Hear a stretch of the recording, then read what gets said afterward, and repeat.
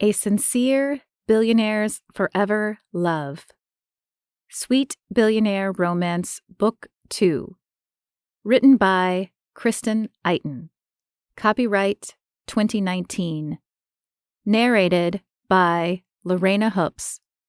Audio copyright 2020. Chapter 1. The world outside flew by in a blur as Raul DeLuca gripped the steering wheel of his candy apple red race car. The number 77 was painted on the nose in bold white numerals. Double sevens for double the luck. He wasn't a particularly superstitious guy, but with his sorry driving record, he could use all the help he could get. The speeds he reached while driving his custom-built Formula One vehicle were almost enough to free him from the grief that continually haunted the back of his mind. Almost. But no matter how fast he went, it was always there. A part of him was convinced it always would be. And that's why he lived a fast life, both on and off the racetrack. He had to outrun the pain. If it caught up to him, no, he couldn't let that happen. So, he raced, every year pouring more than $100 million into his hobby. Raul's eyes narrowed, tension building in his face. The pulsating, descending tones of downshifting engines filled his ears as the racers around him slowed to navigate a sharp turn ahead. He worked the paddles on the back of his steering wheel, downshifting to keep from overshooting his angle. Exiting the turn, the red and white rumble strip sounded off as he hugged the edge of the track, searching for an opening. The low aerodynamic design of his car gave him an advantage when driving along the open road. But with the air turbulence coming off the race cars surrounding him, his advantage was gone. If he could just break free from the pack and find some clean air, he knew he'd leave them all behind, sucking his fumes. With every muscle in his body taut, Raul competed for the inside lane. He raced dangerously close to a sleek black vehicle. A pair of red and gold stripes decorated the door in a diagonal pattern that stretched from one corner to the other, echoing the colors of the German flag. A small smile spread across Raul's lips as the black car hit a section of track littered with tiny pieces of rubber, shed by racers as they completed their laps. The German driver may as well have been driving on a bed of marbles for all the control he had. He spun out, ending up in the gravel trap at the side of the road. Seeing his chance, Raul muscled his way through the opening and down the inside line. His heart raced as fast as the pistons driving his engine as he pulled away from the racers who'd had him hemmed in for so long. The leaders were still a good distance ahead, but that was okay with him. He was on pace to have his best finish ever. The digital readout on the steering wheel told him he was traveling at 272 miles per hour. But he didn't need a speedometer to tell him he was tearing down the track. He reveled in the power of the G-forces as they pressed his body into the sculpted foam of his seat. His pulse thundered in his ears as he rounded the final turn of the race and opened up the throttle, releasing every bit of horsepower his turbocharged engine had to offer. A bolt of excitement shot through his body at the thought of the special someone waiting for him at the finish line. For the first time since calling off his engagement to another woman almost 10 years ago, he'd have someone meaningful to celebrate with. She was so different from the woman he'd almost married, never badgering him with talk of starting a family in the future. It was bad enough that his mother never let the subject rest. He didn't need it from the woman he loved, too. That's what had come between him and his fiancée, eventually damaging their relationship beyond repair. He could never be a father. It would hurt too much. But no one seemed to understand that. Not that he'd ever really tried to explain it. How were you supposed to tell someone the grief you carried around in your heart was so heavy that it actually caused physical pain at times. Maybe he should have said the words, but he didn't know how. That's why Marie was so perfect for him.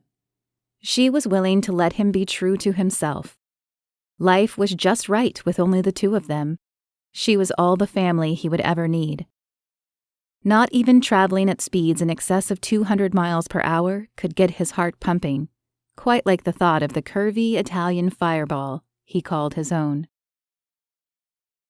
Marie Maranzano sat at the final turn of the raceway with a hand lifted to her brow, shading her brown eyes from the intense light of the August sun. The wide bell sleeves of her zebra print tunic blew in the light breeze as she waited for her hunky American-born Italian racer to come into view. She grabbed a handful of thick, dark brown hair and lifted it off her neck. Gazing off into the distance, the steely blue silhouettes of the mountains near Suzuka, Japan, beckoned her, promising cooler temperatures and relief from the relentless sun. Raul had offered her VIP access to his stall in the paddock, but she'd opted to watch in the open air. It was the first time she'd been out of the country since college, and she didn't want to waste a single moment surrounded by the smell of oil and axle grease. Her mind wandered as she waited for the racers to reach her end of the track again. A shiver of excitement traveled across her body as she pondered the meaning of a call she'd received in the wee hours of the morning. She'd finally gotten the green light from the Department of Human Services to become a foster mom. The thought of it both thrilled and terrified her. Fostering was something she'd set in motion at the end of last year, before meeting Raul. She'd decided to go after her dream of becoming a mother and pursue fostering, in spite of the fact that she was still unmarried at the age of 35. Her inability to land a good man was something that her mother rarely let her forget, and she was through letting it affect her chances of becoming a mother. She had so much love to give, and if she couldn't have a biological child of her own, she was determined to shower that love on precious children in need. Now that her clearance had come through, it was only a matter of time before she stepped into the brand new role of motherhood. She'd tried to tell Raul about her fostering plans before, but their 3-month-old romance had been quite a whirlwind so far. Each time she brought up the subject, conversation seemed to swing around to something else before she could tell him. But things were really starting to pop now. There was no time to lose. She couldn't wait to tell him. He had such a big heart. She just knew there was no way he wouldn't love the idea. Maybe, just maybe, they'd be fostering together one day. A warm shiver raced down her back at the thought of it. Dared she hope? Staying single into her 30s hadn't been a part of her plan. The idea of marriage had consumed most of her thoughts for years. But after a certain number of failed relationships, she'd figured it was time to update her relation status to #foreveralone. Then she met Raul. Things were different ever since he came into her life. He wasn't the typical schlep she usually dated. Where she'd once given up on the idea of ever having a lasting love, now she found herself thumbing through the bridal magazines her mother not so subtly left lying around her house. Raul was special. He was a billionaire, of course, but that wasn't what was special about him. He had an appetite for life that energized her soul every time they were together. If it was his energy that drew her, it was his sincerity that kept her. He was the real deal, and that's what she loved about him. Marie leapt to her feet as the first distant sounds of wailing engines fell on her ears. "Come on, baby!" She clapped her hands and bellowed the words before realizing that she was the only one standing. Glancing around at the wide-eyed spectators staring at her, a soft shade of pink bloomed in her olive cheeks. She sank back into her chair and nibbled the tip of a glossy red fingernail as the high-pitched engines roared ever louder on their approach to the finish line. The rolling terrain obscured the racers until they rounded the corner. The pop of their engines rattled Marie's chest. The crowd waved hundreds of tiny checkered flags as the racers buzzed by, jockeying for position. Unable to contain herself at the sight of number 77 as he came into view, she jumped to her feet, throwing her fists into the air. "That's my man! Woo!" The surge of excitement at seeing Raul speed toward the finish line pushed Marie through the gallery, racing toward the finish line herself. Her voice carried over the sound of the crowd as she ran along the spectator side of the wall lining the track. Waving her arms overhead as she went, "I'm coming, baby!"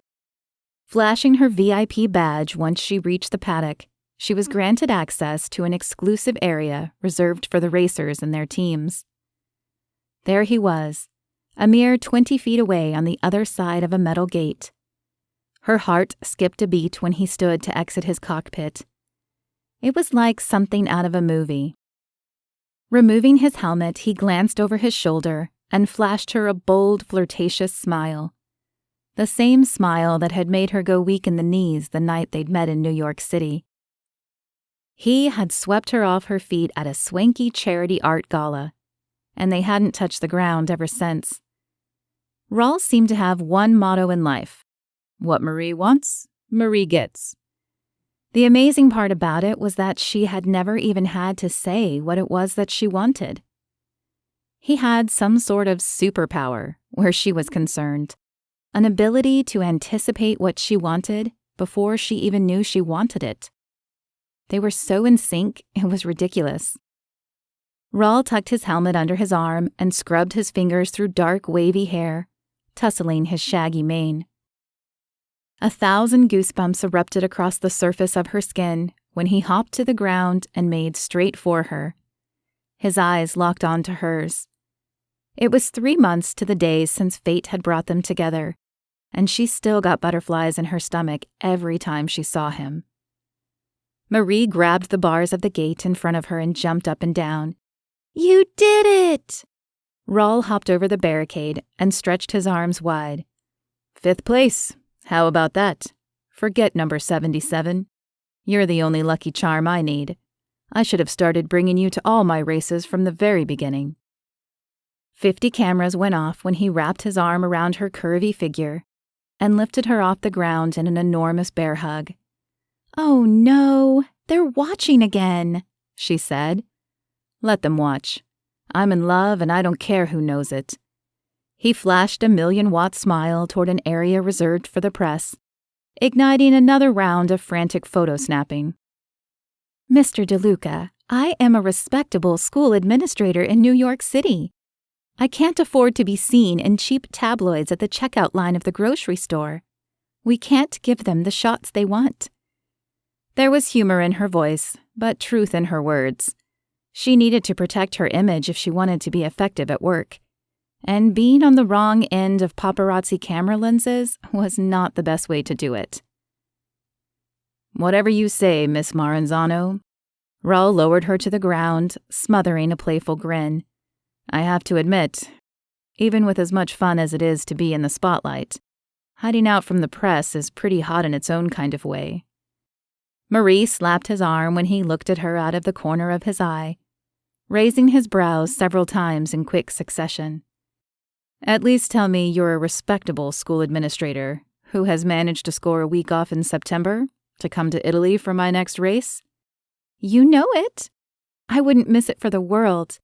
What good is seniority if you never take advantage of it?" She threw her head back and laughed.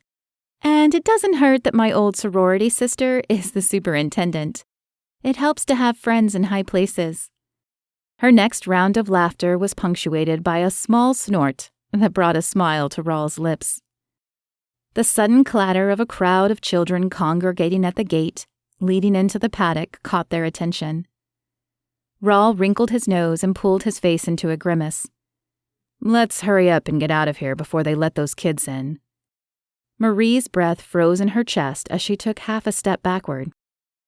"What's wrong with kids?" "There's nothing wrong with kids, as long as they're far away from me," he said with a laugh. Marie didn't feel like joining in with his laughter and stared at him with a deadpan expression on her face. "Come on, Marie. You know I'm only joking. Kids are fine, but I don't want to be stuck here for another hour signing autographs. I have a press conference to attend, and we've got big plans for tonight." Kids are fine? Had he really just said that? Raul was always so over the top that she'd never heard him describe anything as fine before. Everything was always fantastic, amazing, or awesome whenever he talked. For him to say that something was just fine almost felt like he didn't like it at all. She wasn't sure what he meant by the remark, and she didn't think she liked it very much. But she'd find out one way or another that night what his feelings about children really were when she told him about the call she'd received. Somehow the thought didn't bring her much comfort. He leaned close to speak privately as they headed toward the press-free zone behind the paddock. His warm breath tickled her ear, sending a warm shiver down her spine. "I'm all yours after the press conference. There's a private island and beach with our name on it, just begging for a romantic candlelight supper this evening," he said. Once they were out of sight, Marie slipped her arm around his, deciding that she could forgive his bad joke. But was it really a joke? Sighing deeply, she resigned herself to recapture the joy she'd felt before Raul's comment about children. "Happy anniversary to us. An evening alone on the beach sounds wonderful. It'll be the perfect place to tell you my big news." "I can't wait to hear it." He slipped his arm out of her grasp and draped it around her shoulder. "Any chance you'll give me a hint?" Raul bent down and nuzzled her with the tip of his nose. Kissing her softly on the temple, he gave her shoulders a squeeze as they walked in step toward the lot, where his driver awaited them. "Let's just say that life is about to get a whole lot more interesting," she said.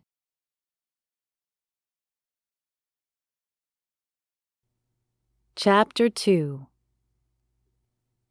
Being in the limelight definitely had its perks, and Raul enjoyed each and every one of them. But being center stage had lost a little bit of its sparkle today. He hadn't been able to slip out of the press conference as early as he'd hoped. Everybody seemed to want a piece of him. A fifth-place finish wouldn't normally be enough to warrant all the extra attention. But he was Raul DeLuca, the biggest human interest story the sport of Formula One racing had seen in decades. He was the unlucky billionaire who, for 10 years, hadn't managed to post a finish higher than 8th place. The lovable loser who seemed to have everything but a win. The media couldn't get enough of him. The electric atmosphere of press conferences usually energized him, but today was different. It was the anniversary of the day he and Marie met. As much as he enjoyed the attention of the press, all he wanted to do was ditch them and go find a quiet place to spend time with the woman he loved. Yes, he did love her. There was no question about that. He'd known he wanted to marry her ever since their first date. He hadn't told her, of course, but that was the finish line he was racing toward. The thought of spending the rest of his life with her caused his pulse to thunder in his ears. Now he stood in the hotel lobby, waiting anxiously for Marie to make her appearance. Chewing on the inside of his bottom lip, he glanced at the oversized clock on the wall behind the reception desk. She was late. A small smile tugged at the corner of his mouth as he took a deep breath. She knew what it did to him when she made him wait. It drove him wild, and they both loved it. The soft chime of the elevator caught Raul's attention. He inhaled sharply at the sight of Marie as she stepped into the lobby. A flirty, asymmetrical skirt dancing about her shapely legs with each step she took. "I was beginning to wonder if you were going to stand me up," Raul said with a wide grin on his face. "Stand you up? Never. I just wanted to remind you that good things come to those who wait." Marie drew her index finger along his jaw, punctuating the sentence by tapping the end of his nose. With eyes half closed, he inhaled the spicy aroma of her perfume. It had just as much spunk and flair as Marie herself.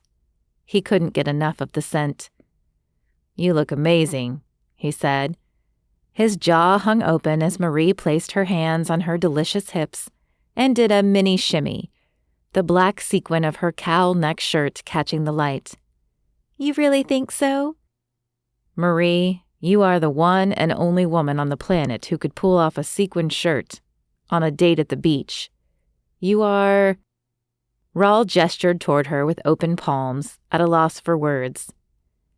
She placed a hand on his chest, sending a wave of heat radiating through his body from her touch. "Keep on talking. I think I like where this is going." A sly smile snuck onto the corner of her mouth. Raul ran the back of his index finger down the length of her arm. He took her hand in his when he reached her fingertips, placing a soft kiss on the back of it. He gazed deeply into her brown eyes. "You are beyond description." With lips still burning from the kiss he'd placed on her hand, images of what a future with Marie would look like flashed through his mind at lightning speed. Romance, travel, excitement, just the two of them, living life to the fullest. His heart pounded against his ribs as heated blood crept up his neck. It was a perfect future, spent with a perfect woman. The soft thud of something hitting his leg brought him back to the present. Looking down, he saw a small ball lying on the ground next to his foot. A wide-eyed boy with sandy brown hair stood a few paces away, with his mouth hanging open. Raul stooped over and picked up the ball. "Is this yours, buddy?" The boy came closer. "You're one of the racers, aren't you?" "I sure am." Raul flashed the boy a bright smile. "Me and my dad are here for the races, but I never thought I'd meet a real racer, though." "I guess anything is possible," Raul chuckled. A short man with thick-rimmed glasses rushed over and rested his hands on the boy's shoulder. "Mr. DeLuca, I'm sorry if my son has been bothering you." "Not at all. He was just showing us his mad skills with a ball. Are you staying here at the hotel?" "Until the end of the week. Then it's back home to Iowa for us," said the boy's father. "Check with the reception desk tomorrow. I'll leave a little something there for your son after I get back in tonight." The boy leapt into the air. "Really? Thanks, Mr. DeLuca. Sorry I hit you." "No harm done." Raul grinned and tossed the ball to him. Memories of special times spent with his own father crossed Raul's mind as he watched the boy and his dad walk toward the elevator together. It had been more than 10 years since his father had passed, but the loss still stung just as sharply as the day he'd heard the news. He never knew when his emotions would ambush him, bringing the pain of his father's untimely death back to the surface with a vengeance. How he missed him. He swallowed hard against the lump forming in his throat, just as Marie's pointed elbow dug into his side. "Aw, I knew you liked kids. You were great with that little boy just now." Why did his opinion of children matter so much to her all of a sudden? Raul didn't have time to contemplate the question before Marie stepped in close and took a fistful of his shirt in her hand. Pulling his face down to her eye level, she spoke in a hoarse whisper. "Has anyone ever told you that you're one hot slice of man pie?" she asked, offering an overly exaggerated wink. They both burst into laughter. No one could make him laugh like Marie. She had a way about her that could take any moment and infuse it with a whole new life. "No, I don't think anyone has ever told me that." He wiped tears of laughter from his eyes. "We should probably get going. The limousine is waiting." Marie gasped. "You hired a limo to take us to the beach?" Raul took her by the hand and led her toward a black limousine, with a uniformed driver holding the door open for them. "Nothing is too good for you." "But it's only a 10-minute drive." Raul climbed in after her and poured an ice-cold glass of lemon-infused mineral water. "Well, we'd better get busy enjoying the ride then." He pinned her with his eyes as he handed her the drink. Marie crossed her legs, adjusting her skirt before taking a sip. You remembered, she said, throwing a hand to her heart. Of course I did. How could I forget my number one girl's second favorite drink? I requested it especially for you. It's not exactly the type of drink that comes standard in the wet bar of a vehicle like this. She snorted and laughed into her glass. I guess not, but it should be. Well, it will be in mine back home from now on, Raul said.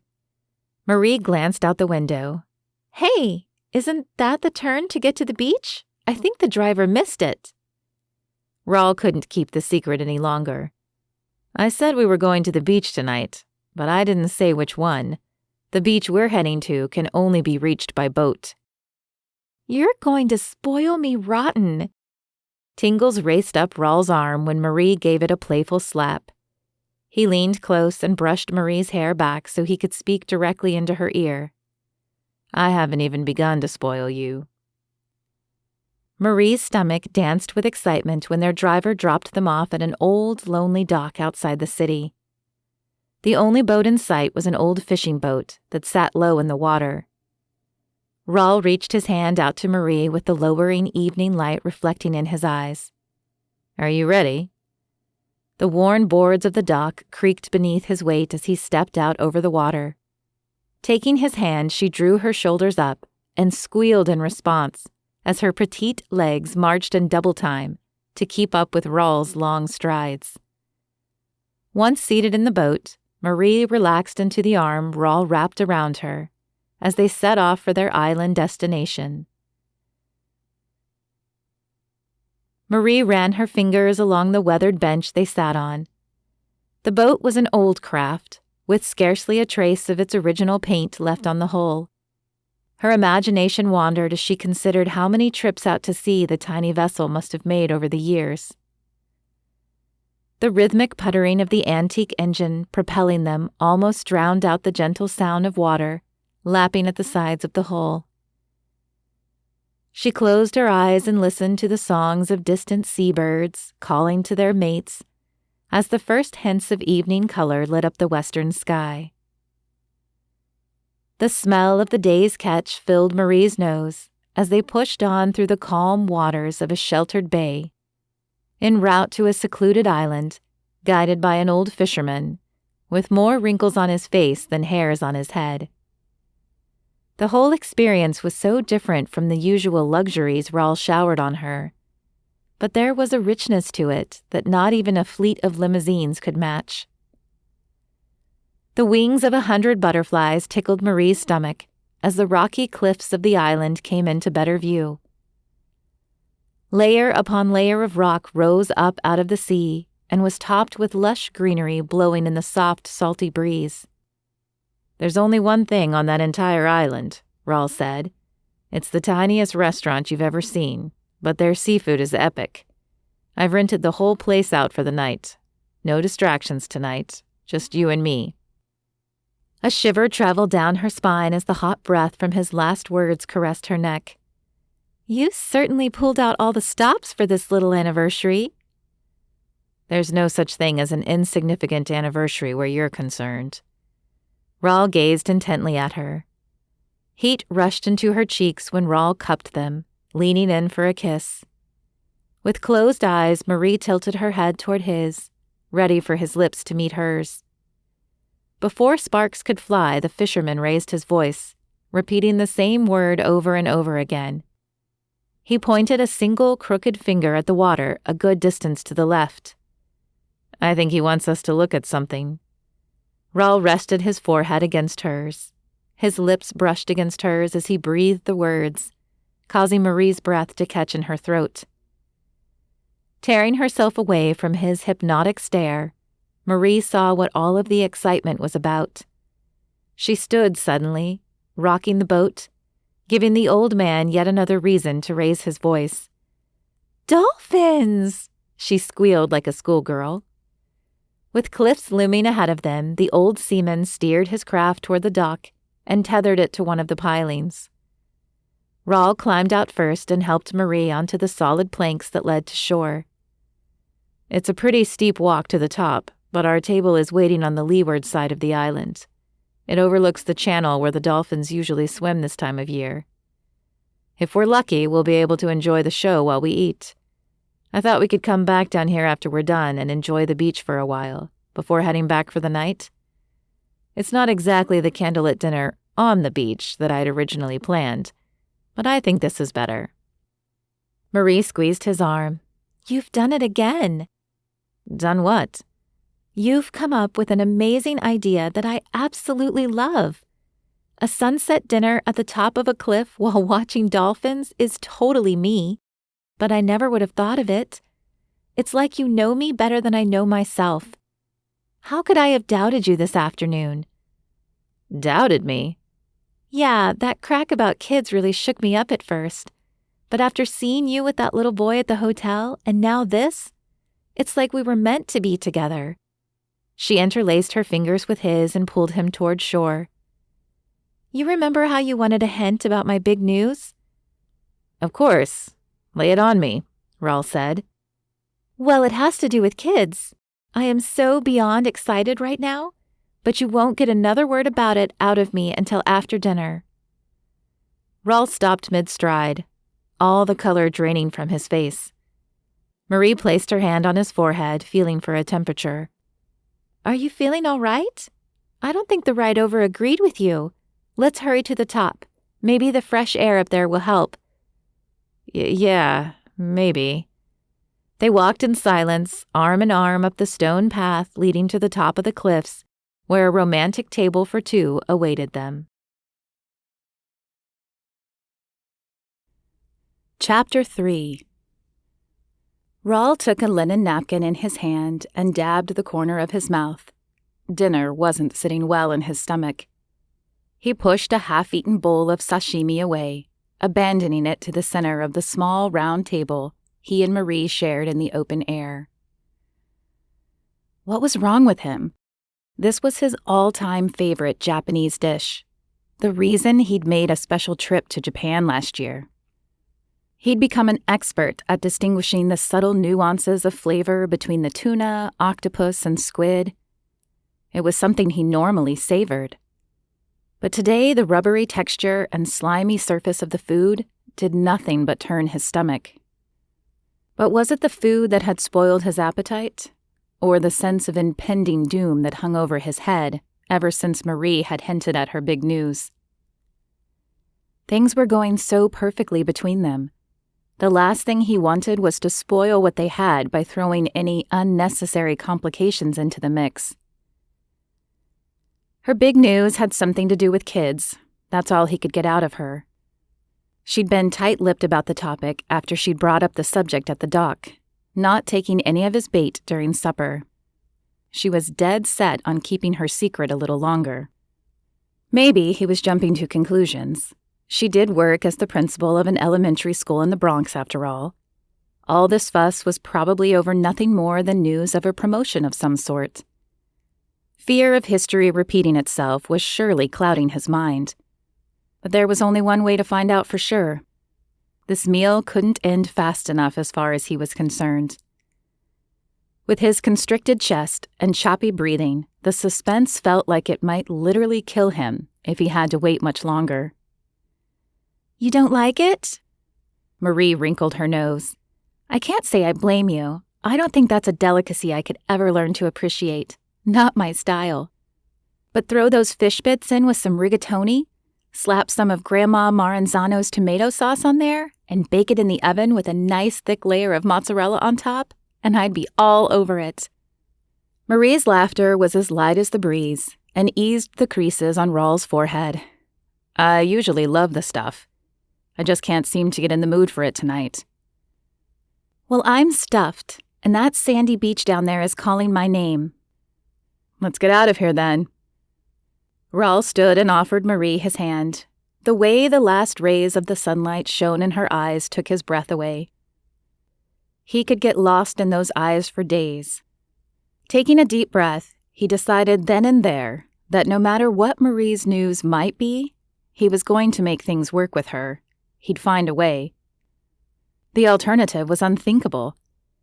He couldn't go through life without her, not after tasting how sweet it could be with her by his side. The walk to the beach below was much more enjoyable than the trek up the steep path. Marie took her sandals off and padded with silent steps alongside Raul. The way she hugged his arm for support on the narrow path made his heart swell. He rested a protective hand on top of hers as they descended, making sure to keep her well away from the drop-off to their right. Once they reached sea level, Raul slipped his loafers off as well. Leaving their shoes behind on a large boulder at the head of the beach, they strolled toward the gentle waves lapping at the shore. "I can't believe we're the only two people down here," Marie said, still clinging to his arm. "It wouldn't be very romantic if we had to share." Raul drew a heart in the sand with his bare toes. Marie stooped over to write their initials inside. Stepping back to admire their work, she chuckled quietly. "We're just as cheesy as a couple of high school kids in love." "That's the way it should be." Raul took both of her hands in his and gazed into her eyes. "Let's stay this way forever, Marie. Just two kids in love. No worries, no responsibilities. I can give you that life. Just you and me, in love." Marie tilted her head, a tender yet questioning smile on her lips.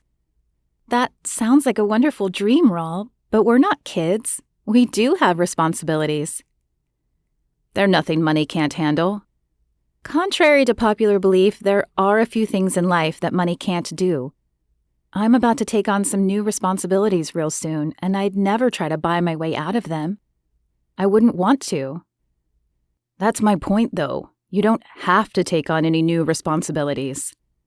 Raul's voice pleaded against the unknown, trying to keep it at bay while enticing Marie to come to Never Never Land with him. Marie slipped her hands out of his and beckoned him to walk with her.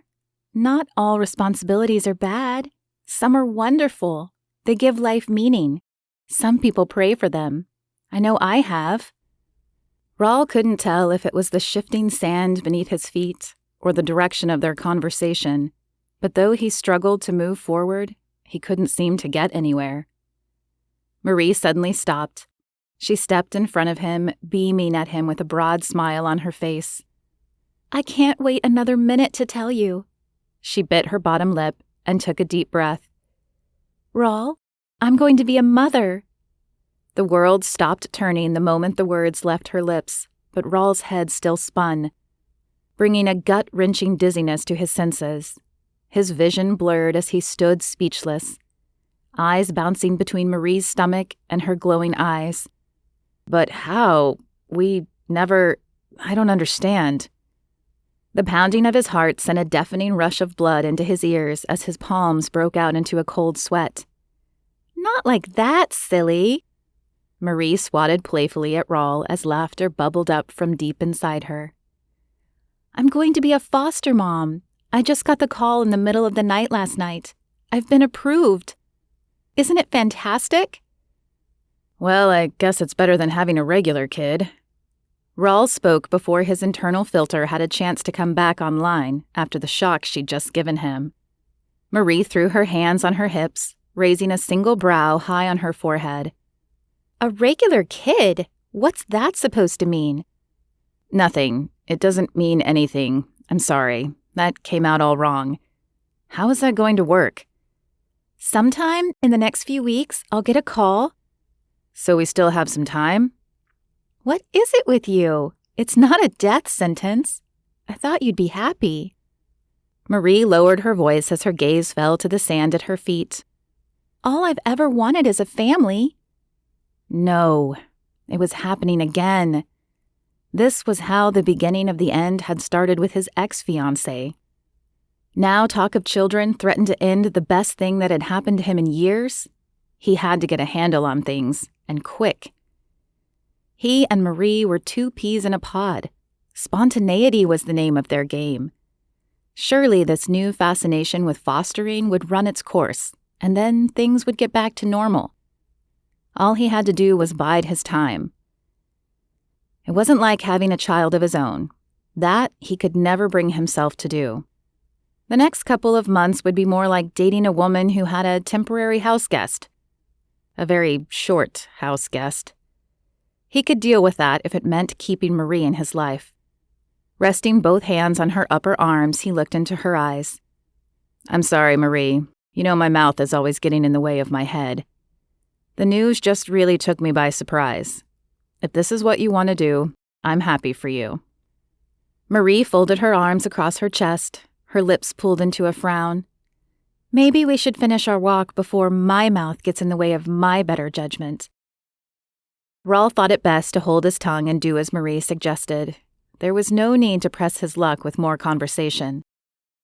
Suddenly, the evening breeze had a chill in it that he hadn't noticed before. His eyes traveled to the inky sky above and roved over the twinkling stars, looking down on them. The romance of the place made the gulf between them feel all the more empty. This wasn't how tonight was supposed to be. Who has their first disagreement on their anniversary? Apparently, they did. Wrapped in a downy soft hotel robe, Marie stared at herself in the oversized mirror hanging above a luxurious solid marble vanity. Bathwater still trickled down her bare legs as her toes sank into a rug, the likes of which she'd never imagined. She wiggled them deeper into the velvety fibers, nearly causing them to disappear. Raul had booked her the presidential suite, stating that his lady deserved nothing but the best. Raul. Usually the mere mention of his name was enough to put a giddy smile on her face, but not tonight. The memory of the look on his face at the beach earlier that evening only caused her bottom lip to tremble. His chestnut brown eyes, rimmed with thick black lashes, had always burned with passion and playfulness toward her, but tonight they'd grown cold and sorrowful. The jetted tub's powerful streams of water had felt like the very fingers of heaven itself, massaging her back and lower limbs as she took a late-night soak. But they'd done nothing to ease the ache growing on the inside as she'd sat, turning his words over and over in her mind. Yes, his words had been careless, but they weren't really the issue. It was the implication behind the words that still ate at her. He said he was happy for her, not that he was happy, or that he thought she was doing a great thing. He was happy for her. It felt so distant. He felt distant. A wave of yearning washed over her without warning. She missed him. They hadn't been apart for very long, but she missed him like she'd never missed a man before. They had parted ways with a quick good night and a peck on the cheek after getting back to the hotel.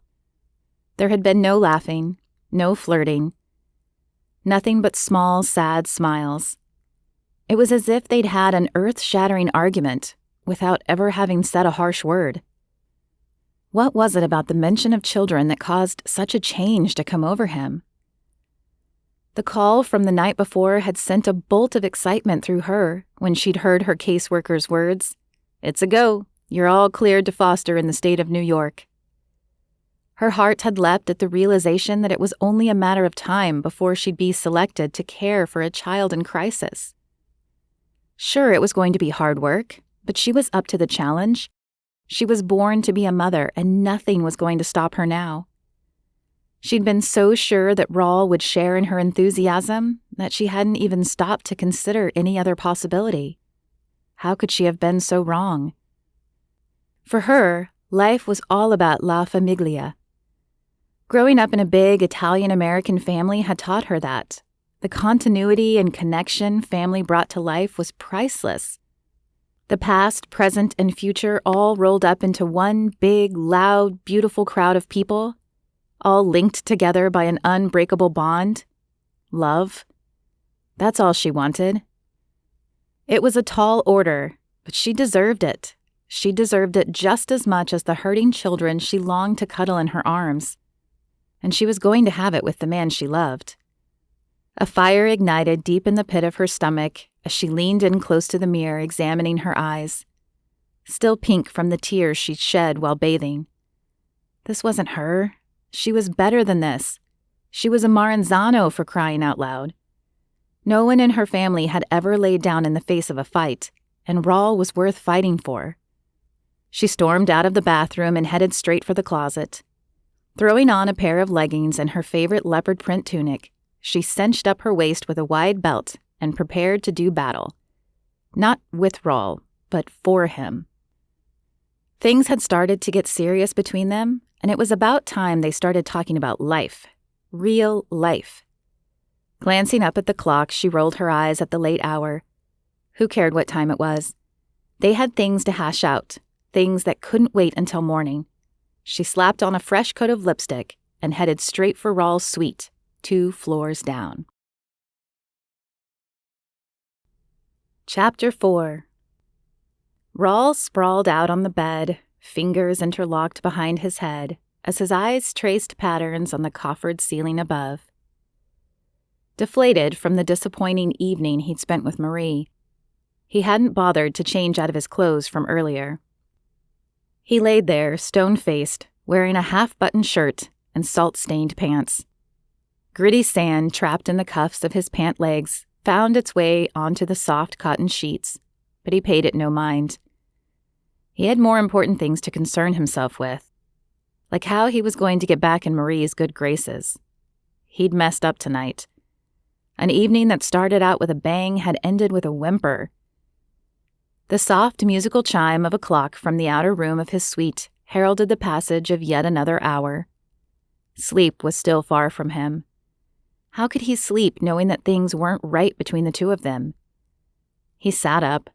Resting his elbows on his knees, he scrubbed his hands over his face. He had to find a way to move beyond the pain from his past before it sabotaged his present. It was quiet times like these, times when he was alone, when it hurt the most. He'd never talked about it with Marie. Why burden the one bright ray of sunshine in his life with the grief that relentlessly clung to him? 10 long years without a reprieve. He shuddered inwardly at the merciless icy claws that promised never to release their hold on his heart. No, it was better to bury the pain deep inside, covering it over with eccentricities and outward smiles, than to confront it. People said that the loss would get easier to bear as time went by, but they were wrong. Whenever he was still, memories of the black day he'd lost his father would surface with as much clarity as if it had happened yesterday, bringing with them the emotions he worked so hard to suppress. He could still hear his mother's broken voice as she tried to get the words out between sobs over the phone. "He's gone." His father had died young, much too young, and it was all Raul's fault. Nothing had been the same since that day. How was he supposed to go on living as if nothing had happened when the single most important person in his life had been taken away? He grabbed a handful of sheets in his hands, squeezing until his muscles trembled, knuckles turning white from the strain. What was his problem? He was a grown man. He was supposed to be strong.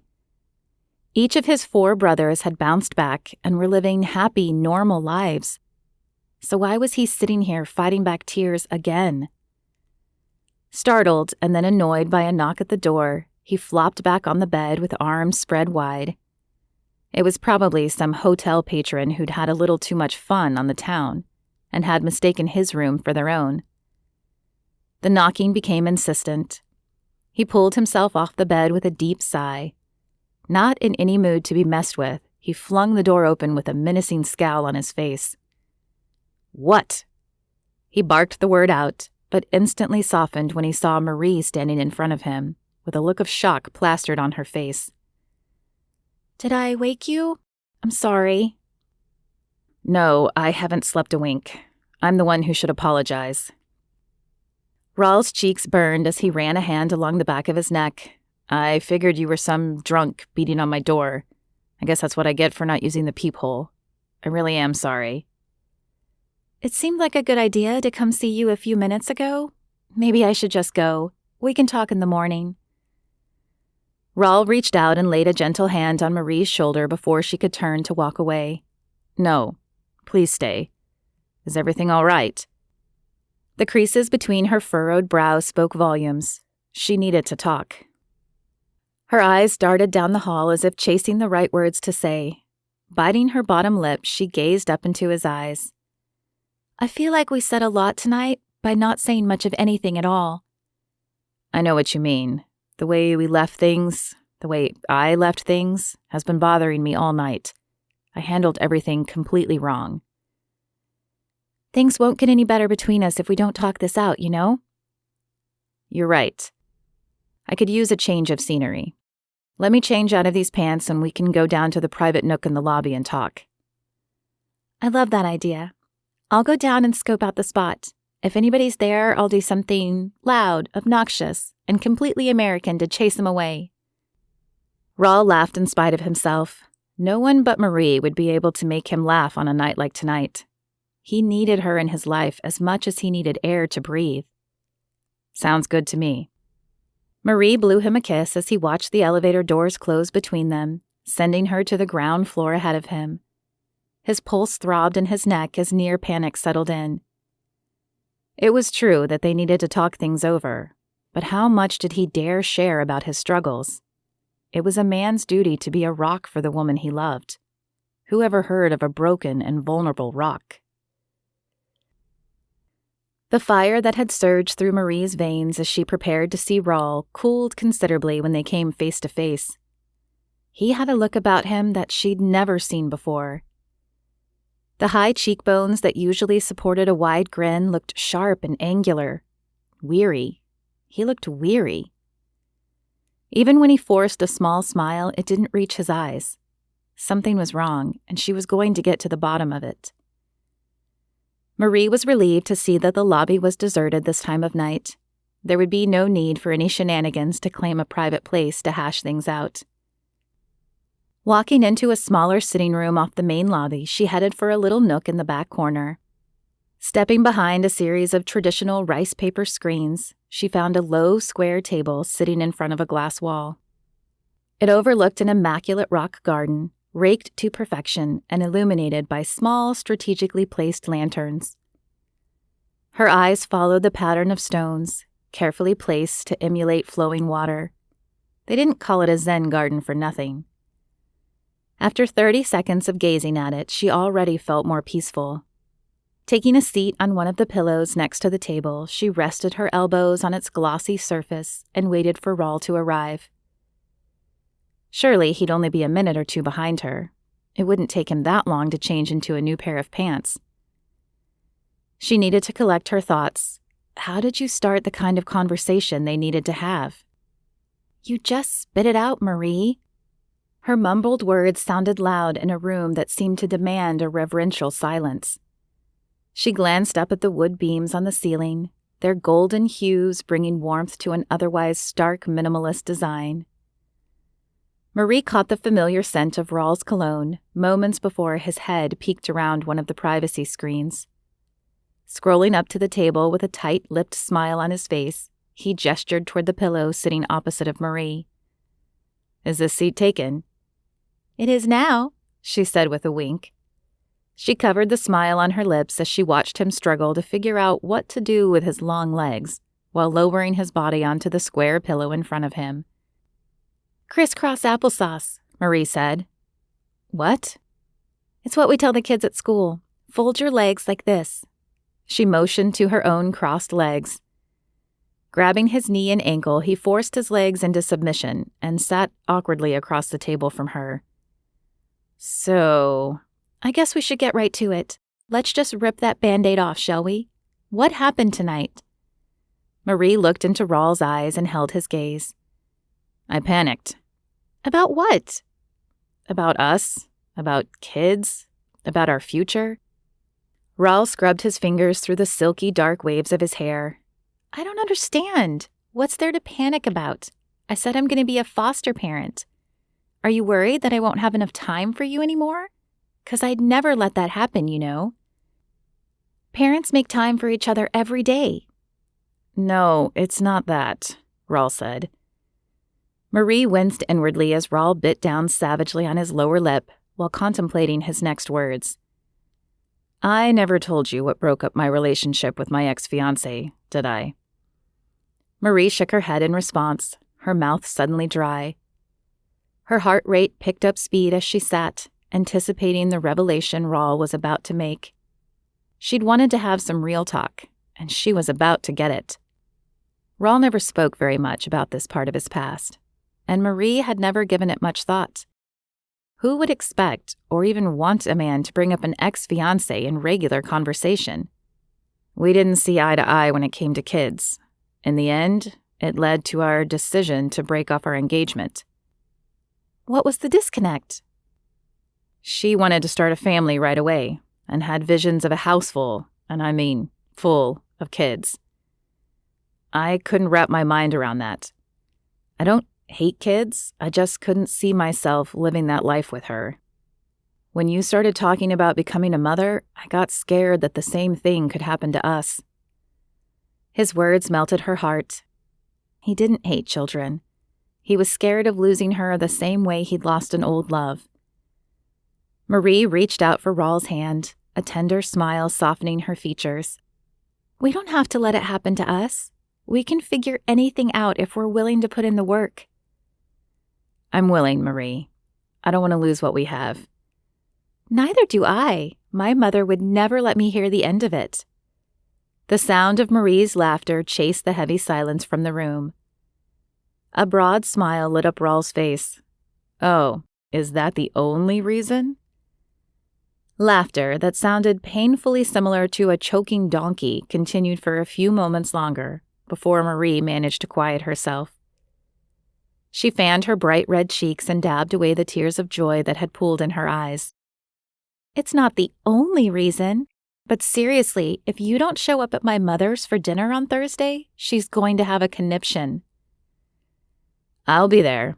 I don't want to mess with Mama Maranzano. You don't want to mess with me either. She arched a playful brow.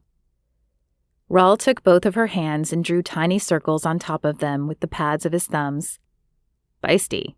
I like it. The fresh spark in his eyes warmed her from head to toe. They were back. Their chemistry was red hot. She knew they had a lot more to talk out once they got back to New York, but at least they were both committed to making things work. That was all she could ask for. Chapter 5. Raul pulled up in front of a comfortable 2-story home in a suburban neighborhood just outside of New York City. Hanging flower pots filled with yellow and orange marigolds swayed gently from their hooks in the ceiling of the front porch. He couldn't help but smile at the pillows decorating the porch swing. The familiar green, white, and red stripes on each one made the long bench seat look as if it had been decorated by overweight Italian flags. It was a sight that would have made his own Italian mother's heart swell. Silence filled his ears when he cut the engine and lingered in the leather seat of his canary yellow sports car for a few extra moments. It wasn't every day you got to have supper with your girlfriend's family for the very first time. He gripped the steering wheel with white knuckles and took a deep breath before opening the door. The moment he stepped into the street, he heard the friendly but loud voices of the Maranzano clan. The noise traveling through the walls of Mama Maranzano's home. From the sound of it, they must have invited every living relation on the eastern seaboard to this little family dinner. Marie hadn't exaggerated when she'd said it was practically a national holiday whenever a Maranzano brought someone home to meet the family. Raul dried his palms on the back pockets of his jeans before grabbing a large bouquet of flowers from the back seat and headed up the driveway. Selling the tech company he and his buddies had built back in their days at MIT had done a lot for his confidence. Becoming a multi-billionaire straight out of college will do that for you. But somehow none of his accomplishments or his near celebrity status in the racing world seemed to matter right now. Here he was just a skinny guy with shaggy hair coming to meet the family for the first time. His stomach churned as he neared the front door, a strange tickling sensation spreading throughout his body. The apprehension nagging at the back of his mind was only compounded by 15 pairs of beady little eyes that seemed to follow his every move. Mama Maranzano's collection of garden gnomes scattered throughout the front lawn felt like sentinels that might spring to life at any moment to take revenge on him for daring to presume he could marry into the Maranzano family. He grabbed the silver chain hanging around his neck and clutched the oval pendant attached to it. Kissing it, he glanced skyward and said, I'd appreciate any extra prayers you can spare tonight, St. Valentine." Then he tucked it into his shirt and out of sight. A simple wooden sign hung above the door. La Famiglia was painted on it with shaky, scrolling strokes. Somehow the sight helped to calm his nerves. "Aunt Marie, your guy is here." A young girl with thick black hair stood on the other side of the storm door. She eyed him up and down before a herd of children ran by, sweeping her up in their excitement. Marie appeared at the door only a moment later, with a toothy grin on her face. "You're here!" She threw the clear glass door wide open and stepped onto the porch with her arms stretched out, ready to snatch him up into an enormous bear hug. Raul took the bouquet from behind his back and held it out to her. "For you." "Carnations? Pink carnations?" Her high-pitched nasal exclamations let him know that he'd chosen well. "My favorite! They last so much longer than boring old roses." "Yeah, I remembered you mentioning you weren't a huge fan of roses. But you never told me what kind of flowers you did like. I was a little nervous when I picked these out." The corner of Raul's mouth curved up into a timid smile. Marie reached up and patted his cheek. "You're cute when you try so hard. How could any woman be disappointed when her man shows up with a bouquet of flowers for her?" Tossing her hair over her shoulder with a shake of her head, Marie struck a pose in front of Raul. "Well, what do you think?" Taking a step back, he looked her over. Golden leggings glittered with her every move as they hugged the curves of her voluptuous thighs. She wore a sheer black button-down shirt over a hot pink tank that was an eye-popping color even beneath its veil. Marie was so unlike anyone he could ever meet while traveling in his mega-rich circles. So much of what people considered beautiful in that world was artificial. Fillers, nose jobs, body sculpting, it was all a little too much for Raul. Marie Maranzano was 150% natural beauty, with her full lips and classic Italian profile. She was a curvy girl, and she owned it. Raul's breath hitched in his throat whenever she was near. No one had ever affected him so powerfully. "You look spectacular. I'm hopelessly underdressed. Is that a new outfit?" "No, silly. I'm not talking about the clothes. My hair. I curled it. What do you think?" Raul turned her around to have a look at the thick curls cascading down her back. The fiery evening sun brought out the natural auburn highlights that normally remained hidden in lesser light. Spinning her back around to face him, he gazed into her eyes. "It's gorgeous. You're gorgeous." He pulled her into a hug and placed a kiss on the top of her head. "Keep on talking, and I'll keep on listening, lover boy." "Wash up!" A loud voice called from inside the house. "That's Ma. Dinner must be just about ready. We should go in." Marie tugged him toward the door, but he held his ground for a moment, excitement dancing in the pit of his stomach. "Hold on. I've got some fantastic news I've got to tell you first. Brace yourself. I just rented 2 neighboring villas for us in Tuscany next month during the races. They overlook miles of nothing but green rolling hills and private vineyards. It's a spectacular view." Marie's face didn't mirror his excitement. Instead, she wore a patient, even apologetic smile on her face. He talked even faster, as if the speed of his words could help bring her along on the visual journey he tried to paint for her.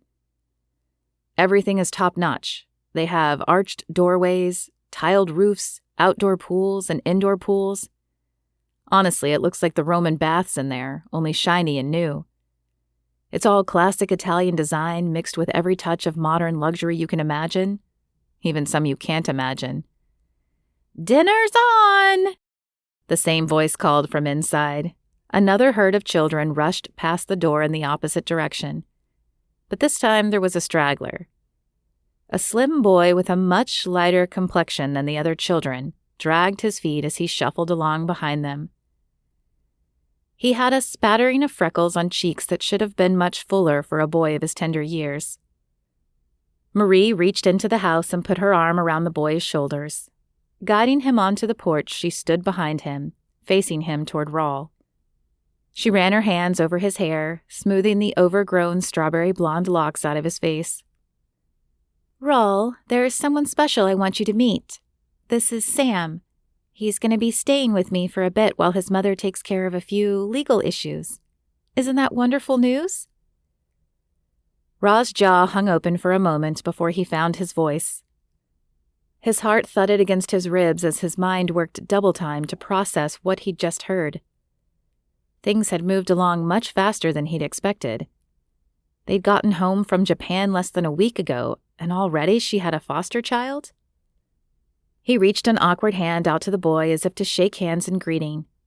Sam stood still as a stone, gazing at him through guarded eyes. Raul didn't quite know what to do with his rejected hand when he withdrew it.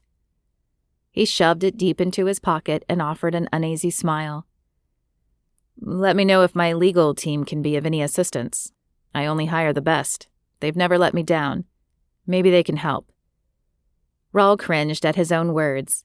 Here he was, looking into the eyes of a child, but speaking to him like he might speak to a 60-year-old man at the country club. He was so out of touch it wasn't even funny. "No lawyer can help my mom. She's going to jail for good this time." Marie wrapped the boy in a gentle embrace. Don't say that, sweetie. Here in America, everyone is innocent until proven guilty in a court of law. The boy rolled his eyes and shrugged Marie's hug away. I don't need a court of law to tell me Mom had a room full of drugs she was selling. She ain't coming back. That's okay, though. She don't care, and neither do I. Raul's eyes met Marie's as an awkward silence filled the space between the three of them. He'd never seen Marie at a loss for words until this moment. This kid seemed sharp. He was probably right. But how did you look a child in the eye and agree with them about something so horrible? If what the boy had said about his mother was true, she'd probably bought herself a one-way ticket on the prison train. But Raul wasn't about to say that. He couldn't very well reassure him that his mom would be back for him either. For the first time, he realized that fostering was a very complicated undertaking. Nothing like he'd thought. This child wasn't a mere houseguest. He was a hurt boy, set adrift in the world by a mother who had problems of her own that were bigger than she could handle. Marie had taken on such a massive responsibility that he could feel the weight of it himself. There you are! A voice shockingly similar to Marie's called out from the doorway. Are you going to keep him all to yourself, or do we get to meet the other man in your life, too?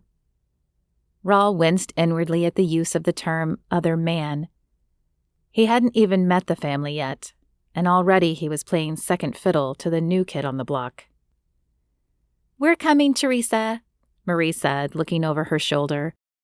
She placed an arm around Sam's shoulders and spoke softly into his ear. Come on in, Sammy. Life won't look quite so bleak when you've got a belly full of meatballs. She flashed Raul a sad smile as she led the boy into her mother's welcoming home. Raul followed them into the house with a million questions swirling in his mind, the most prominent of which was about the fate of their trip to Tuscany. One of the biggest races of the season was set to take place next month, and Marie had been planning to attend for a while now. Would the early arrival of this foster child throw a monkey wrench into their plans? A pang of guilt stabbed him in the gut at the callous selfishness of his own thoughts. Sam. The boy's name was Sam, and he was facing challenges much worse than uncertainty about a European trip. Even so, Raul still felt a little deflated as he closed the front door behind him and headed toward a dining room teeming with Maranzanos. Chapter 6.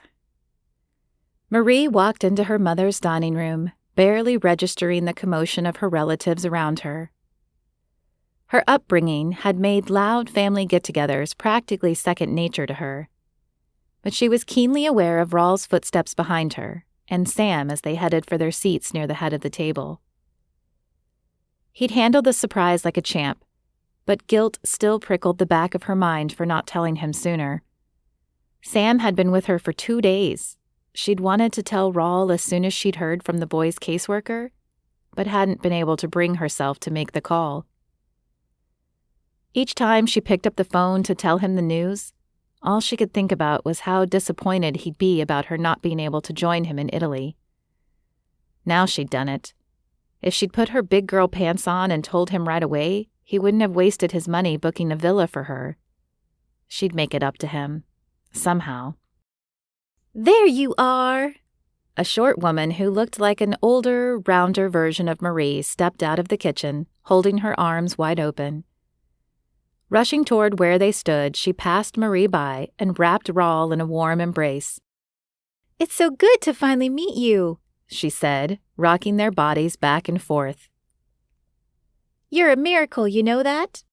A miracle straight out of heaven. We'd all but given up hope of Marie ever landing a man, but here you are.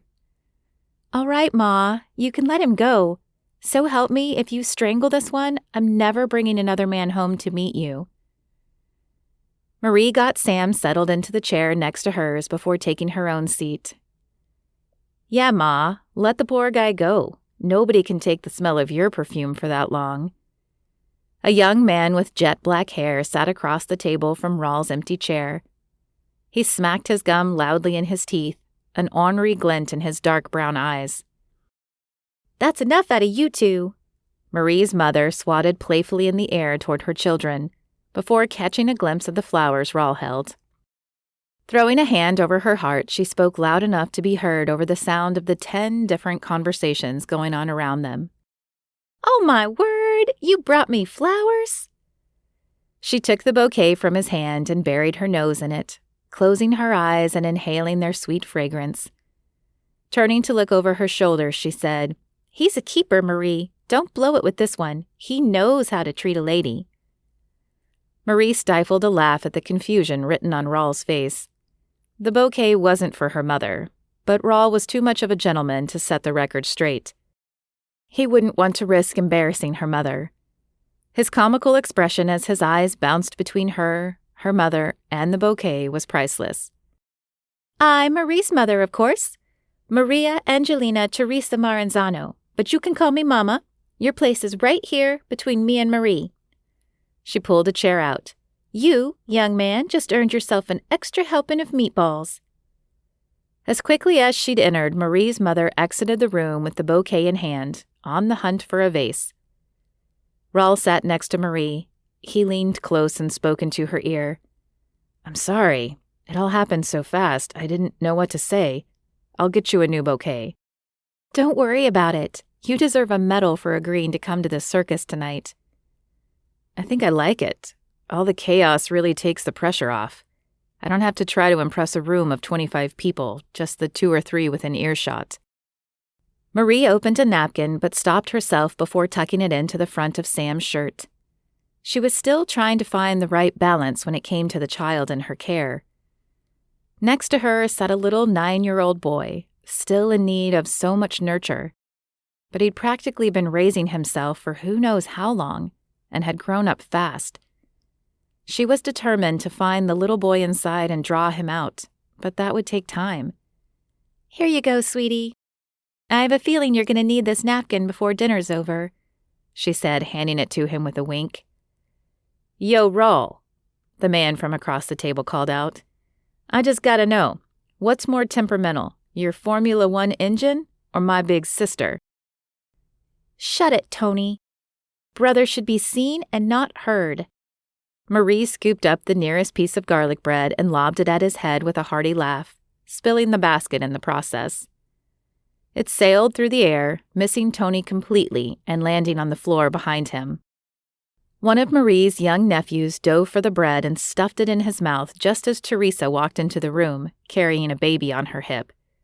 Get that out of your mouth. We don't eat, lick, or chew things that have been on the floor. Get back in your seat and wait for me to get your food. She turned to Raul. Nice to meet you, Raul. You're a brave soul. I'm Marie's sister, Teresa.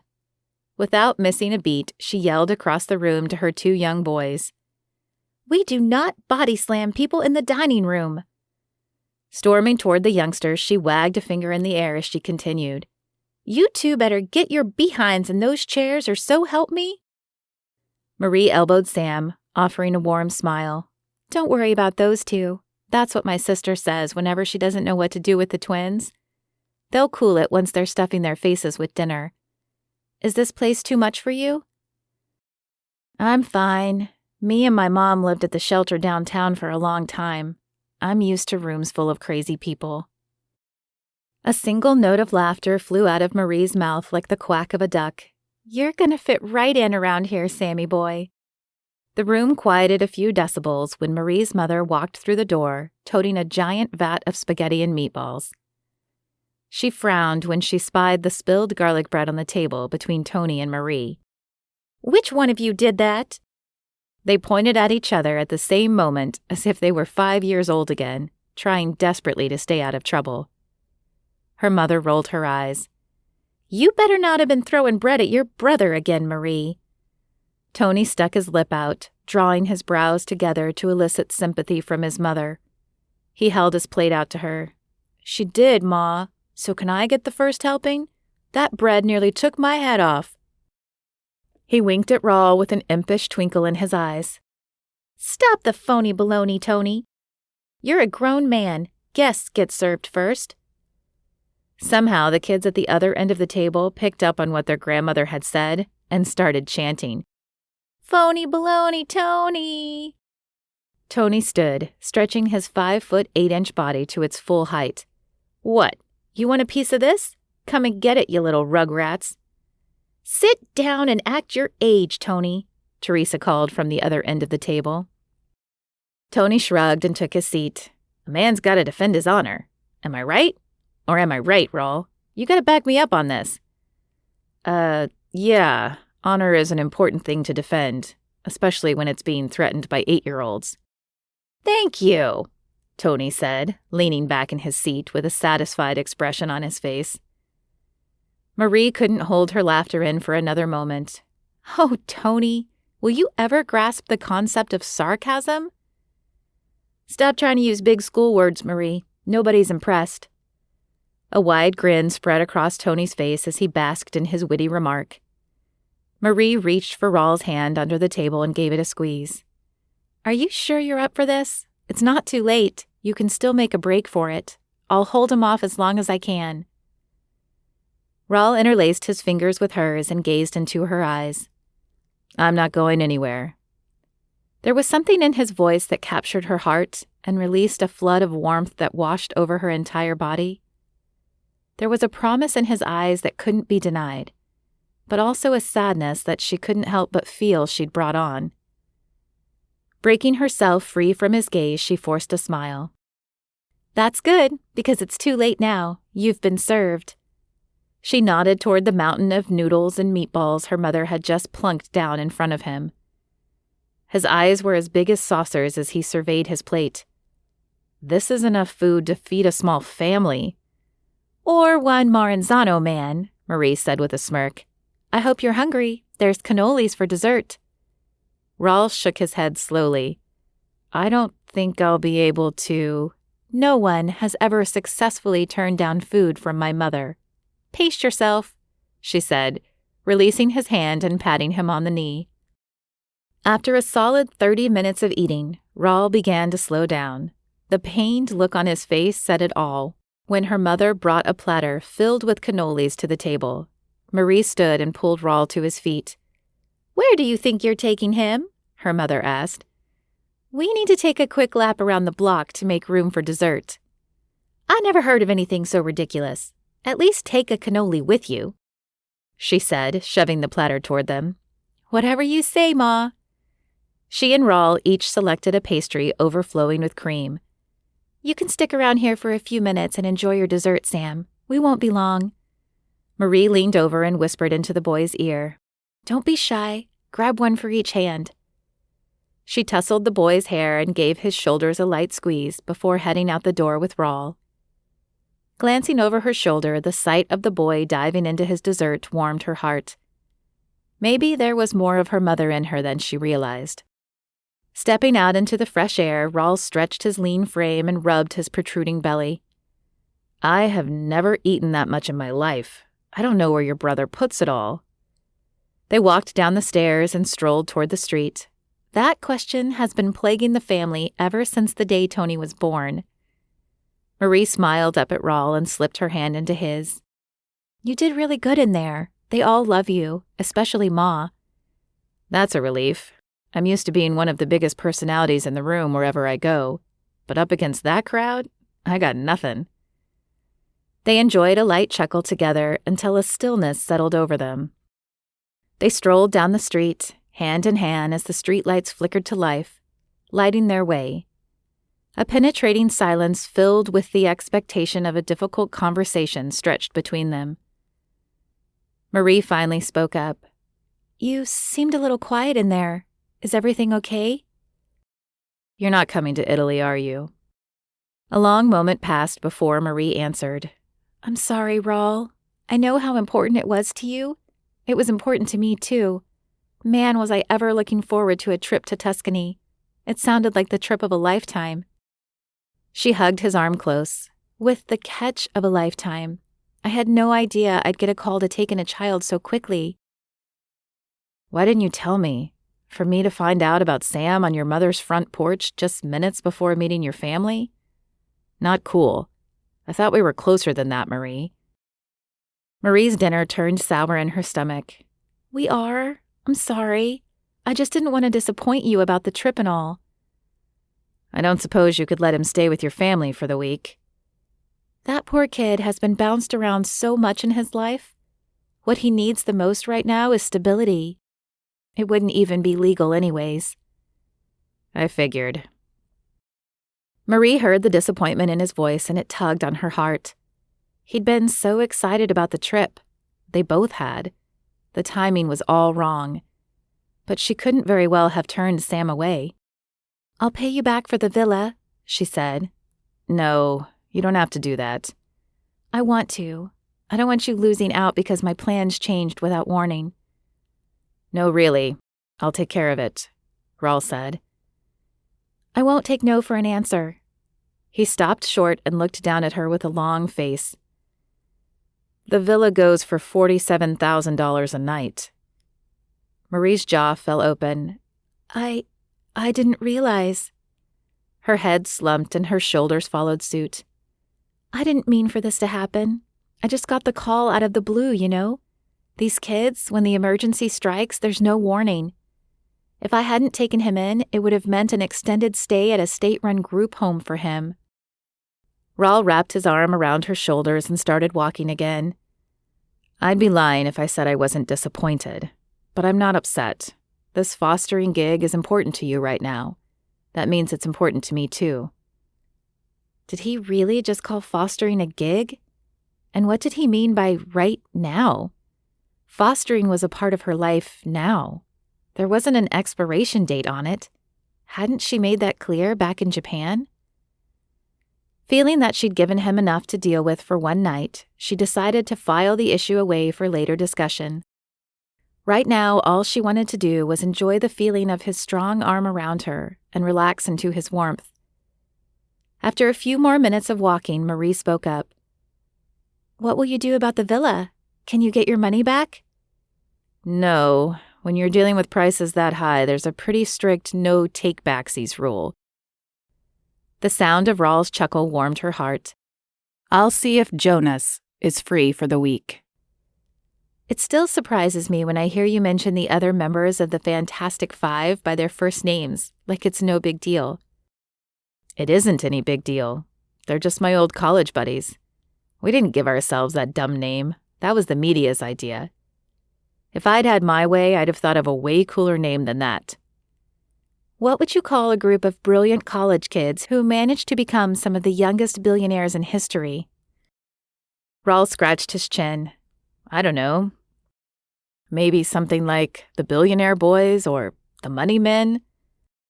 That last name was so bad that they both laughed until Marie had to wipe the tears from her eyes. Well, I hope Jonas is free, she said. I'm sure he will be. He's always been there for me.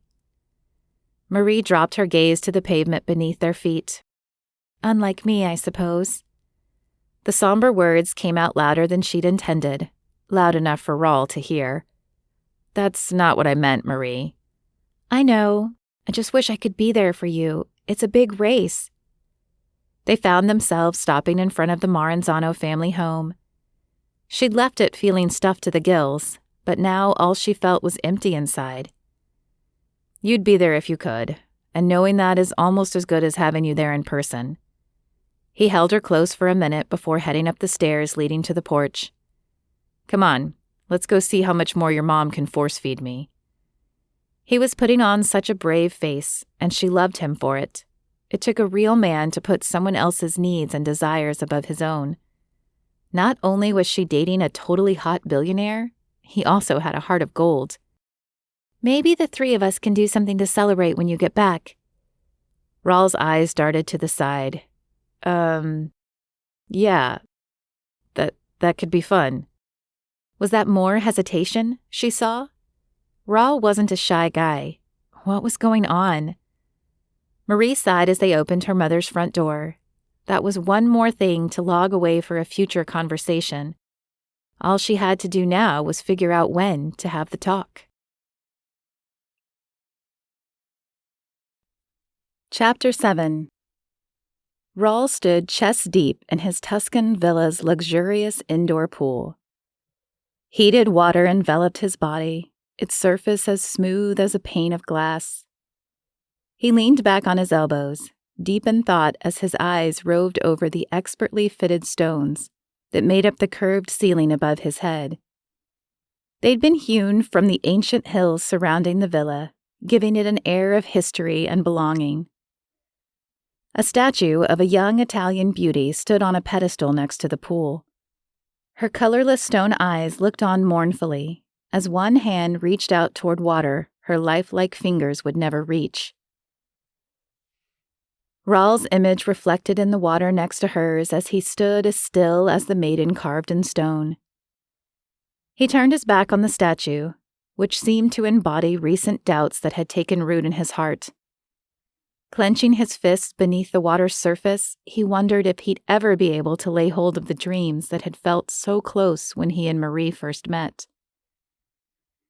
Meeting her had opened a door to a whole new world of hope and promise, but guilt from the past had paralyzed him years before. His inability to move beyond it threatened his prospects for a happy future a little more each day.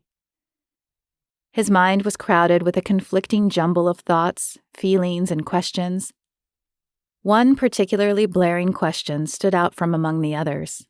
Was he cursed to live a life where the most important things he so desperately desired, lay just beyond his reach? He didn't know the answer, and it was tearing him up. A wall of wide-arched openings offered a magnificent view of the valley below. The rugged freedom of the low, rolling hills dotted with cypress trees contrasted with the neighboring vineyards and their organized rows of grapevines. Marie would have loved it here. Marie. A deep, heavy breath escaped his lips. He couldn't get her out of his mind. Things would be so different if she were here. Without her, everything was colorless, tasteless, pointless. He might as well have rented a suite in the city. The opulence around him had never been intended for his enjoyment, but for hers. He understood why she couldn't come with him, but it didn't make him miss her any less. How was he supposed to finish out the racing season without her by his side? Being a lone bachelor on the road had lost its charm the day he'd met her. It wasn't fun anymore. He turned his head at the sound of footfalls on the hand-painted Italian tiles that decorated the floor. "Hey, man, tough loss today." A tall man with light blue eyes walked toward the pool, carrying a plush white towel. With blonde locks cropped close on the sides of his head and left to grow long on top, he looked every inch a man in touch with the trends of his time. He sat down on a lounging chair facing Raul, the platinum engagement band on his ring finger catching the light that streamed in through the nearest archway. Raul put on a brave front for his old college friend, relieved to have a reprieve from his own thoughts. "It's all right, Jonas. This isn't the first time I didn't place high enough in a qualifier to enter the final race." On the bright side, I guess this means I get to go home early, Raul said. But you were so excited to spend some time here. What was it you said? Something about exploring your roots? That was before. I'm over it now. It's Marie, isn't it? Jonas asked. Raul pushed away from the pool's edge and waved his hands through the water, floating on his back. Nothing is as simple as it was a couple of weeks ago. I don't know what's going on. How can so much feel so right between two people, while so much feels so wrong? I just need to see her. When we're apart, everything seems hopelessly complicated. But when we're together, none of the complications matter. Jonas completed his friend's sentence with a knowing grin tugging on his lips. Exactly. You get it. It's probably the same with you and Sophie, right? Jonas's eyes dropped to the floor at his feet, his cheeks flushing as he ran his fingers through his hair. Sure. That didn't sound very convincing. What's going on, man? Let's just say I feel like the king of complications lately. I won't bore you with the details. Raul eyed his friend. He looked tired. You're not going to bore me. It's just a lot of things all coming to a head at once. Business, engagement, wedding planning. It all takes a toll. Which is why I can't thank you enough for this trip. It's been great to get away for a little while. You should take time for yourself more often, Jonas. It sounds like you need it. It's dead last on my to-do list, but I'm not here to talk about me. Jonas tossed a towel to Raul. There's someone hanging out at my villa waiting to talk to you. She's got a business proposition that I think you'll find pretty interesting. Raul waded through the water toward the steps. What kind of a proposition? I'm not interested in any endorsement deals. And I'm not buying any real estate without having my lawyer look over the paperwork. I learned my lesson last year in Spain. Jonas chuckled. I'll let her explain the details. She's been after me for ages to get on board. I've always told her no, but I think this little project might be right up your alley. Hurry up and throw some clothes on. We've kept her waiting long enough. Raul walked into the formal reception room of the villa that had been intended for Marie. He'd been glad that Jonas could get some use out of the place, but it still stung a little to walk through the door, knowing that Marie was on the other side of the Atlantic. His friend was only a few steps behind him when his eyes fell on a slim woman admiring the ornate fireplace against the far wall. Her electric blue blazer stood out among the earth tones of her surroundings, making her impossible to miss. All business, she power walked up to Raul with an outstretched hand. Mr. DeLuca, thank you for seeing me. I guess you know who I am? The woman's steely gray eyes narrowed into two thin slits as her face crunched into a smile that looked a little too forced for Raul's taste. No, Jonas didn't tell me a thing. What can I do for you? That's not the question you should be asking. The real question is, what can I do for you? She dug into her pocket, produced a business card, and offered it to him. Raul took it with furrowed brows and glanced at it. 3 words were printed on its white surface. Meg Monroe, producer. What can you do for me, Meg Monroe, producer? Raul crossed his arms firmly over his chest, preparing himself for whatever this glorified door-to-door saleswoman had in store for him. I can make you famous. I'm already pretty famous. In some circles, yes, but you're far from a household name. Raul dropped down in a plush chair, dangling his leg over the arm. And what makes you think I want to become a household name? Meg sat down on the couch opposite him. She crossed her legs and stretched her arms out across the back of the sofa. You've got personality, looks, and more money than you could possibly ever need. Every man needs a mountain to take. What's left for you to conquer? Raul's brows knit together as his mind began to turn. He hadn't conquered much of anything in the last 10 years. Life had been all about fast living and trying to outrun the pain of his father's death. He sat up, scooting to the edge of his seat. I'm listening. The way I see it, the only thing left for you to conquer is the hearts of the American public, and I want to help you do that. How? 2 words. reality television. Raul released the breath he'd been holding and rolled his eyes. He may have enjoyed his occasional moments in the spotlight a little more than the average guy, but he did have his standards. Besides, Marie would never go for something like that. A living tabloid? That was all a reality television show was, and he knew how she felt about tabloids. Hear me out, she said, suddenly leaning forward and resting her elbows on her knees. It's no secret that you thrive in the spotlight. People eat it up whenever you make the news. I could give you a platform to reach them every week. They're curious. They want to know you. People want to see how you live. To feel like they know you better than your best friend over there. She motioned toward Jonas, who hadn't spoken a word since they'd entered the room. And why would I want 300 million people all up in my business? No, I don't want to be part of any sensationalized garbage television show.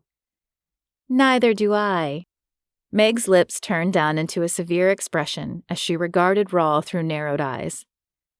I've followed you for quite some time now. Well, that's disturbing, Raul said in a no-nonsense tone. Not in a stalkerish sort of way. I've followed you in the media. I see how your eyes sparkle when you're singled out in a press conference. You almost always give the paparazzi what they want when they track you down at your favorite haunts. Whenever you've been out of the spotlight for a while, you always manage to get yourself back in the news somehow. In short, Mr. DeLuca, you like attention, and there's no shame in that. She has a point there, Raul.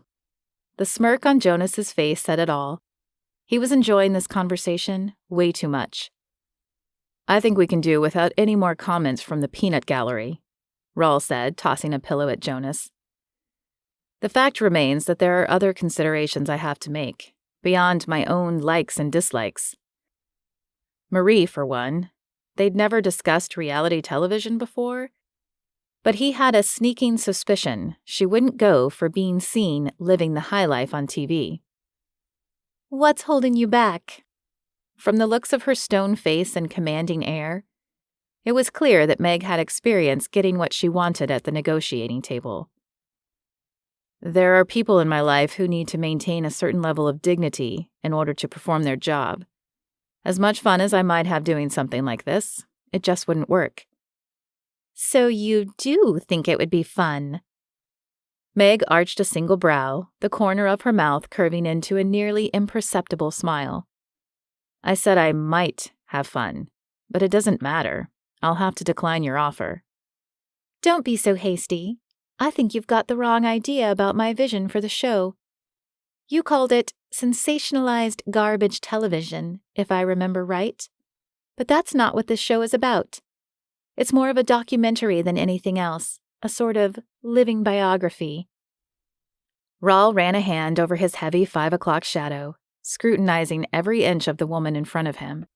She was smooth, that much was certain. A no-nonsense businesswoman doing everything in her power to close a deal. But if she was on the level, this whole thing just might work after all. Of course, Marie hadn't wanted to be in the public eye, but that was only because she didn't want to be featured in the tabloids.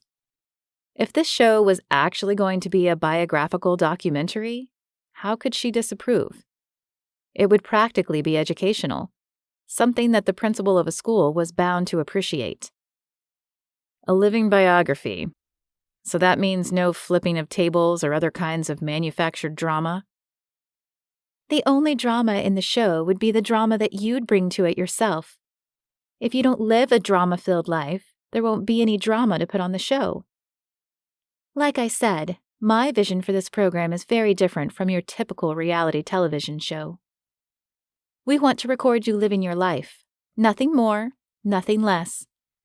We'll portray your friends in whatever light they need in order to maintain professional credibility in their daily lives. This deal was sounding sweeter by the moment. As long as he got all of Meg's promises in writing, Marie wouldn't have anything to worry about. Meg spoke up while Raul was still mulling over his thoughts. I have a crew ready to start filming whenever you say the word. We can have episodes streaming on some of the biggest players in the market within a month. Everything is set up and ready to go. That's all it takes? One word from me? Well, that and the matter of a few release forms that will need to be signed. This project has been in the works for a while now. I've just been waiting for the right man for the job. And I think I've found him in you. The idea of starring in a television show of his own was intriguing. He was tired of life on the road, but he'd kept up the pace because of the distraction it provided him. The thought of living a normal life, spending quiet evenings at home, waking up in the same house morning after morning, terrified him. He'd have too much time to think, too much time to remember, too much time to feel. But if he agreed to this show, he just might be able to have his cake and eat it too. He could stay close to home, but would never have to be alone. He and Marie could have all the time together they wanted, and when it was time to go home, an entourage would be awaiting his arrival. It would be next to impossible to have time to beat himself up over the death of his father if a camera were always hovering over his shoulder. Raul stood and pulled his phone out of his back pocket. "I'll tell you what. You send the paperwork to my lawyer." He glanced at Meg's business card. "I'm texting you his number now. I'll need to have some sort of say in the final cut of the episodes. If we can work that out in a contract, I'd say you've got yourself a deal." Fantastic, Meg said. "I'll get our legal team to put something together and get the ball rolling. I'll see to it that your lawyer has a proposal on his desk within 24 hours. Raul shook his head at the dollar signs he saw in her eyes. As soon as his text rang through on her phone, she took her leave, promising to have a deal in place before he returned to the States. The moment the door closed behind her, Raul turned to Jonas with a wide smile on his face. "This is perfect. How did you find her?" "I didn't. She tracked me down here. Like I said, she's been hounding me for a long time. She's wanted to do a show on one of the Fantastic Five for years. What is it with that stupid name?" "I know, right? I've always hated it," Raul said with a laugh. "Anyways, I think she used me to get to you. You're the one with the interesting life. I'm just a boring businessman." "Well, there's nothing boring about you. You're practically a superhero in a business suit. While the rest of us were out blowing our money like a bunch of idiots, you turned around and chose to do something amazing with your share of the profits." A thoughtful smile spread over Jonas's face. It was the first time he'd looked completely relaxed since he'd arrived in Italy. "Saving all those jobs is a pretty great feeling." A heavy sigh escaped his lips as the smile faded from his lips. If only they could all stay saved. Raul's brow furrowed. Stay saved? Jonas threw Raul's pillow from earlier back at him, forcing a smile onto his lips. "Never mind. This is my vacation. No shop talk allowed." Raul chewed on the inside of his cheek, eyeing his friend. Something was going on with him, but this didn't seem like the right time to press him for details. There would always be time for that later. "I think this reality show might be just what I need, Jonas. It's something new and different that I can do close to home." "Something that'll keep you busy?" Jonas shot Raul a look that pierced through his soul. Jonas knew him all too well. "I know I introduced you to Meg, but I hope you don't let this become an obsession that keeps you from dealing with things." "I'm dealing with things just fine," Raul said. "I still have that package, you know.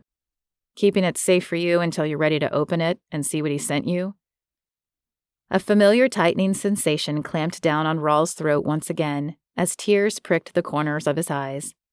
Not now. He couldn't lose it in front of Jonas.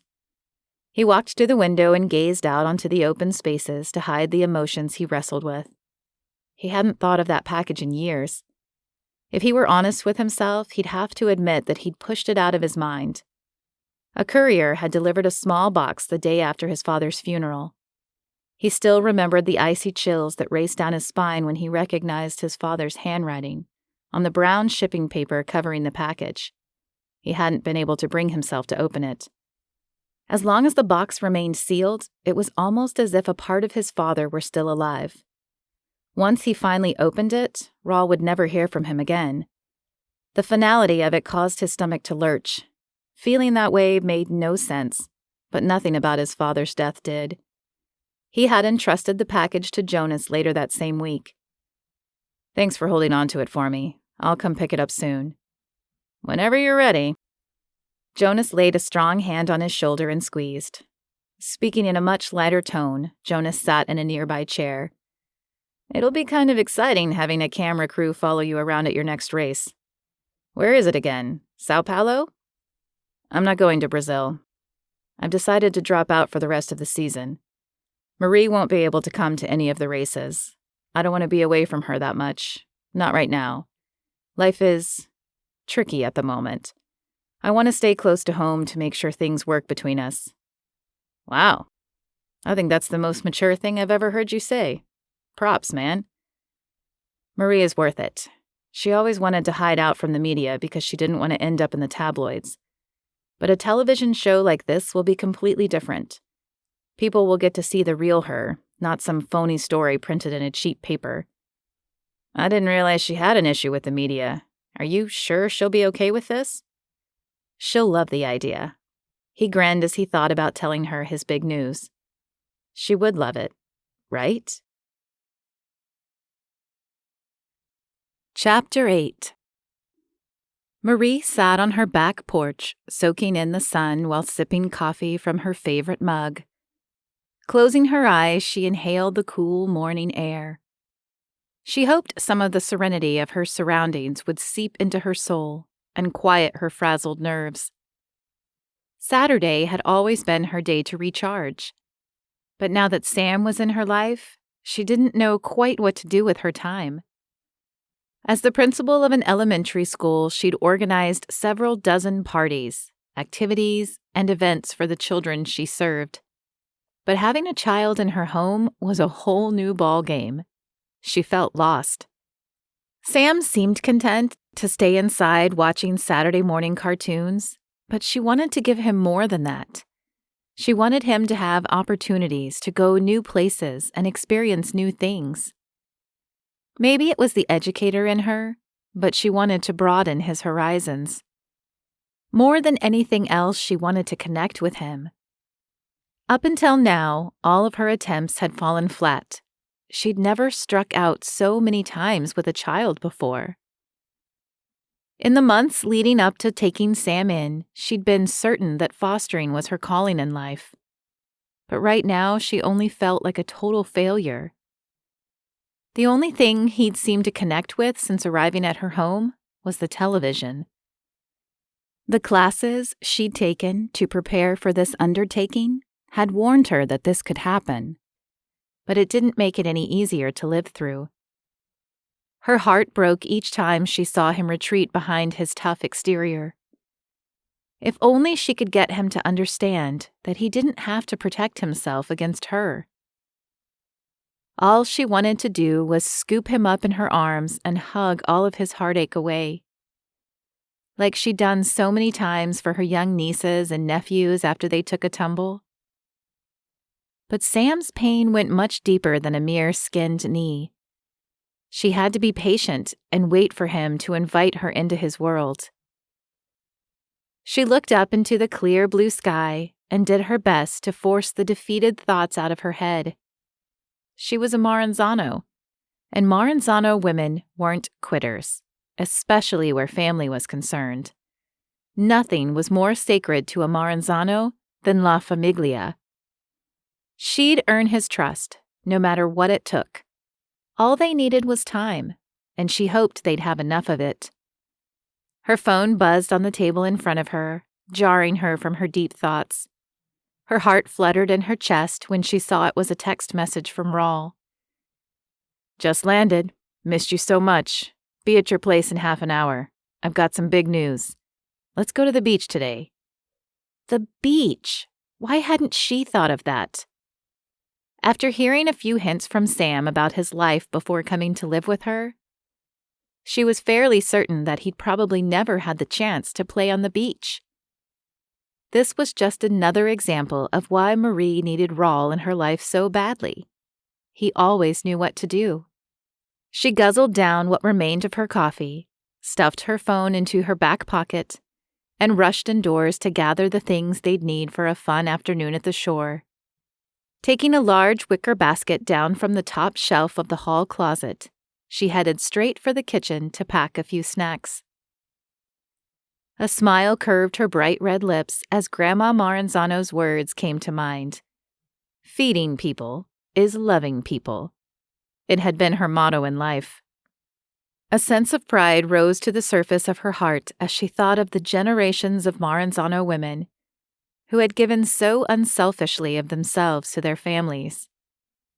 Her eyes welled up at the realization that she was finally joining their ranks as she packed the basket for her little family. Raul's engine rumbled down the road as Marie topped off the basket with beach towels and sunscreen. She was ready. Excitement danced in the pit of her stomach and tumbled out of her mouth in the form of schoolgirl giggles. She hadn't seen him for more than a week. That was the longest they'd been apart since they had started seeing each other. She'd learned the hard way that she was no fan of long-distance relationships, no matter how brief the separation. She called to Sam, who was still planted squarely in front of the television. "That's Raul. I'm going to go out to say hello while you finish your show. Then we're all going to go somewhere." She got no response from the boy. "Okay, well, see you in a few minutes. I'll be in the front yard if you need anything." Marie bounded down her front steps and rushed up to Raul with open arms. "I missed you." Raul wrapped his long arms around her as their lips met. "I missed you too," he said. "I have a million questions. What happened during the qualifier? How was the villa? Did Jonas like it? How—" "Whoa, Marie." Raul laughed, raising both hands in surrender. "Slow down. There's no rush. We have the rest of our lives, you know."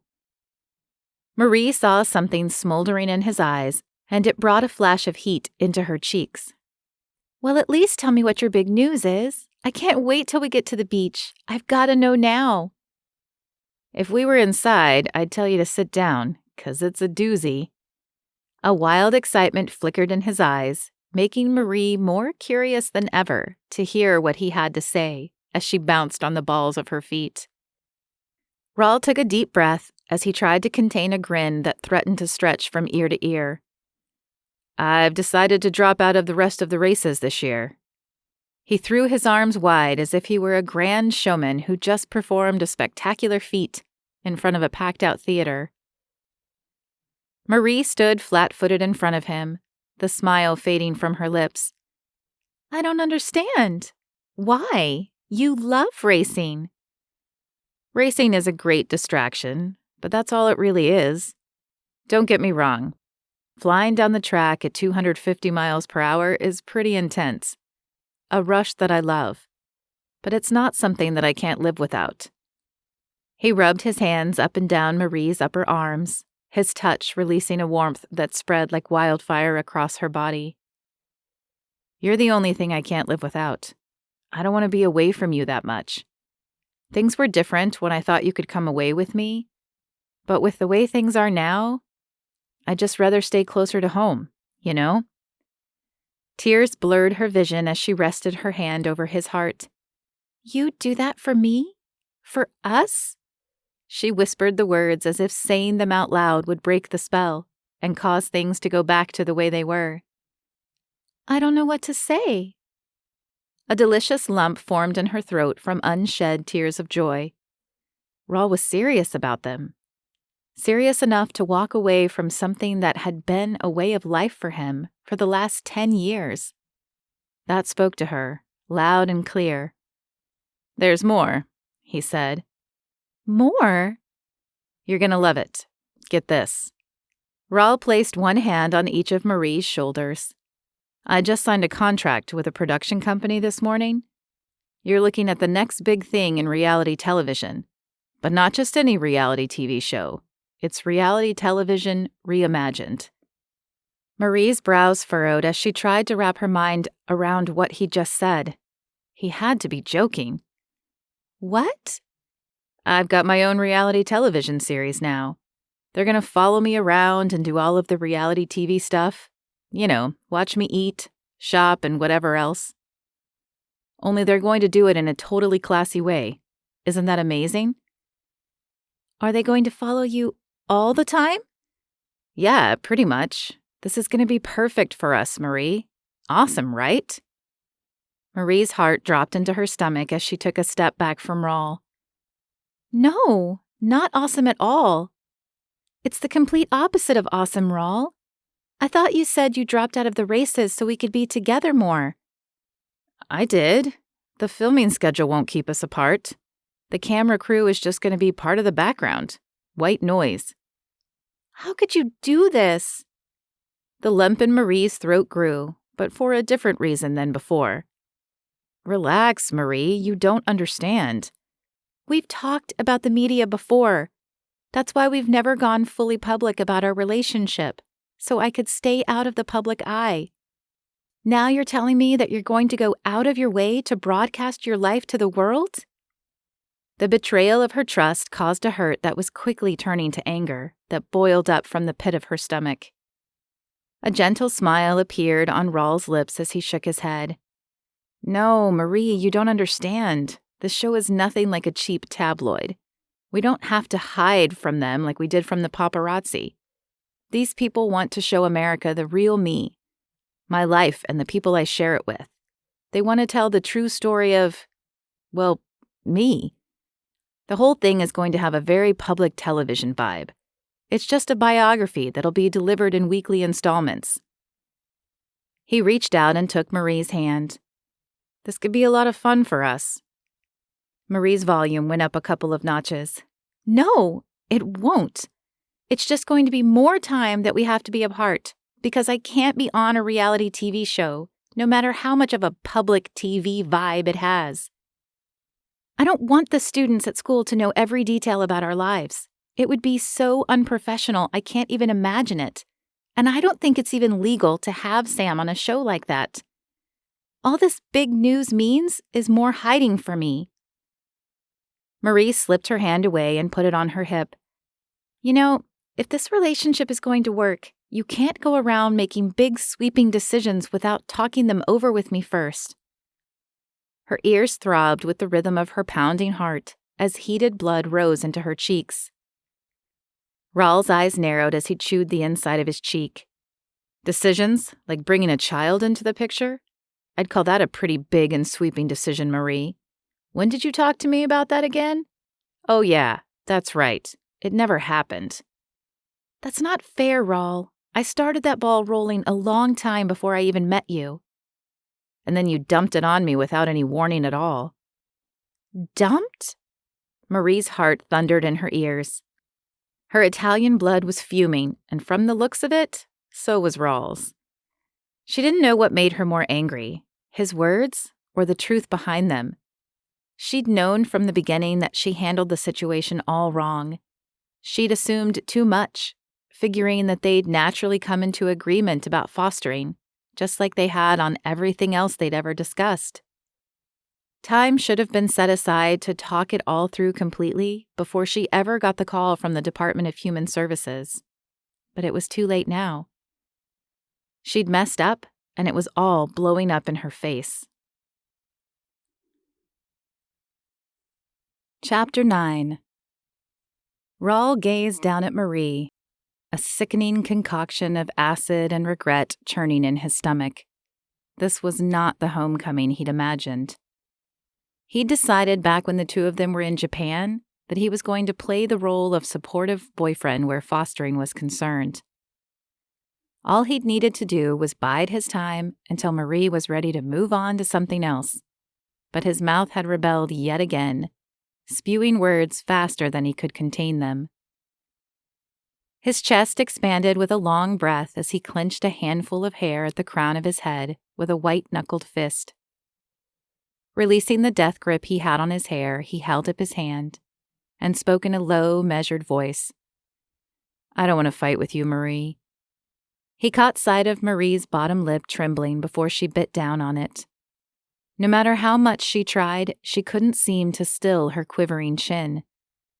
His shoulders sagged as her anger melted into sadness before his eyes. Neither do I, she said. A long silence stretched between them. Raul massaged his forehead with long, hard strokes that left white blotches in their wake. I guess we could keep our relationship a secret from the camera crew.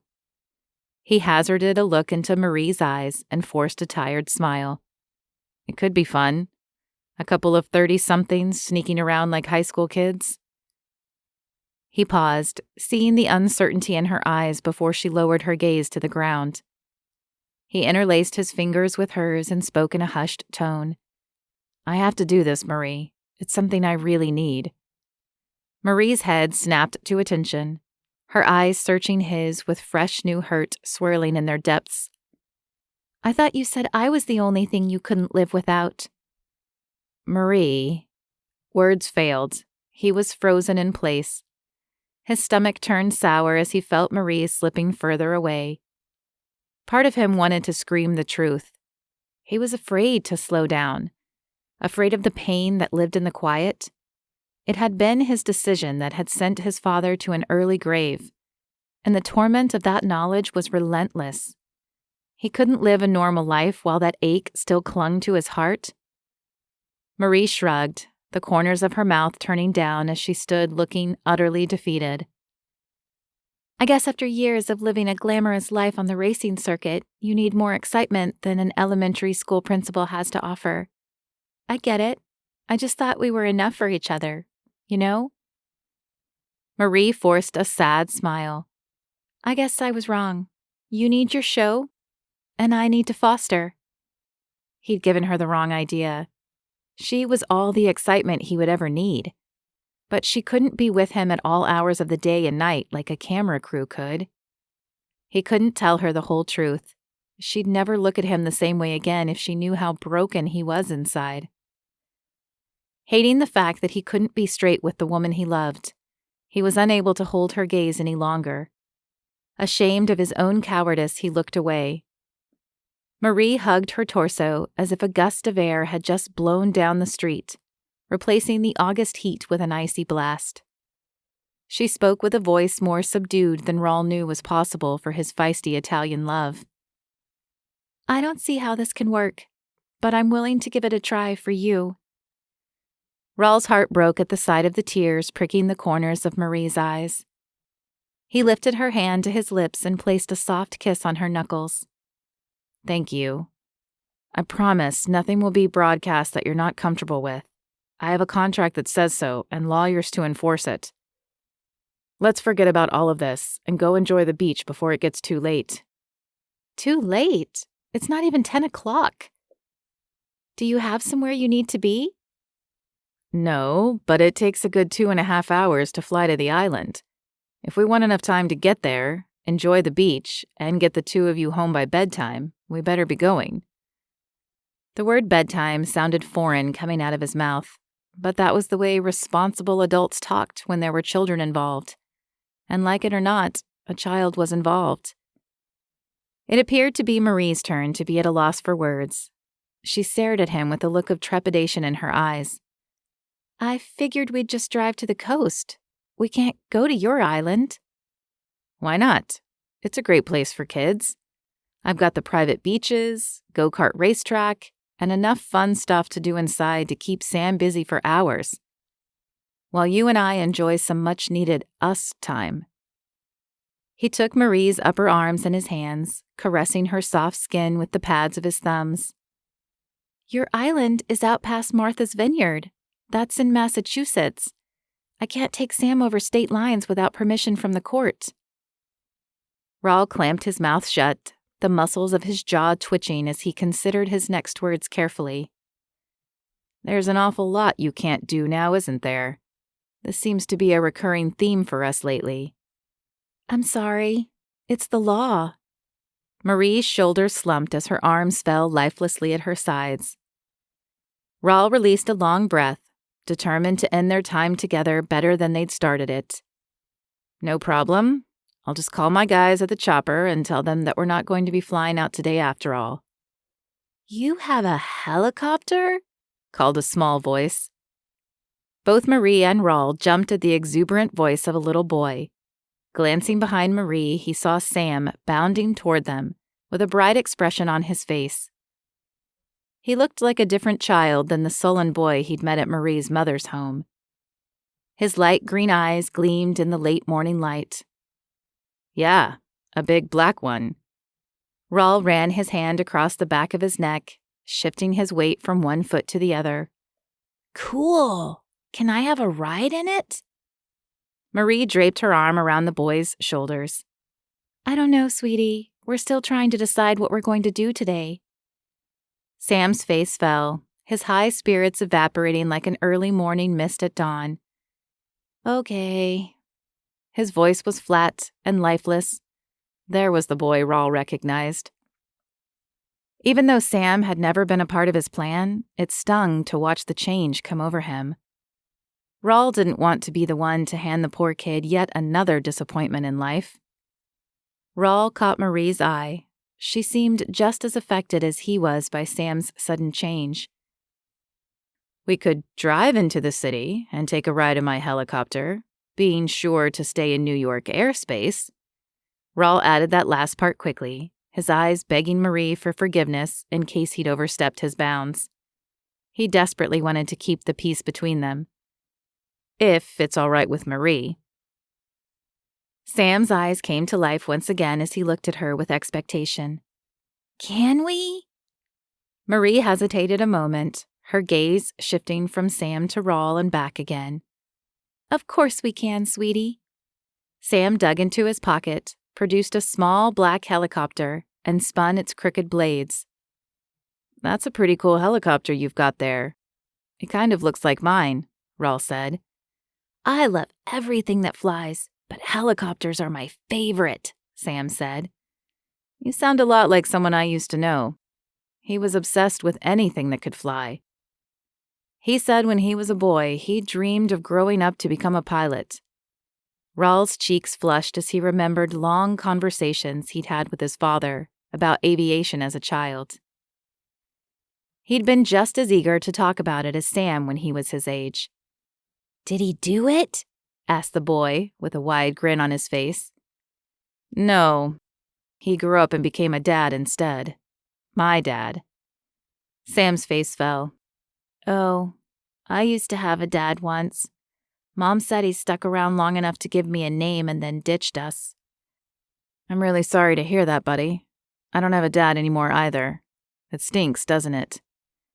Sam looked up into Raul's eyes, scrunching his freckled nose against the bright light of day. Yeah. Raul felt the enormous weight of that simple reply. Losing a father did stink. It had felt good to say it out loud.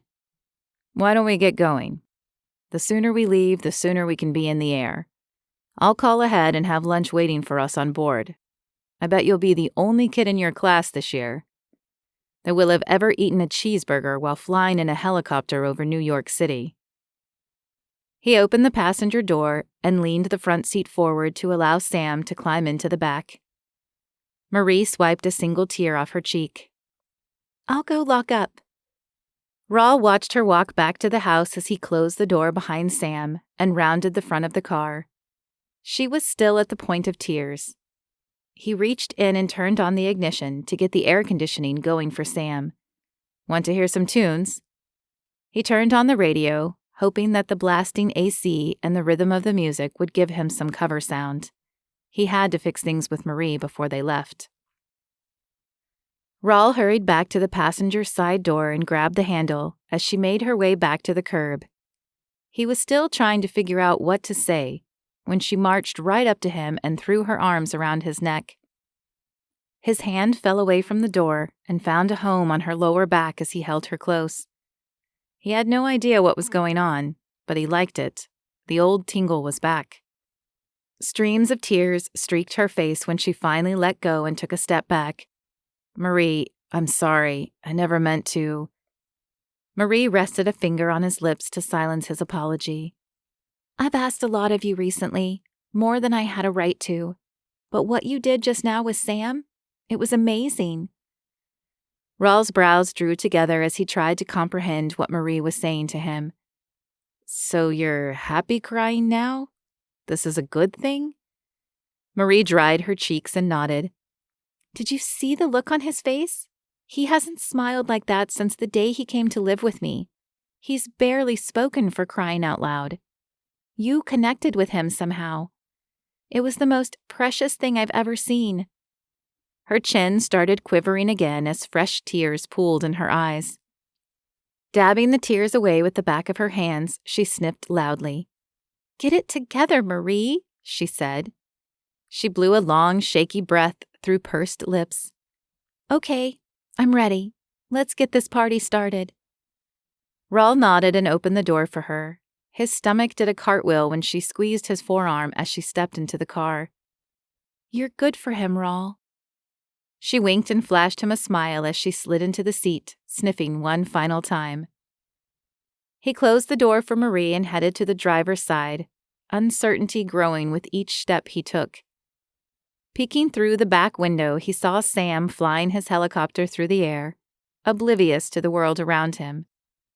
At that moment in time, he was nothing more than a happy child, playing with his favorite toy. The sight both warmed Raul's heart and unnerved him. There was a child in his back seat. He remembered well how his stomach had lurched the night Marie suggested that the three of them go out together when he got back from Italy. He'd been leery of the idea, but decided that it might not be so bad if done on his own terms. A day at the beach had seemed like the perfect idea. Surely the boy would spend most of the day on his own making sandcastles, or whatever it was that kids did at the beach these days. Now he was preparing to spend the rest of the day in close quarters with a boy he barely knew, and had planned to stay as far away from as possible. One look into Sam's wide eyes had done Raul in. It had been impossible to resist the urge to keep his hopes alive once they'd been ignited.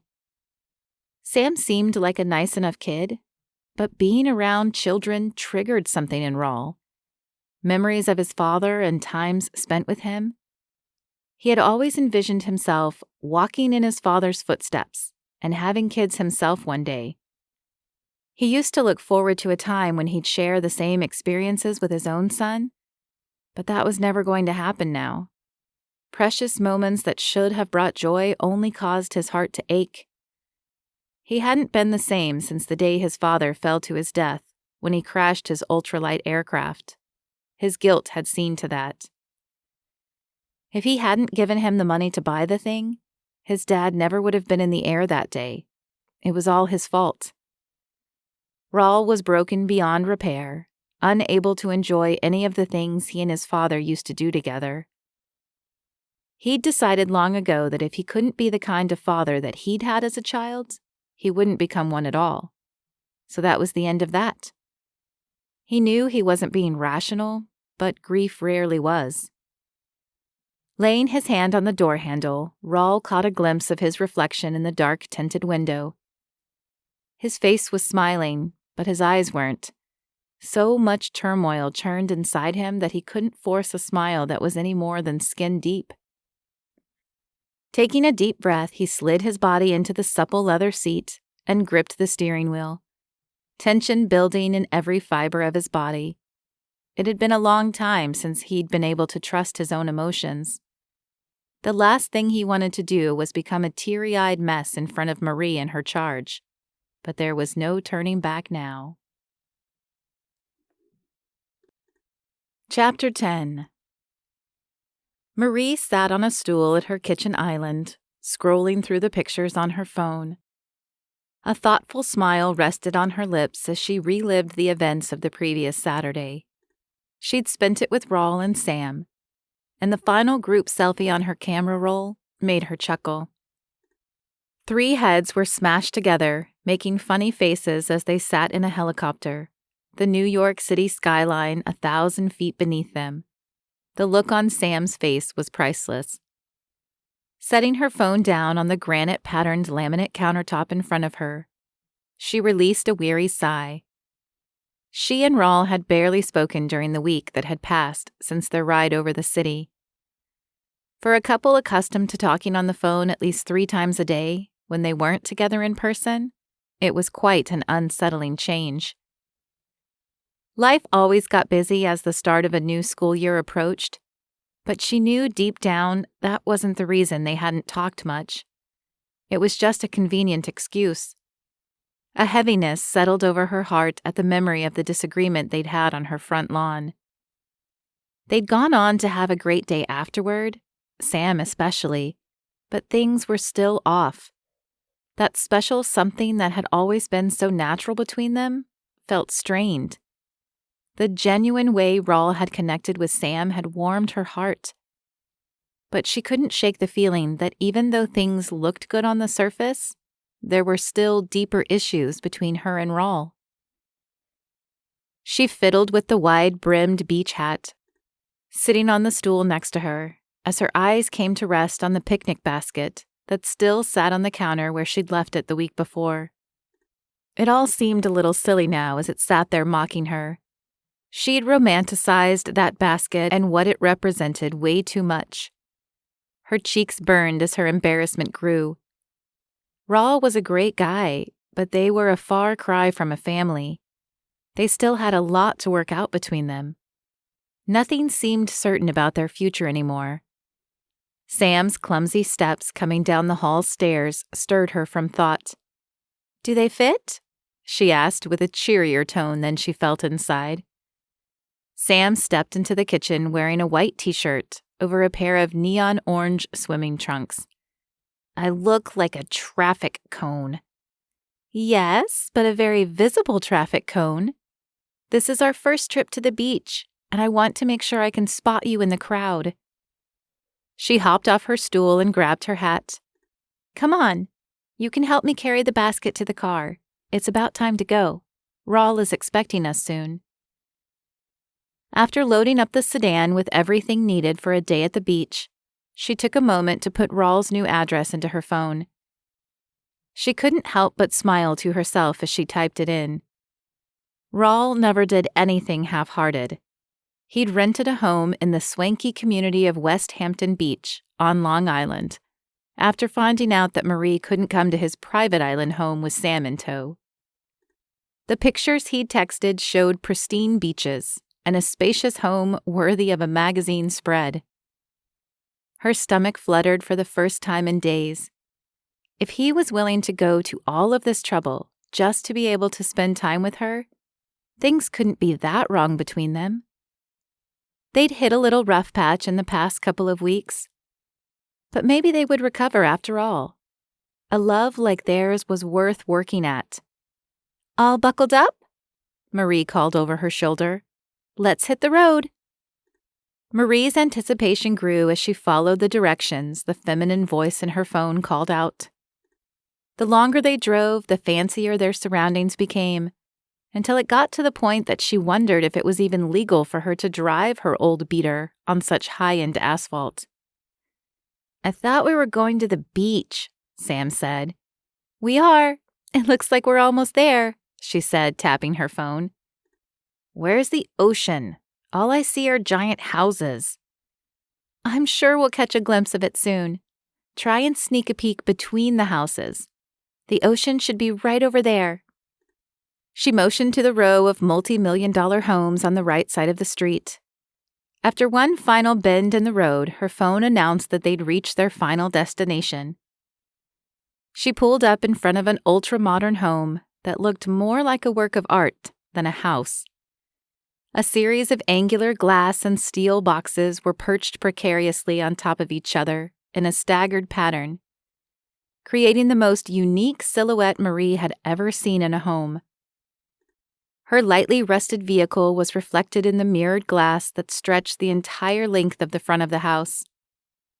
She put the car in park on the street, knowing that her trusty old Nissan would leave a stain on the white cement driveway.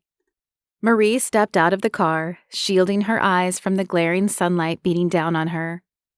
She rounded the front of her vehicle and grunted as she pulled the overstuffed basket from the passenger's side seat. Plopping it on the grassy lawn, a sudden wave of fresh embarrassment washed over her. Why had she brought this basket?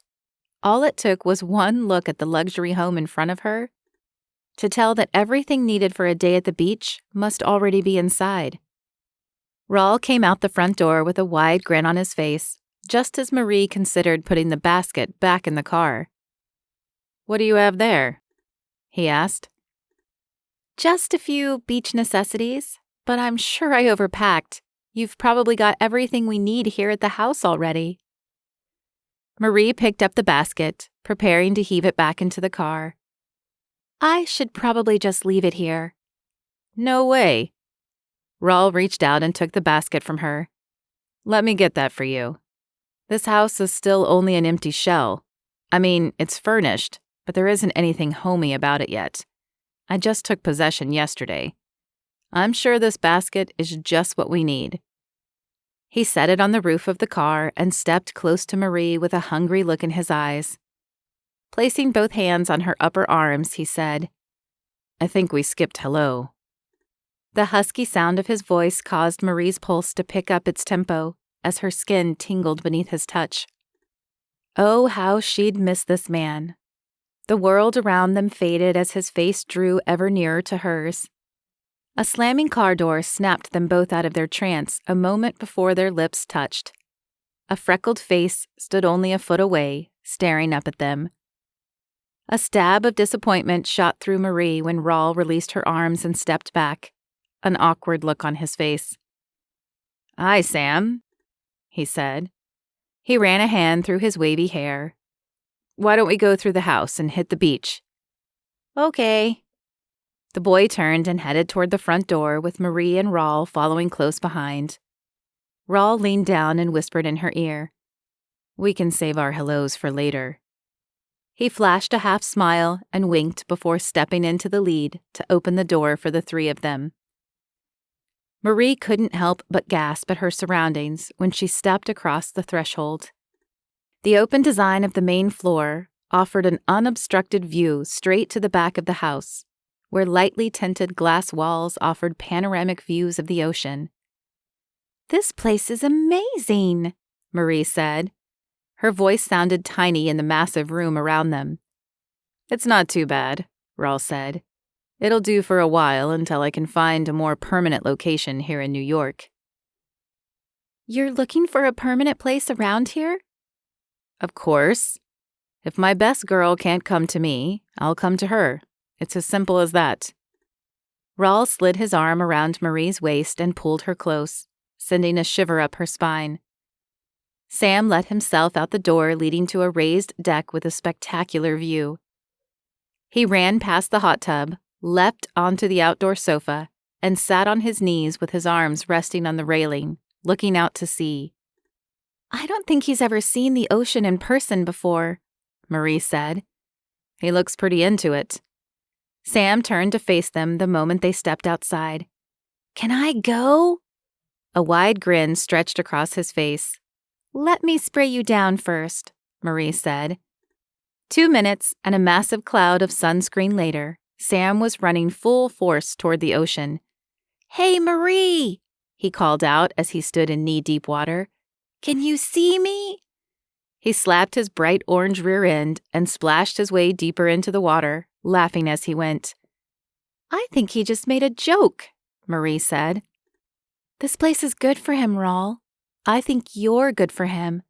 I never see him light up as much as he does when you're around. Thanks for all of this. Anything for you, Marie. Raul rested his hand on the small of her back, sending a tidal wave of goosebumps up and down her arms. Shall we? He gestured toward a wide set of stairs leading to the sandy beach below.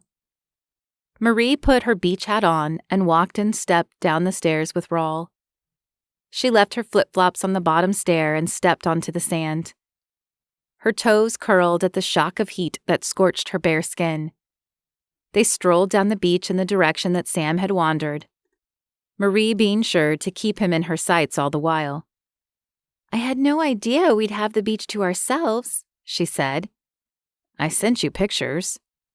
I figured those were just pictures used to sell the house. Everyone loves the idea of a deserted beach, but I never expected to find one so close to the city. Marie stopped and worked her feet past the hot top layer of sand, wiggling her toes down into the cool grains that lay just beneath. Money can buy almost anything, Raul said. Almost. Marie lifted her face to the sky and basked in the warm rays of the sun. She gazed at the white underbellies of gulls in flight over the water, allowing the rhythm of the waves lapping against the shore to steady her nerves as she gathered her thoughts. About last week. I should have never opened my big mouth. My filter doesn't work so well in the heat of the moment. Raul interlaced his fingers and rested his palms on the top of his head. He scrunched his face and took a deep breath. I won't lie to you, Marie. I did feel pretty blindsided by your plans to foster, but I didn't handle things right. It's been bothering me all week. I felt the tension between us even when we weren't talking, especially when we weren't talking, Marie said, dropping her gaze. My stomach has been in knots. I've barely eaten since Saturday, Raul said. He looked over his shoulder toward the house and grinned. Armand isn't exactly happy about that. Marie giggled at the light moment they shared. He's pretty fussy, isn't he? You know French chefs. It's all about the food for them. If you don't eat Armand's food, by Armand's rules, he flies off the handle. I'd fire him if his pastries weren't so good. I don't need all that drama in my life. Raul threw his head back as a rich belly laugh rolled from his lips. Marie had missed the sound of his laughter and couldn't bear the thought of things continuing on the way they had over the past week. Are we going to be okay, Raul? The words flew out of her mouth before she knew she was going to say them.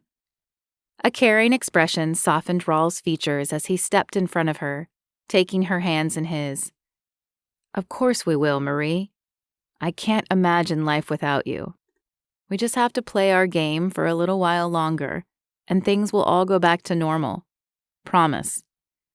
What game? You know, keeping our little secret from the camera crew. If you can wait for me to finish my show, I can certainly wait for you to finish taking care of Sam. Marie had known for a while that Raul had the wrong idea about her commitment to fostering. It was time to set the record straight. Raul, I think you've got the wrong idea about... The sudden rush of helicopter blades beating the air thundered overhead with a deafening force, cutting off Marie's words. A small, low-flying chopper raced out over the water before swinging back to take another pass above them. Shielding her eyes as best she could, Marie strained against the sand flying through the turbulent air around them. She clutched the sheer fuchsia cover-up she wore over her white tank and shorts as it blew wildly in the wind. Hazarding a glance skyward, she caught a glimpse of a man leaning out of the open side door of the helicopter, video camera in hand. Marie's heart dropped into her stomach. The lens was trained on her and Raul while the aircraft hovered above them. What's going on? Sand flew into her mouth as she battled to be heard above the sound of the helicopter. Raul leaned close and shouted, his hair whipping across his face. I don't know. Take Sam inside. I'll handle this. She called out to Sam, who was already running toward the spectacle to get a better look. Get in the house. Hurry up. Marie struggled to get a grip on the storm of emotions brewing in her heart as she rushed toward the house, dragging Sam along behind her. Once inside, she turned to see Raul waving the pilot down. This was exactly what she knew would happen. There was no way to have a private life when a reality television show was involved. Impossible. So much for their secret relationship. Despite the cloudless sky outside, a veil of gloom obscured her vision. She had Sam, Raul had his show. They were on a collision course with disaster, and she was powerless to change any of it. Chapter 11. What do you think you're doing? Raul tromped through shifting sand toward the helicopter that had just landed on the beach, its blades still spinning. I told you I needed the day off. Why are you here? Meg Monroe pushed past the cameraman, skin-tight jeans clinging to her pencil-thin legs. Taking her red pumps in her hand, she hopped out of the chopper and into the sand with a dull thud. The cool look of indifference on her face fueled the fire that brewed in Raul's gut. I don't know what you're so upset about. I gave you the day off. All I wanted was a little aerial footage. We weren't even going to land until you signaled that you wanted us to come down. We had our shots and were about to be on our way. No interviews, no nothing. First of all, You don't give me days off, I take them. Second, when I say I'm taking a day off, that means no cameras. Period.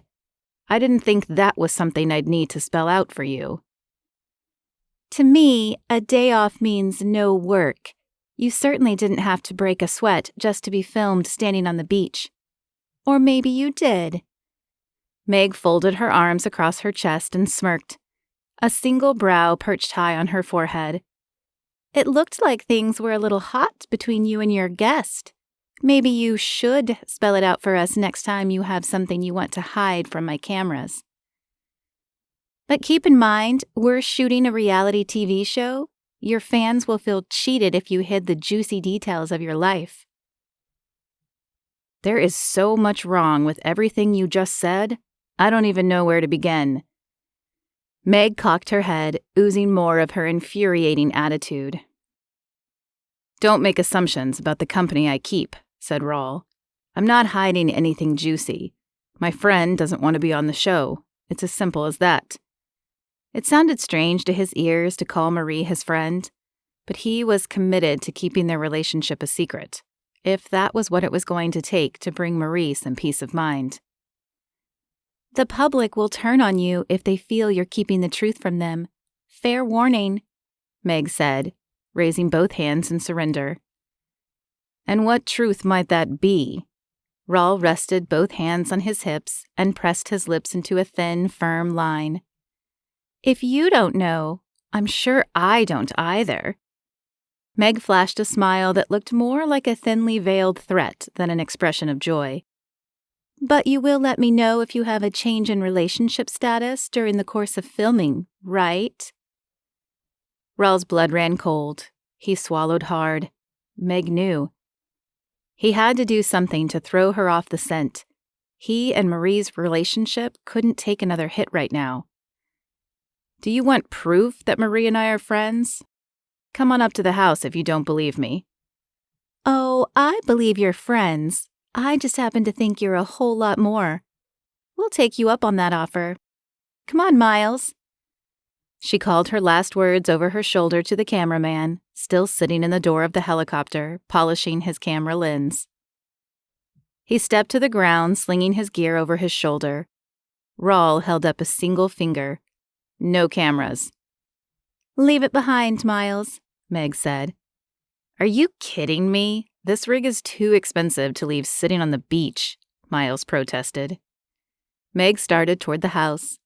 Have the pilot look after it, and come on.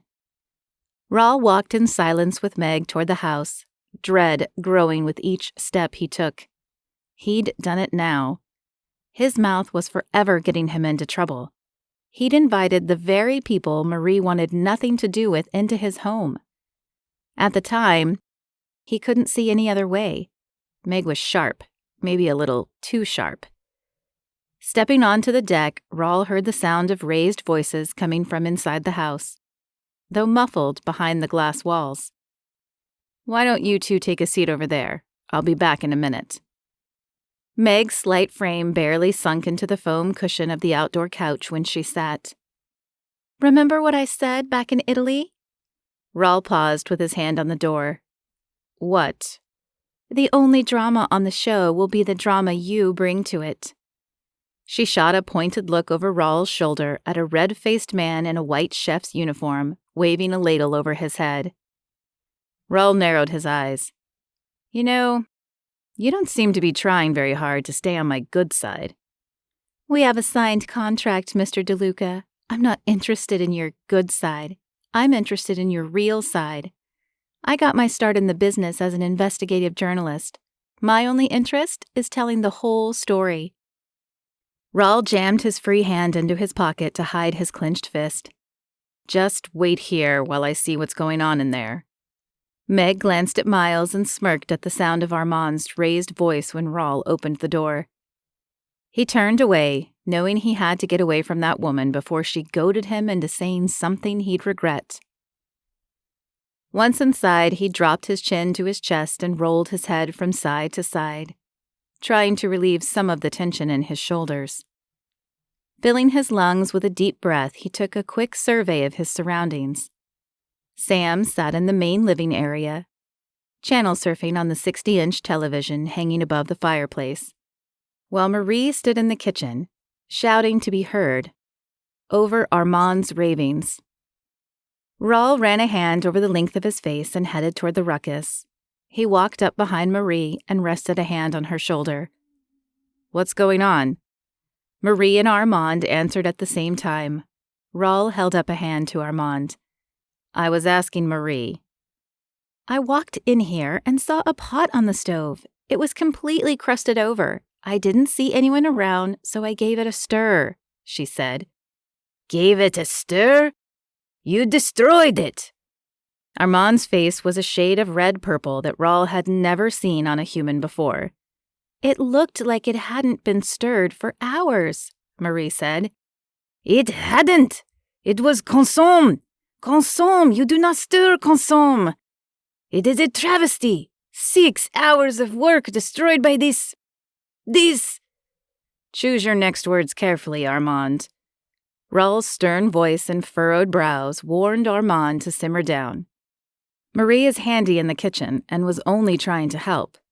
I'm sure you've got plenty of other great things in the works for dinner tonight. We'll survive without consomme for one day. Armand turned to the sink and poured the contents of the large stock pot down the drain, cramming the chunks of boiled chicken and vegetables into the disposal, with the ladle he still clutched in his hand. A steady stream of French poured from his lips as he mourned the demise of his prized dish. Raul looked at Marie. "I'm sorry about that. I'll talk to him later." He gestured for her to follow him a little way from the kitchen. "We have bigger problems to deal with than a ruined pot of chicken stock." He cast a glance toward the patio. Marie followed his gaze. "Who are they?" "Don't be mad. I had to invite them. Meg is my producer, and Miles is one of the cameramen." Marie's face blanched. "They're here? I thought you were going to send them away." "I am." Raul forced an apologetic smile. "As soon as we convince them that there's nothing interesting to see here, I'll send them packing." "What? And just how are we supposed to do that? I knew this would never work. I should just take Sam and leave." "No, Marie, please stay. We can make this work. If you leave now, they'll be convinced we're hiding something." Raul raked his hands through his hair, taking a deep breath. "Look, it's up to you how we play this. They can't broadcast anything I don't sign off on, but I thought it was important to you that we kept our relationship a secret." "Keeping our secret is one thing, but I'm not going to sit around lying to people. That's not who I am." Raul caught a glimpse of Marie's glassy eyes before she turned her head away to gaze off into the distance. "That's not who I am either, Marie. I have no intention of lying. We're going to tell them the truth, minus a few key details that are none of their business." He forced a smile, despite the sick feeling that had settled into the pit of his stomach. This was the plan all along, right? We can outsmart them if we put our heads together, and I know just how to do it, too. Every fiber of his being ached to reach out and touch Marie. He'd have paid any amount of money to be able to wrap his arms around her, reassuring her that everything would be okay. But he couldn't. Blast that glass wall, and the eyes on the other side of it watching his every move. Standing at arm's length, the only source of comfort he had to offer was the sound of his voice. "We can do this, Marie. If we can look uninteresting enough, you won't even be on Meg's radar anymore." A long breath puffed Marie's cheeks out as she released it, along with her frustration, into the world. "What's your plan?" Chapter 12. Marie took one last reassuring look into Raul's eyes before stepping onto the deck through the door he held open for her. Out of the frying pan and into the fire.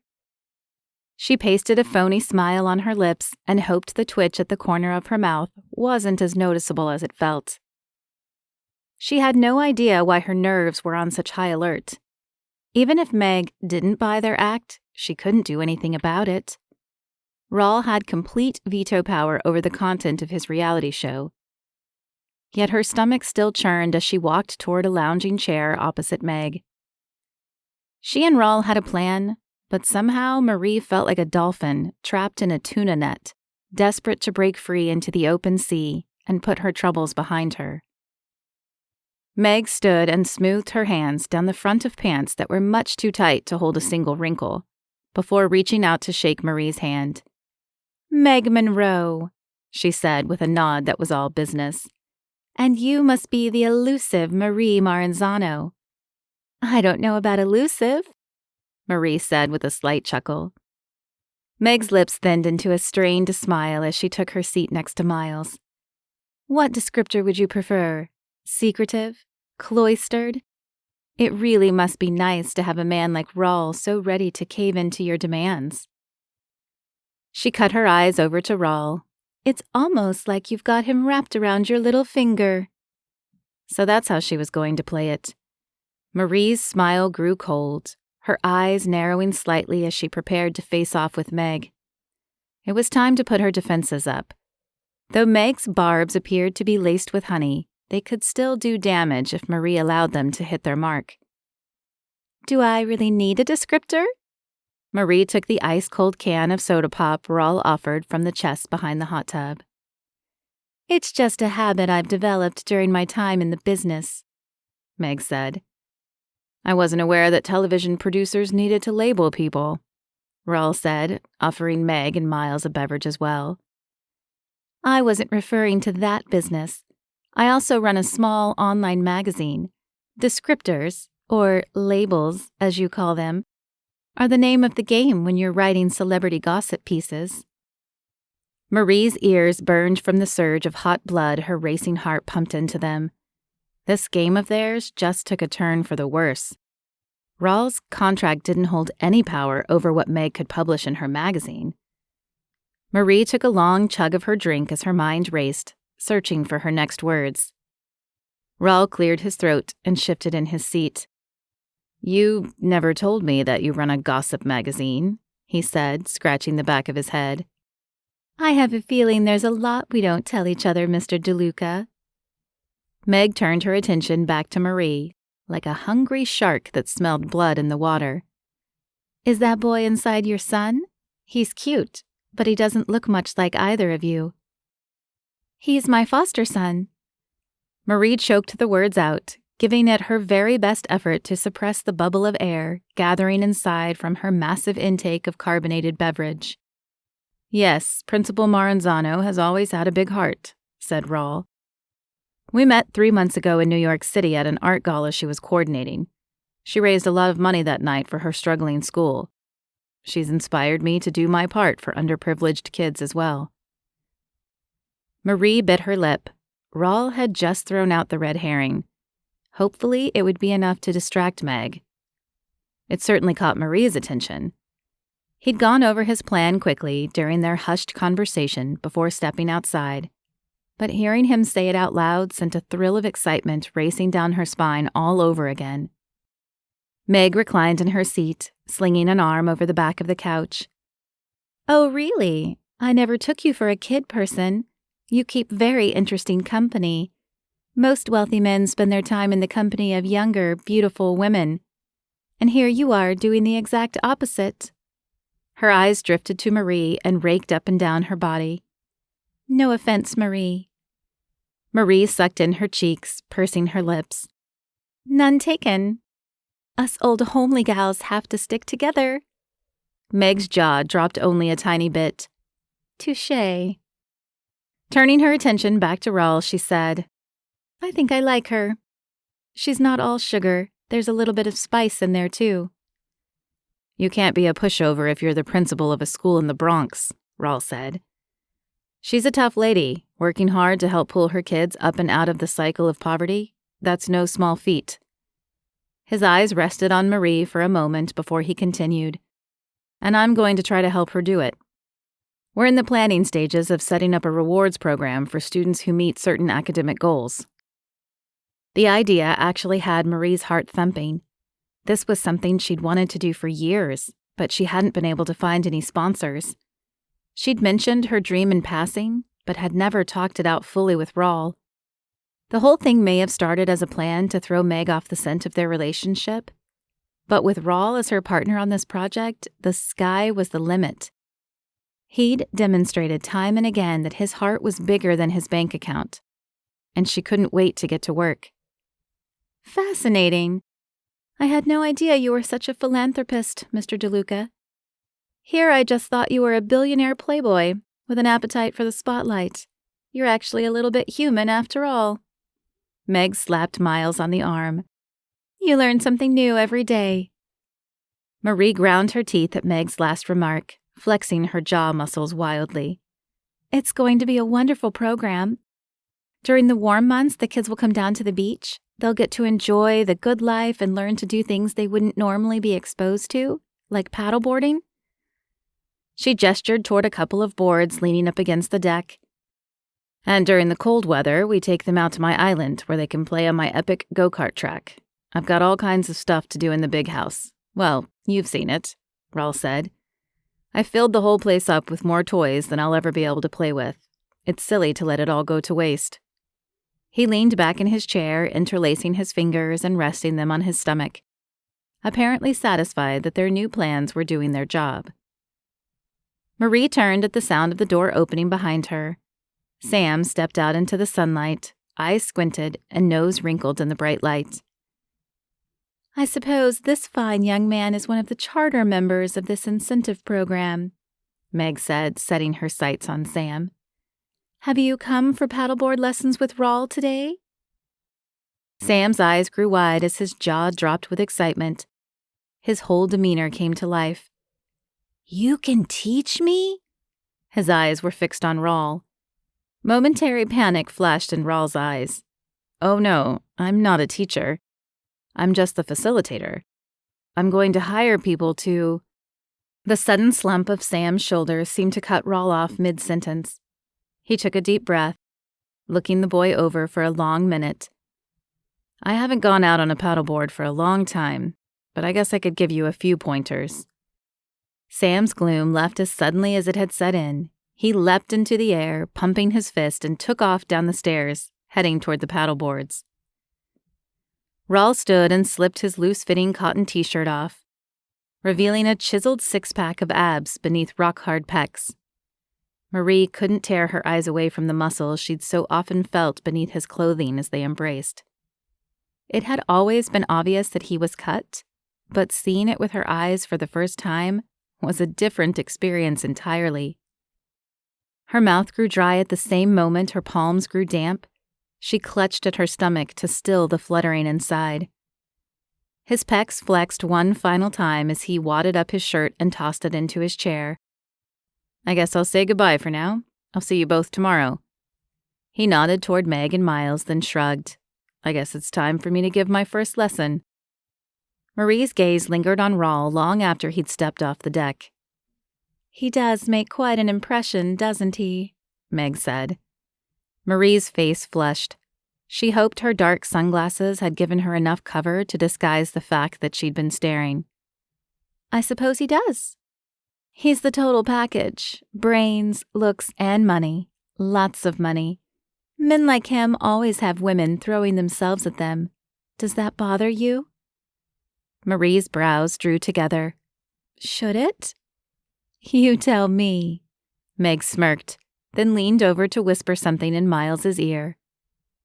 She stood and offered Marie her hand once again. If you'll excuse me, I've got to go make a private call. It was a pleasure meeting you, Mary. Marie stretched her 5-foot-1-inch frame to its full height and removed her glasses to look Meg in the eyes. It was a pleasure meeting you, too, Peg. A single peal of laughter escaped Meg's mouth. I knew I liked you. What fun we'd have together if only you would agree to be on the show. She sighed and shot a glance at Miles. It's a pity. Come on, Miles. Meg grabbed her candy apple red heels and power walked off the deck while Miles stood and offered a clumsy wave goodbye. Marie paid no attention to Meg and Miles as they headed toward the chopper down the beach. Her eyes were fixated on one beautiful scene, Raul and Sam. She'd never seen bigger smiles on either of them. They laughed and splashed in the shallow water as if they'd known each other forever. There was something about Raul that woke Sam up and coaxed him out of his shell. She'd been right about Raul since the first moment they met. He was an extraordinary man with an amazing heart. Visions of the same future she'd daydreamed about last Saturday slipped their way back into her mind's eye, while she watched her two special guys enjoying life together. The high-pitched whine of the helicopter's engine coming to life disrupted her thoughts. The dizzying blades spun faster and faster until they lifted the aircraft off the ground. Marie walked to the railing, slumping against it as 100 thoughts pelted her from all sides. They'd done the best they could to put on their little charade, but Meg hadn't bought what they were selling.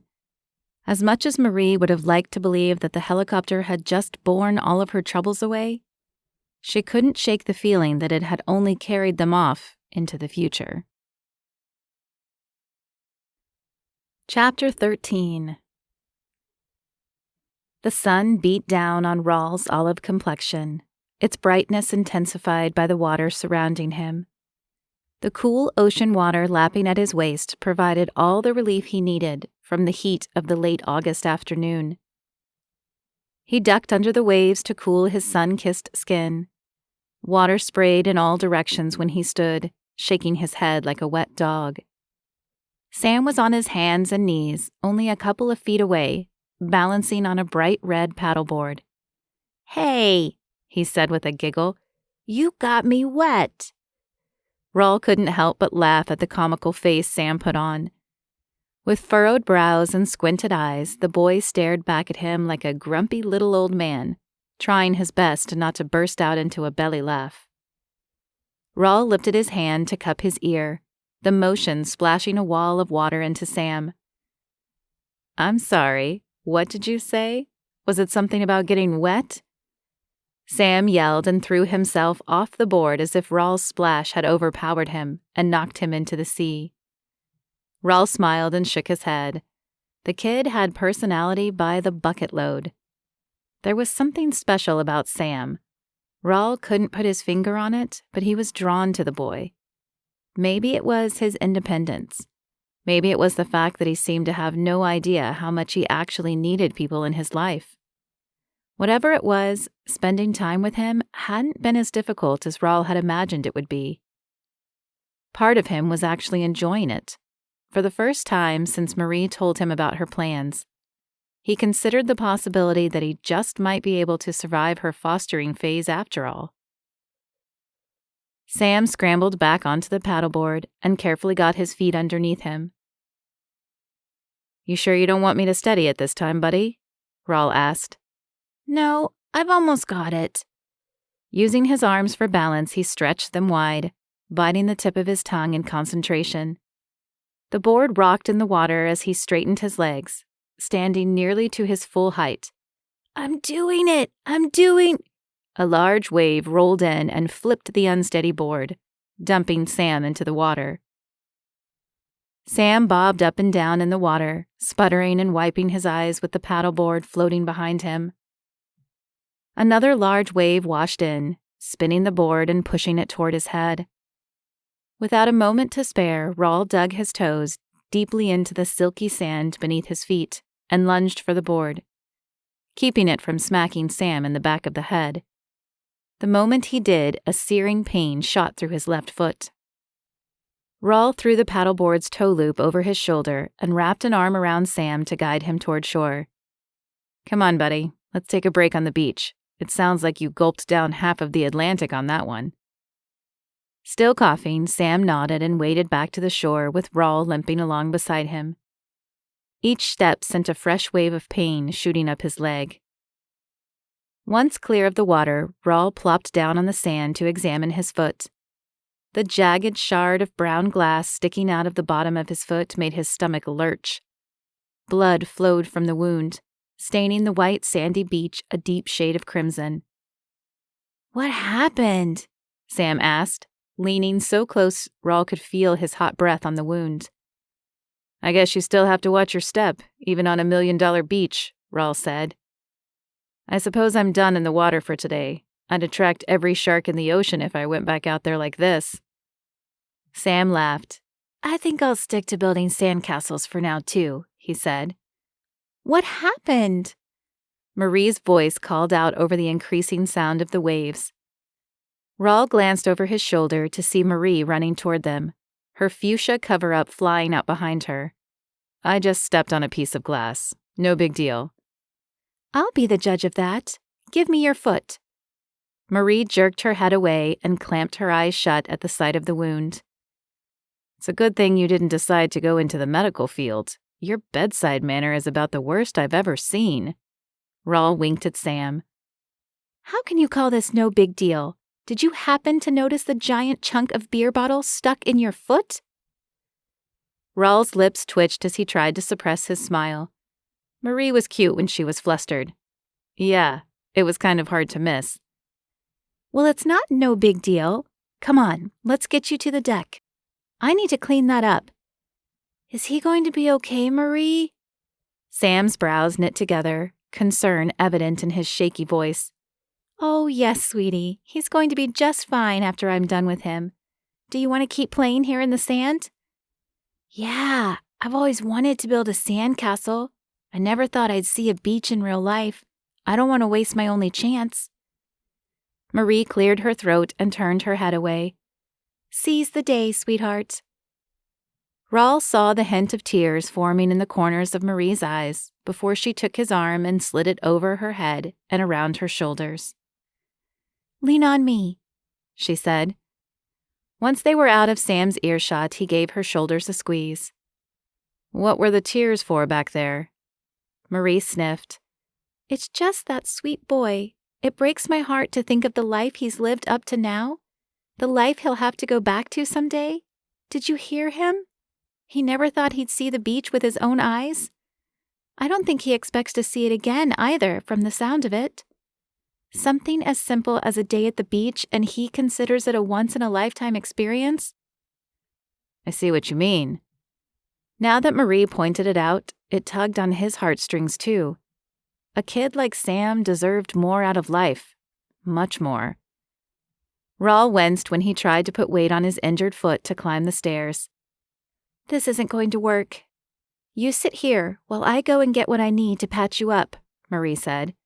No, it's fine. I can make it to the… Nonsense. There's no need to put on a tough guy act for me. It's plain to see you're hurting. Marie softened her tone and looked into his eyes. I can take care of you here just fine. She ran the back of her index finger down the length of his cheek. Raul held her gaze and took hold of her wrist. I've missed this, Marie. I've missed us. Things haven't been the same since we got back from Japan, have they? Bringing her hand to his lips, he placed a lingering kiss on her fingers. The touch of her skin sent ripples of fire coursing through his veins. Let's go back to the way things were. You know, back when we were carefree, life was good. Marie tore her eyes away and dropped her gaze, slipping her wrist out of his grasp. Though she only pulled back a few inches, it felt like a canyon existed between them. Raul waited for her response, but the only sound filling the space between them came from the waves as they crashed on the shore.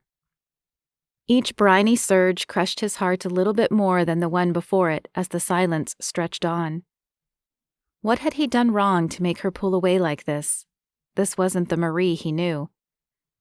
I better get to work on that foot, she spoke without lifting her eyes to meet his. Raul forced a weak smile and nodded as Marie rushed toward the back door. He didn't have much time to think before she returned with a first aid kit and a couple of bottles of water. Thanks, I'm parched. These aren't for drinking. I need these to wash your foot out. Marie opened the kit and pulled out the supplies she needed. Where did you find that? This is an old kit I had lying around in the house. I thought it might come in handy and packed it in the basket. Raul tilted his head, trying to catch Marie's eyes, but she busied herself about her work. Marie. Hold on, this might hurt. A bolt of pain shot through Raul's foot a moment later. He groaned and puffed his cheeks, trying to get a handle on himself. Whoa, you weren't kidding. What did you do? Marie lifted tweezers into the air, triumphantly displaying the offending shard of glass. That was one nasty hunk of glass. I just need to clean out the cut, bandage you up, and you'll be good as new. I don't know about that. It looks like a pretty clean cut. It shouldn't have any trouble healing up nicely. She opened one of the bottles of water and poured it over the cut, its clear stream washing away the sand caught inside. I'm not talking about the cut, Marie. What's going on with us? How can I be as good as new when I can feel you pulling away from me? He missed what they once had, and it was tearing him up inside. Marie looked him in the eyes for the first time since the change had come over her. It's not you I'm pulling away from. It's this whole situation. She knows, Raul. Somehow Meg knows about us. I never told her a thing, Raul said. I think there are some things that don't have to be told. Have you ever wondered if your fear of the media might be a little out of proportion? What's the worst thing that could happen if Meg finds out about us? First of all, it's not a fear. I don't like the idea of attention from the media. It would be different if we were married, but you know what tabloids are like. They try to turn everything into some kind of nasty scandal. I just can't deal with that on a personal or professional level. Yeah, but I have a say in what's broadcast on the show, Raul said. Did you forget about Meg's tabloid? Raul didn't have a good reply. Marie was right. One false step and Meg wouldn't hesitate to publish a story on the two of them, whether it was a true story or not. So where does that leave us? Marie was silent for several seconds as she chewed on the inside of her cheek. She placed a square of gauze on his foot and taped it in place, running her fingers lightly over the adhesive strips. I think we need to lie low for a while. Good plan. That's exactly what we're doing. No, really low, Marie said. Meaning what? Marie fiddled with the large butterfly ring on her right middle finger, refusing to look up into his eyes. I don't think we should see each other for a while. A cold chill racked Raul's body, sending icy prickles up and down the length of his spine. Like, for a week? I don't know. Marie shook her head, swirling her toe in the sand. Maybe longer? He stiffened as the hairs on the back of his neck stood on end. I don't think I like the direction this is heading. Are you saying you want to break up with me? Marie's eyes shot up to meet Raul's gaze. No, that's not what I want at all. I just think we need to play it extra safe. I don't think we should see each other until you're done filming the show. Raul's breath hitched in his throat. That could be another 3 months, at least. This was the biggest mess he'd ever made, and things were getting messier by the minute. He'd left the racing circuit so he could spend more time with Marie. What had he been thinking signing up for a reality TV show?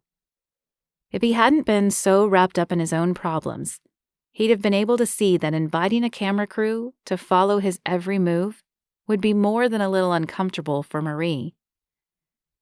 The very thing that was supposed to save him from being alone with his own thoughts was destroying the only thing he truly valued, his relationship with the woman he loved. I think this is the only way to keep our relationship out of the limelight, Marie said. It was also the best way he could think of to kill what they had together. But as much as he hated to admit it, he couldn't think of a better solution. Marie sat next to him on the stair and interlaced her fingers with his. I hate the idea too, but we can still text and FaceTime every day. Yeah, we'll do that. Raul's voice sounded like it was on autopilot as he wrapped his arm around her shoulder. Let's try to enjoy what's left of the day. I guess this is the last time we'll be together for a while. He leaned down and placed a soft kiss on the top of her head, wondering how long it would actually be before he smelled the sweet fragrance of her hair again. His stomach twisted into a knot. Keeping their relationship a secret may have been the absolute worst idea he'd ever come up with. Chapter 14. The late afternoon sun streamed in through the brand new window of Marie's freshly renovated office at Williams Elementary. Even the tiny flecks of dust floating in and out of the sunbeam, illuminating her desk, seemed nicer than the old dust that used to share the office with her. The smell of fresh paint hung in the air, reminding her of the night she'd met Raul at the fundraiser for her struggling inner-city school. They'd raised more than enough money that night to purchase the new textbooks and updated tech the children needed, with plenty to spare for some much-needed renovations to the aging building. She picked up the framed photo of her and Raul from the corner of her desk. It was a picture from their first date, brunch at a local deli. It was so un-billionaire-ish of him to take her to a mom-and-pop joint on a street corner. He'd been irresistible the evening before with his dazzling smile and boundless charm, but that day, at the sandwich shop, she'd gotten a good long look at the real him. That was when she knew she could fall hard for him, given the opportunity. The months that followed that first date had given her plenty of opportunities, and she'd proven herself right. She was in love. She traced the line of Raul's masculine jaw in the photo. A stab of regret pierced her heart at the sensation of the cool, smooth glass beneath her fingertip. She ached to feel the rugged warmth of his stubbly chin and run her fingers through his wavy black hair. It had been weeks since their last day together on the beach. Phone calls were a poor replacement for actual time spent together. She missed him more than she had known it was possible to miss another human being. She'd questioned her decision to stay away from Raul more than a few times lately, but none more so than now. She had reached her breaking point and didn't know how much longer she could handle this secret relationship. It wasn't working. Raul may have been right. Had she blown the idea of the media knowing about their relationship out of proportion? The thought of being portrayed as a billionaire's female flavor of the month in the tabloids had been a real fear for her when they first started dating. Perhaps it was time to stop worrying about other people's perceptions and go after the life she wanted. She looked around at the stacks of paperwork on her desk. The school year was still young, and she hadn't settled into a good routine yet. There was so much work to be done, but she didn't have the heart to dive into it. Glancing at the clock on the wall, she rolled her eyes and sighed. She still had half an hour to kill before it was time to pick up Sam from his after-school soccer camp. She drummed her fingers, skimming through uninteresting pages filled with classroom assignments and teacher duty schedules. It made for dry reading on the best of days, but it was torturous on a day like today. All she wanted to do was escape those four walls and drive straight to Raul's home. She knew exactly what she'd do when she got there. She'd waltz right up to him, throw her arms around his neck, and plant a toe-curling kiss on his lips. Who cared who knew about them? They'd weather any media storm together and come out on the other side stronger than before. Marie jumped at a knock on her door. Bonnie, the head secretary, popped her head into the office. She tucked a stray tendril of brown hair tinged with silver behind her ear. All natural wisdom highlights, as she liked to call them. "There's someone here to see you, Marie." Her brown eyes sparkled as the soft pink apples of her cheeks drew up into a smile, laced with both excitement and mystery. Pulling her glasses down to the end of her nose, she looked over the top rim. Ever the hopeful matchmaker, she wiggled her brows up and down. "It's a gentleman," she said. Marie's stomach leapt into her throat. "Raul. Send him in, Bonnie. Send him in." Marie grabbed a handful of her thick hair and pulled it forward over her shoulder, smoothing it down several times with both hands. Forcing herself to take deep breaths, she stood to adjust her clothes. It looked like she wouldn't have to make that drive out to Raul's place this evening after all. "Go right on in," Bonnie said. The sound of her voice sent a thrill racing through Marie's body. Suddenly petrified that she might have lipstick smudged on her front teeth, she lunged for her purse and dug out her compact mirror. Turning her back to the door, she rubbed furiously at her front teeth with her index finger. All at once, the smell of paint, combined with the musky scent of a man's cologne, filled the room. The masculine aroma sent her senses into a whirl. This was something new. She'd never known Raul to wear musk, but she was liking it. Honestly, she wouldn't have cared if he smelled like a dead fish. All she wanted to do was be near him again. A smile that she couldn't bottle up stretched from ear to ear as she spun around to greet her visitor. Every thought and emotion she'd had in the last 30 seconds came to a screeching halt. Where she expected to see Raul's lean, muscled frame and bronzed skin, stood a man with a protruding belly and sunburnt arms. Confusion swirled in her mind as her cheeks burned with embarrassment. What had she been thinking? There hadn't been any reason to expect Raul would visit her. The man standing in front of her looked vaguely familiar, with his long blonde hair pulled back in a low ponytail. But the crushing disappointment of seeing him stand in for Raul made it difficult to clear her mind enough to think straight. "How can I help you?" The words formed in her mouth without any help from her conscious mind. He stepped up to the desk and set a small canvas bag down, adjusting its angle several times before he was satisfied enough to sit down himself. He tugged on the bill of a well-worn army green ball cap on his head. Though the word had nearly faded away, she could still read what was printed on the hat. Smile. Marie gasped. She'd seen that hat before.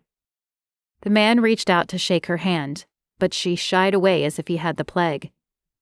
"You're that cameraman from Raul's show," she said. "The name is Miles. I was hoping you'd remember me." He flashed a hopeful smile. Marie struggled to put on a more professional demeanor. She gritted her teeth and pasted a smile back on her face, a decidedly less enthusiastic one. "How could I forget? Why are you here at my school? Shouldn't you be off filming Raul?" "I usually would be, but it's my day off. I'm only interested in you today." Marie held up her hands and sat at her desk. "No, thank you. I'm not interested. I've made it clear how I feel about the show." She pulled a stack of papers out of her bottom drawer and busied herself with going through them, pretending to look for something of great importance. Miles slid his chair closer to the desk. "Oh, this isn't about Raul's show. Meg has no idea I'm here, and I'd like to keep it that way too, if that's all right with you." Marie leaned forward, resting her elbows on her desk. "Your secret is safe with me. I don't have any contact with her." The tension in Miles's shoulder melted away at Marie's words. "You don't know how good it is to hear you say that. If she knew what I was up to, I'd be out of work by the end of the day." "Well, that sounds ominous." Marie's brows drew together. She didn't trust any colleague of Meg Monroe's, but she couldn't deny the curiosity brewing deep inside. "What are you up to?" "I'm trying to break out of the rat race. Filming reality TV shows is only my day job. What I really am at the heart is an indie filmmaker. I want to do something with my talent. You know, change the world kind of stuff."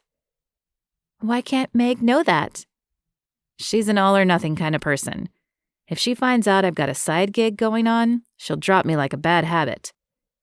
Miles leaned back in his chair, tilting his hat up to scratch his scalp underneath. "That's all pretty interesting, but it still doesn't tell me why you're sitting in my office."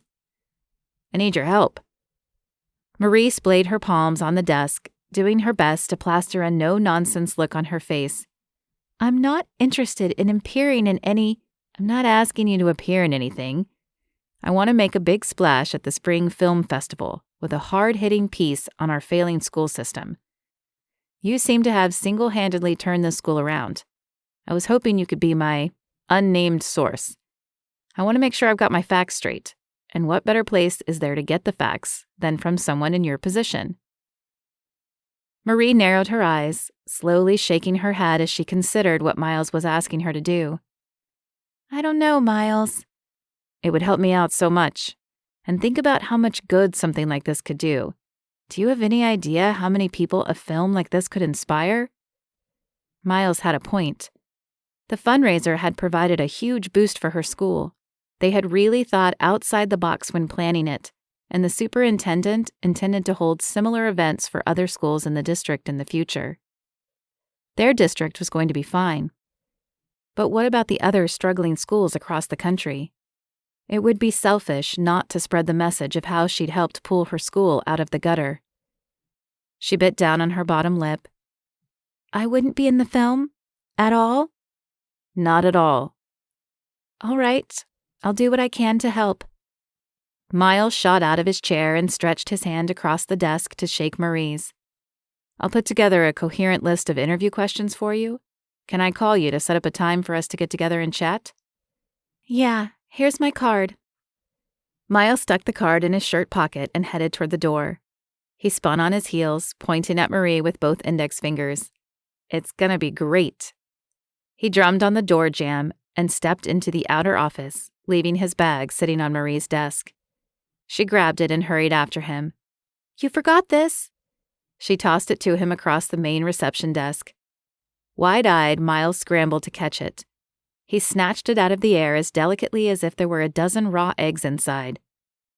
Thanks. His lips curled into an awkward smile as he unzipped the bag and checked on its contents. I wouldn't want to forget this.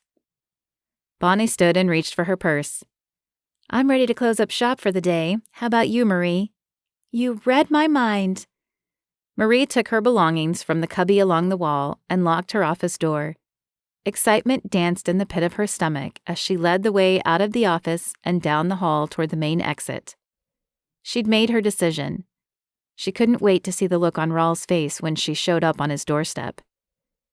It's amazing what a fresh coat of paint did to brighten these walls, Bonnie said. Marie glanced behind her as she rounded a corner. It's like the difference between night and... Her words were cut short when she walked into a man, one of his big hands taking hold of her arm to steady her from the surprise. Her jaw fell open when her eyes fell on the very person she hadn't been able to get out of her mind all day. Raul. Hello, he said, the rich baritone timbre of his voice causing the breath to catch in her throat. The eagerness in his eyes betrayed his calm tone. He was just as excited as she was. Hello? Mr. DeLuca, what are you doing here? Raul cut his eyes to where Miles stood and immediately released Marie's arm. Shock filled his eyes as he took a step back. I could ask you the same thing. I came by to ask Miss Maranzano's help on a project I'm working on. Raul's brows raised before lowering into a furrowed scowl. A project. I hope you're not pressuring my friends to do anything they don't want to do. His voice was an octave lower than Marie had ever heard it before. Its protective tone released a wave of butterflies into her stomach. I'm only helping with the information he needs to make the film a success, Marie said. And you're okay with this? Raul said. Yes, I've been assured that I won't appear on camera. At all. Raul eyed Miles with suspicion. His chest expanded to its full capacity. Please don't tell Meg, Miles pleaded. Keep your end of the bargain and you won't have any trouble from me. Looking back at Marie, Raul said, I hope I didn't hurt you just now, Miss Maranzano. Not at all, Marie said. Are your flowers okay? Her heart danced despite the formal tone he'd put on for Miles's sake.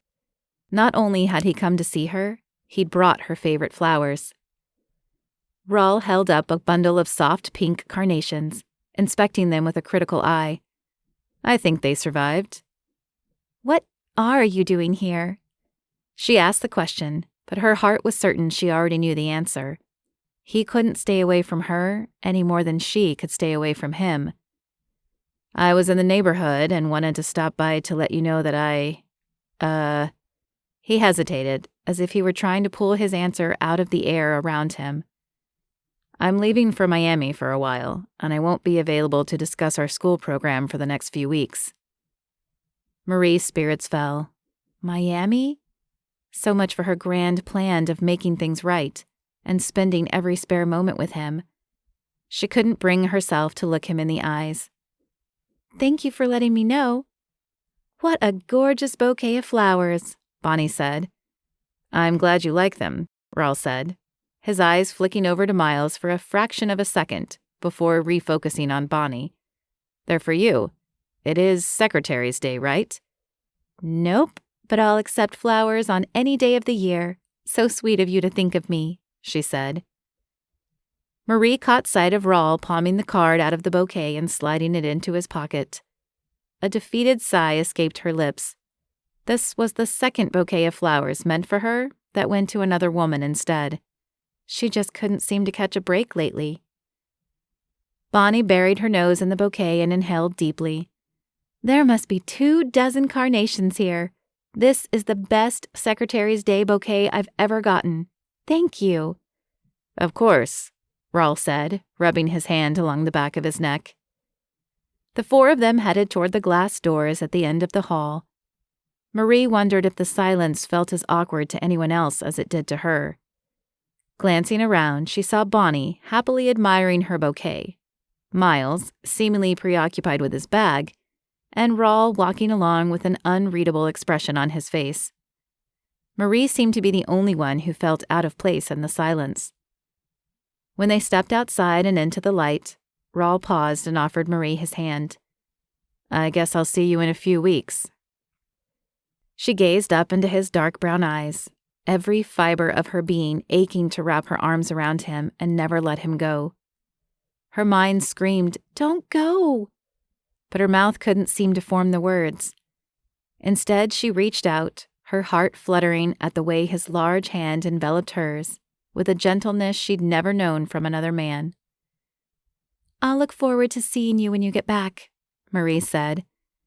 She blinked back her tears of disappointment and forced herself to take one last look into his eyes. She searched for a message hidden in their depths, a hint of the same eagerness she'd spied in them before. All she needed was a sign that he hated their separation as much as she did. But she found none. He was playing his part well. If he was still on board with their plan and willing to keep up their charade, she would play along too.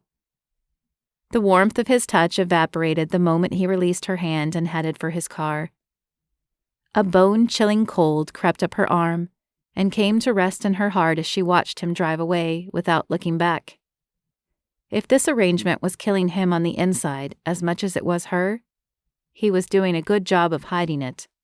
A very good job. Chapter 15. Raul sat on the glossy bench of the Baby Grand in his Miami penthouse hotel room.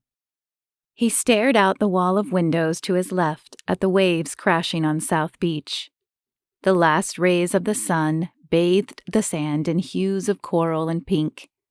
It would have been the perfect view to share with Marie. She would have loved it here. He heaved a heavy sigh and muttered the words beneath his breath. Brushing his fingers over the antique ivory keys, he wished he had paid better attention during his piano lessons as a child. It would have felt good to play a soulful lover's ballad to soothe his aching heart. Why had he given up so easily at the school the other day? He'd gone there to throw caution to the wind and profess his undying love to the woman of his dreams once and for all. But the sight of one greasy-faced cameraman had shaken his confidence. If only Miles hadn't been there. It would have been wrong to out their secret right in front of one of the very people they'd agreed to keep it from, wouldn't it? Yes, it would have been all wrong. But why didn't he go to Marie's house later that night? He'd done nothing but make one poor decision after another lately. And the thought of what it might cost him kept him up at night. He raked his fingers through his hair, tugging on the ends in frustration. He'd left Marie, and his heart, back in New York. All he felt now was empty and alone. "Are you listening to a word I'm saying to you?" The abrasive tone of Meg's voice was like sandpaper to Raul's ears, rubbing him in all the wrong ways. "It seems like you're saying the same words over and over again. It all starts to run together after a while, you know?" Raul pecked out a rough rendition of Chopsticks, watching Meg out of the corner of his eye. She sighed and tossed her head, her chemically burnt blonde hair barely reacting with any motion at all. The crow's feet on either side of her eyes stretched and warped as she massaged her temples. All I'm saying is that I need more from you. We're in South Beach, for crying out loud. You're the most eligible bachelor on the eastern seaboard. The party is going on down there. She gestured out the window toward an outdoor concert happening on the beach. Yet here you are, staying in, again. You said you wanted the real me. What you see is what you get. Besides, my foot still hurts. Raul shrugged without turning his head in Meg's direction. Don't give me that lame excuse about your foot again. You walk on it whenever you want to. She motioned toward him with outstretched arms. This, whatever it is not the man I followed in the media for the last 10 years. You've always been impulsive, exciting, irresponsible. That's the man I signed to a reality television deal. All you've done for the last few weeks is try to push me into the party scene. I'm not that guy anymore. You said you didn't want to produce a run-of-the-mill reality show. You wanted to make a documentary of my life. Well, this is it. Document it. Who do you think you're kidding? You didn't actually believe me when I said we were going to be filming a documentary. You're smarter than that. You signed up for a reality television series. Everyone knows what that means. Oh, really? A discordant sound gushed from the piano when Raul turned and leaned on the keys, glaring at Meg with furrowed brows. What does it mean? It means you need to live a life worth watching, Raul. Nobody wants to tune in to a reality show called The Sulking Billionaire. It's boring. A lot is riding on this show. He spun the rest of the way around on the polished surface of the piano bench, holding Meg's gaze. What? What is riding on it? It isn't going to rock my world if nobody watches. I don't care if the show tanks. My career is hanging in the balance. The momentary look of horror and surprise that flashed across Meg's features at the shrill words that had flown out of her mouth was almost enough to make Raul pity her. With flushed cheeks, she continued in a softer tone. If this show doesn't get the ratings I promised my boss, I'm gone. You should have thought of that before you signed me under false pretenses. The dedicated elevator for Raul's penthouse chimed, announcing the soon arrival of a guest. If you'll excuse me, I'm expecting an old friend. You should take the night off because I'm not going to give you what you want. Tonight. Or ever. Meg's jaw flapped up and down with all the grace of an albatross trying to take flight before she clamped her mouth shut. The muscles on either side of her jaw flexed wildly as she stood with her arms crossed over her chest. Her narrowed gaze burning a hole into him. I have the power to make your life miserable, you know. You can't threaten me with something you've already done. Though his tone was brave, his pulse quickened at her menacing words. He couldn't help but wonder if she was referring to her internet tabloid. The elevator doors opened, revealing a friendly face. Jonas, Raul said. Jonas stepped out of the elevator. He wore a pair of stylish loafers without socks and a pastel blazer over a designer t-shirt. Sorry, am I early? I can come back later if you need me to. No, Meg was just leaving. Raul shot the television producer a stern look. I just gave her the night off. Meg stormed past Jonas, stomping into the elevator and disappearing behind its automated doors. Whoa, said Jonas. What did I walk into? Nothing. She's just having a meltdown because she's not getting her way. What's up with you, man? You look like you just walked off the set of that old 80s TV cop show. Well, we are in Miami after all. Jonas's laughter sounded strained. His pale complexion highlighted the dark circles beneath both eyes. He'd looked tired the last time Raul had seen him, but this time he looked unwell. Thanks for coming over, man, said Raul. I'd hoped you could help me sort some things out, but you look like you've been put through the ringer yourself. Is everything okay? Raul hadn't seen Jonas look so bad since their days of pulling all-nighters when they were building the tech company that made them and their college buddies all billionaires. It's just business. It takes its toll, but I'm fine. I'm here to liquidate some assets that should take a little bit of the pressure off, so it's all good. What's up with you? You didn't sound like yourself over the phone. The two men headed for the overstuffed furniture decorating the open floor plan of the room. I'm miserable, man. Miserable, Raul said. What are you doing in Miami? Jonas asked. I just told you. I'm here, being miserable. Then do something about it. Raul plopped down on one of the couches. What do you mean? I mean, it's time to take charge. You've sat back and let life happen to you ever since your dad died. That's not the Raul I met all those years ago back in college. It's not the son your father raised. If you don't like what's going on in your life, change it. No one had ever called him out like that before. If Jonas had spoken those very same words to him only a month sooner, Raul wouldn't have been ready to hear them. But something was different tonight. The stakes were higher. His future with Marie was on the line. It was time to take charge of his life, but there were still a few pieces of the puzzle that he had no control over. There are some things I can't change. Marie is still fostering, Raul said. Raul, you're my best friend. I hope you can hear the heart behind what I'm about to tell you. I know you can't put grief and healing on a timeline, but I think it's time for you to start taking some steps toward recovery.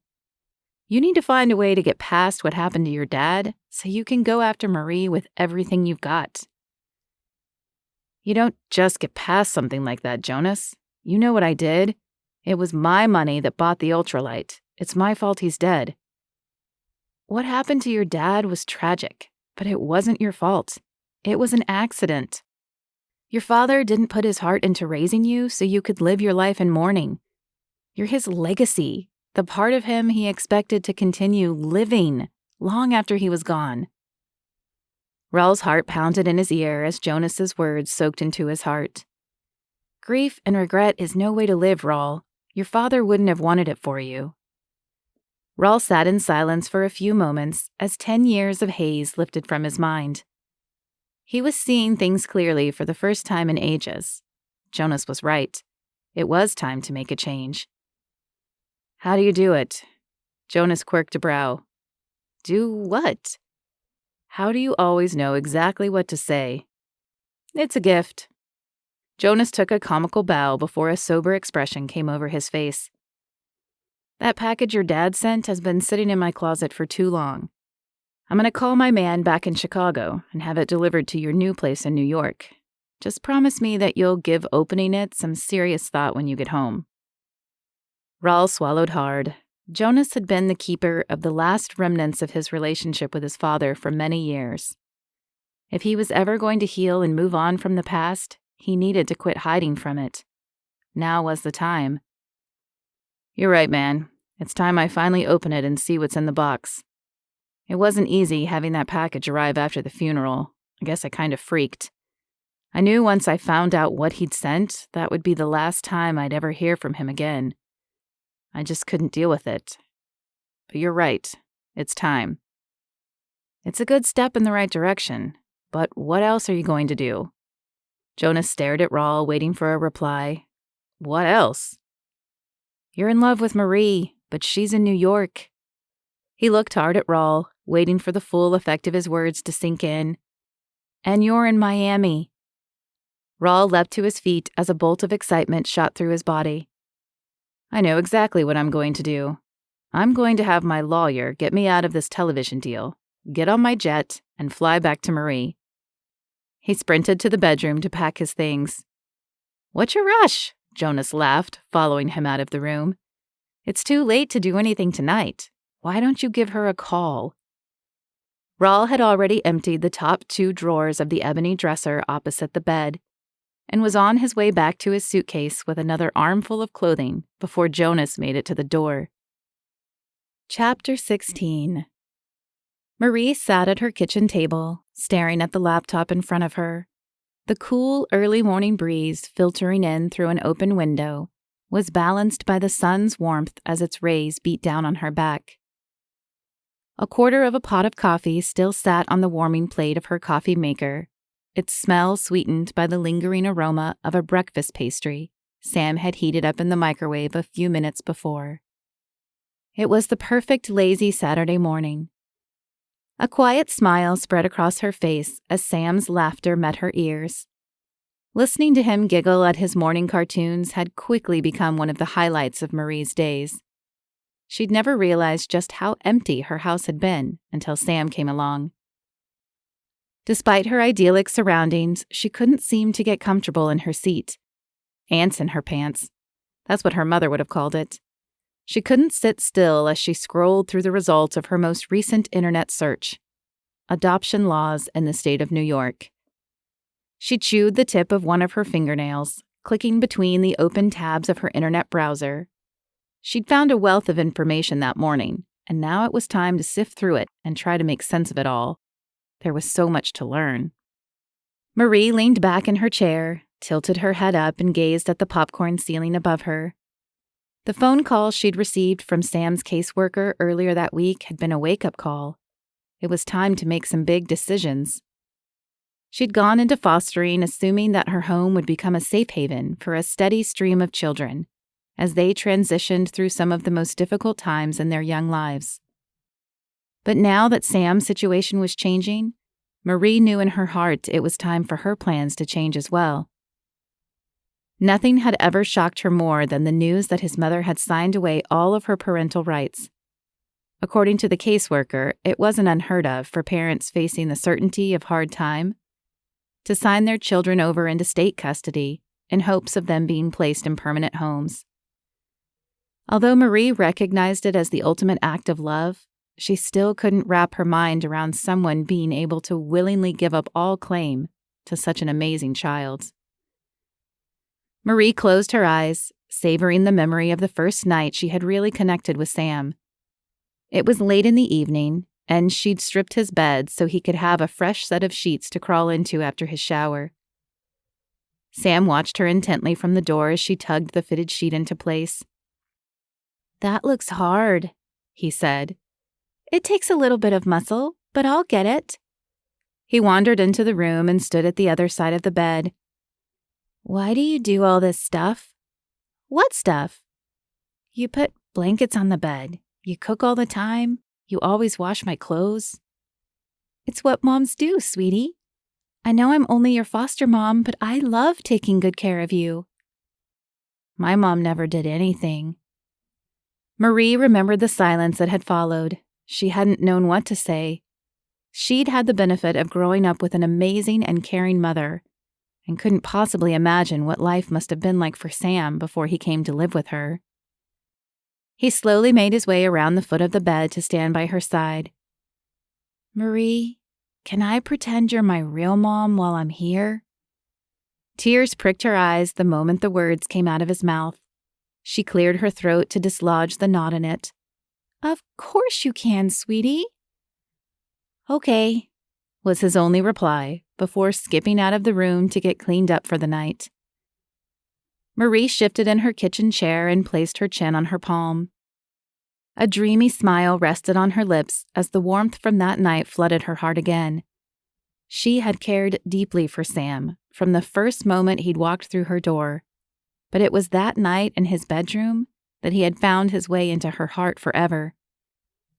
She couldn't imagine a life where she wasn't the one caring for him, protecting him. He needed a good family and a strong mother to love him unconditionally throughout the rest of his life. And Marie was ready to charge full steam ahead to give that to him.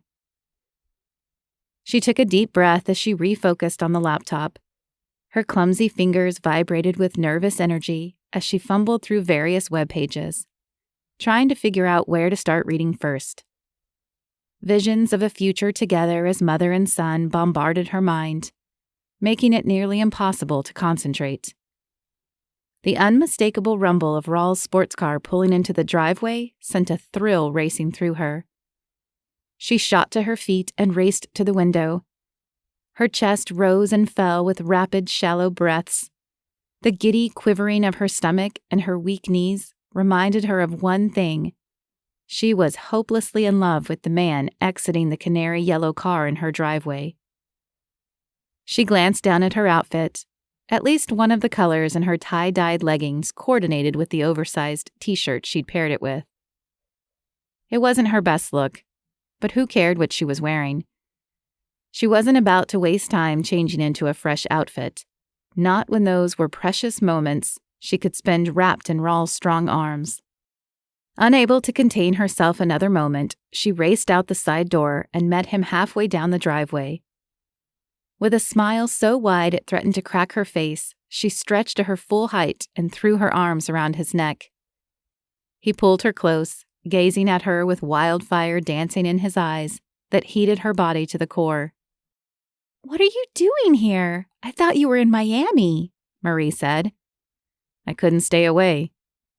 His husky voice sent a ripple of excitement coursing through her veins. Raul wove his fingers into the thick hair at the base of her neck and drew her face close to his.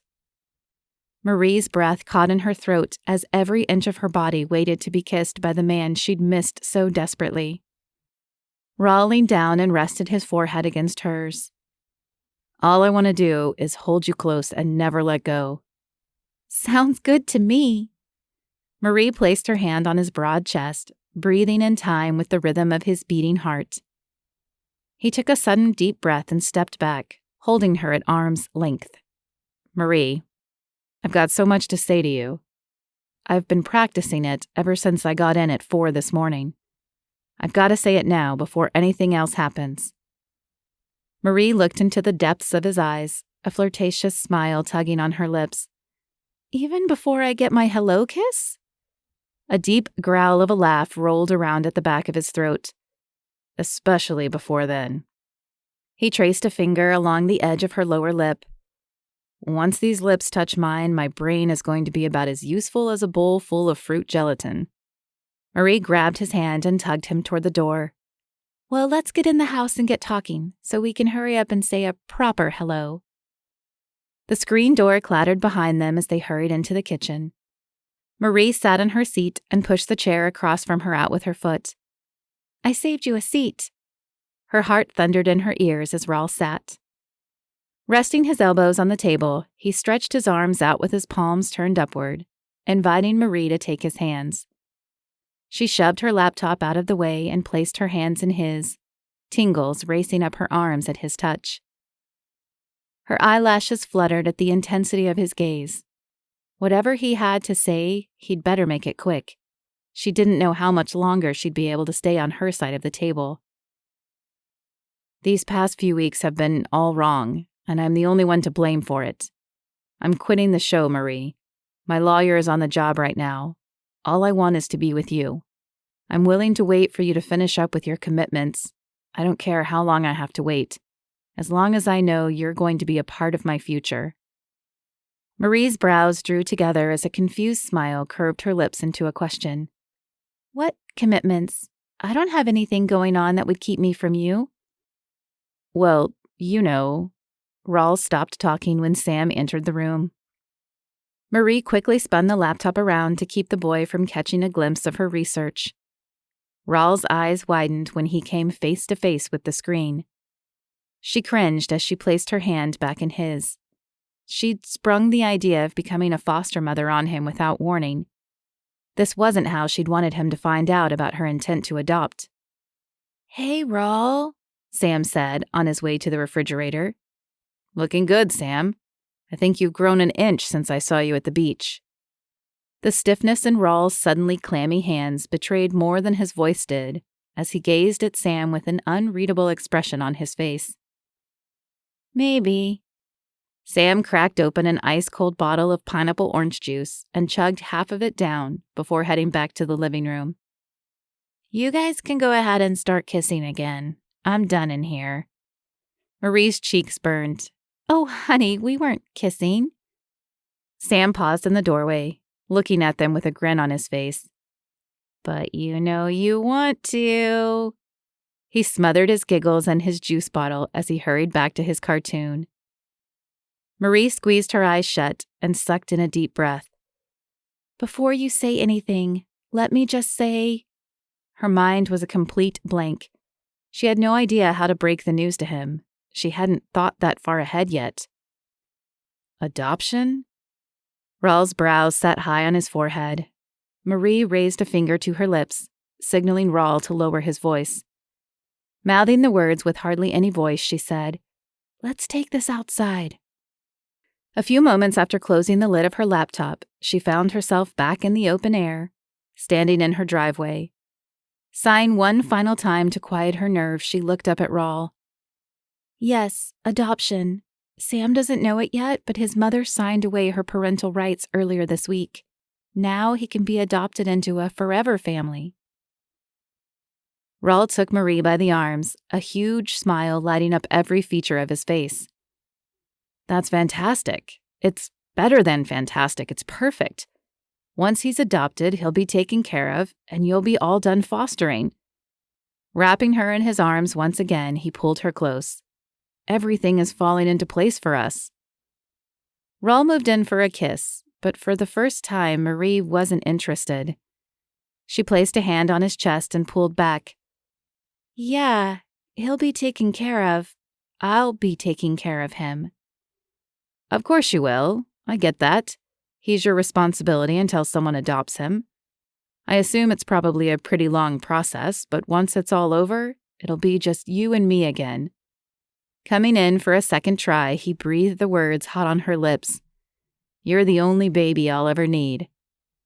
Marie broke the circle of his arms around her and stepped back.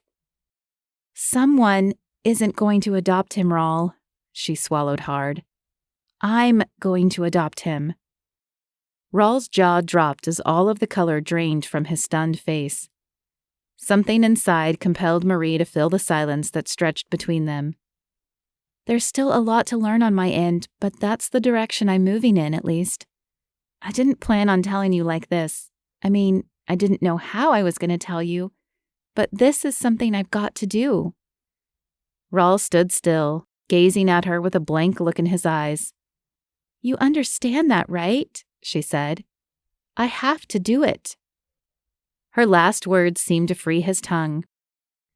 "But you can't adopt him. You wanted to be a foster parent. That's a temporary situation." "Temporary? Nothing about this was supposed to last." He raked his fingers through his hair and paced in a tight circle in front of her. "Marie, I've been waiting all this time for you to finish up with this whole idea of fostering so we can move on with our lives." Marie couldn't believe what she was hearing. Was this the same man she'd seen laughing and playing with Sam as he taught him how to paddleboard? "Listen to yourself, Raul. You don't finish up with a child who needs you.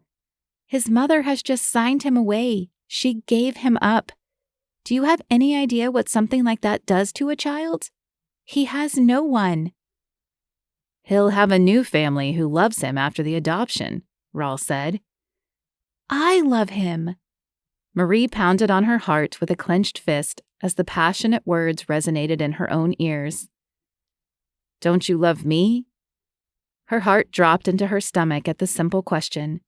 She'd never heard his voice sound so small and uncertain. Of course she loved him. She loved him more than she'd ever loved any man before, more than she could ever love anyone else in the future. How could he question that? "You know I do, but you saw him just now. Sam's thriving here. He's not even the same kid who came to live with me back in August. I can't turn my back on him now." "But you can turn your back on me?" "That's not fair, Raul. I'm not turning my back on you." "But I've told you I can't be a father. Now here you are talking about adopting?" "That's what you say, but every time you and Sam are together, you're amazing with him." Beads of sweat formed on his forehead. "That's not being a father, Marie." "I'm not asking you to be a father." Marie's breath hitched in her throat. "Unless you're saying that you want to marry me." "That's always been my endgame. Didn't you know? I love you, Marie, but I can't be a father." "Why not?" He gazed into her eyes. The pain she saw in their depths made her heart ache for him. His arms hung limp at his sides. "I don't even know where to begin. I hadn't counted on talking about this today. I'm not asking for a speech, Raul, just a simple explanation. That's just it. There is no simple explanation. It's something I've never talked about, ever. I need you to trust me. Trust that I love you, that I want to give you the world. You're asking me for the one thing I'm not able to give you. He cut his eyes away, but not before she saw the tears filling them. Marie's head swam as her own stinging tears blurred the world around her. A bottleneck of stifled sobs created a painful knot in her throat. Everyone else in this life has abandoned him. Her quivering voice strained against the words. I can't do it to him too. The long silence that followed tore at her heart, ruthlessly, clawing away at every hope and dream she'd stored up since the night she'd met her Prince Charming. Without lifting his gaze from the cement at his feet, Raul whispered, I guess there's nothing more to say. I guess not. Marie clamped a hand over her mouth as she watched Raul walk to the driver's side door and disappear into his car as if in a daze. The engine roared to life. She wanted to call out to him, but he was right. There wasn't anything more that could be said. They loved each other, there was no question about that, but they stood on opposite sides of an impassable gulf. She pressed her back against the aluminum siding of her home to steady her shaky limbs as his car backed onto the street and rolled out of sight. She slowly slid to the ground, listening to the sound of his engine grow fainter by the moment, her shoulders quaking with unvoiced sobs. There she sat for several minutes, tears flowing freely down her cheeks, until she heard Sam calling from inside. Scrambling to her feet, she used the bottom of her t-shirt to wipe her face dry just before Sam stepped outside. Someone's been blowing your phone up. He held her phone out to her. Marie sniffed. Thank you, sweetheart. Sam's green eyes clouded over. Are you all right? I'm fine, sweetie. She stepped up to him and draped her arm around his shoulders. Pulling him into a quick hug, she kissed the top of his head. I do sound a little stuffy, don't I? She spoke with as light of a tone as she could muster, doing everything she could to shield the boy from the heartache she felt inside. Her phone went off again as they stepped back into the house. She swiped her finger across the screen, unlocking it to reveal 6 missed calls and 4 unread text messages from her sister Teresa. She nearly dropped her phone on the kitchen floor when she read the most recent text. Following Mom's ambulance to Mount Sinai. It's her heart. Get here fast. Marie stood frozen in place, gasping for air. She'd lost her father years ago to a massive heart attack. Memories of the pain from that day flooded her mind. Sam, get your shoes. We're leaving now. Merciless tendrils of fear worked their way into the back of her mind, taking root to taint her every thought with torment. She'd already lost one person she loved today. She couldn't lose another. Not her mother. Chapter 17. Raul sat motionless, hunched over with his elbows resting on his knees. The beautiful scenery on the other side of the floor-to-ceiling windows of his Long Island beachfront home had no effect on his mood. There weren't enough waves in the ocean to wash away the pain he felt about what had happened between him and Marie the morning before. What had happened? He'd gone over, bursting with excitement about getting their relationship back on track, and had left a single man. He scrubbed his hands over his face as if trying to erase the confusion clouding his mind. He let his arms drop back into place, resting on his legs, their heaviness rounding his broad shoulders. Maybe Jonas had been right. He should have taken more time to deal with his problem before rushing off to see Marie. He'd wasted so much time alternating between either having his head in the sand or in the clouds. Trying to convince himself that Marie wasn't serious about fostering hadn't done him any favors. He eyed a small box wrapped in brown shipping paper sitting on the coffee table in front of him. His father's handwriting was as clear as the day he'd addressed the package. Jonas had made good on his promise to have it delivered. It almost seemed like a pointless exercise now that things were over between him and Marie. But he'd given his word to Jonas, and he always kept his word. Besides, he'd kept his father waiting for long enough. It was time to see what was inside. An eerie feeling settled in the pit of his stomach when he thought of tearing the paper to reveal the contents of the box. After 10 years, his father's last message to him had almost taken on a personality of its own. Raul bit his bottom lip, prickles of both excitement and anxiety bouncing around in his stomach as he picked up the box. He ran his finger along a neatly folded crease on the side, the yellowed tape breaking free with little effort on his part. Unfolding the flap covering the end of the package, he was careful not to tear the aged paper. A small quiver in his hand halted his progress as he balled it into a fist, forcing his nerves into submission. "I haven't been ignoring you, Dad." Raul's breathy words dissipated into the empty room around him. He released a long sigh, laced with a decade of guilt and regret. "I just wasn't ready to say goodbye." Armand walked into the room as Raul turned the package over to release the tape on the other side. The silver domed plate cover on Armand's tray glinted in the sunlight, filtering in through the windows. The thought of eating turned Raul's stomach sour. He set the box on the table, relieved for any excuse to put off opening it up a little bit longer. "I told you I'm not hungry, Armand. Just take it back to the kitchen, please." Armand marched up to where Raul sat and placed the tray of food on the coffee table, the metal tray clinking on the clear glass surface. "Monsieur, you have been home for more than a day, and still you have not eaten. If you are not sick, you must eat."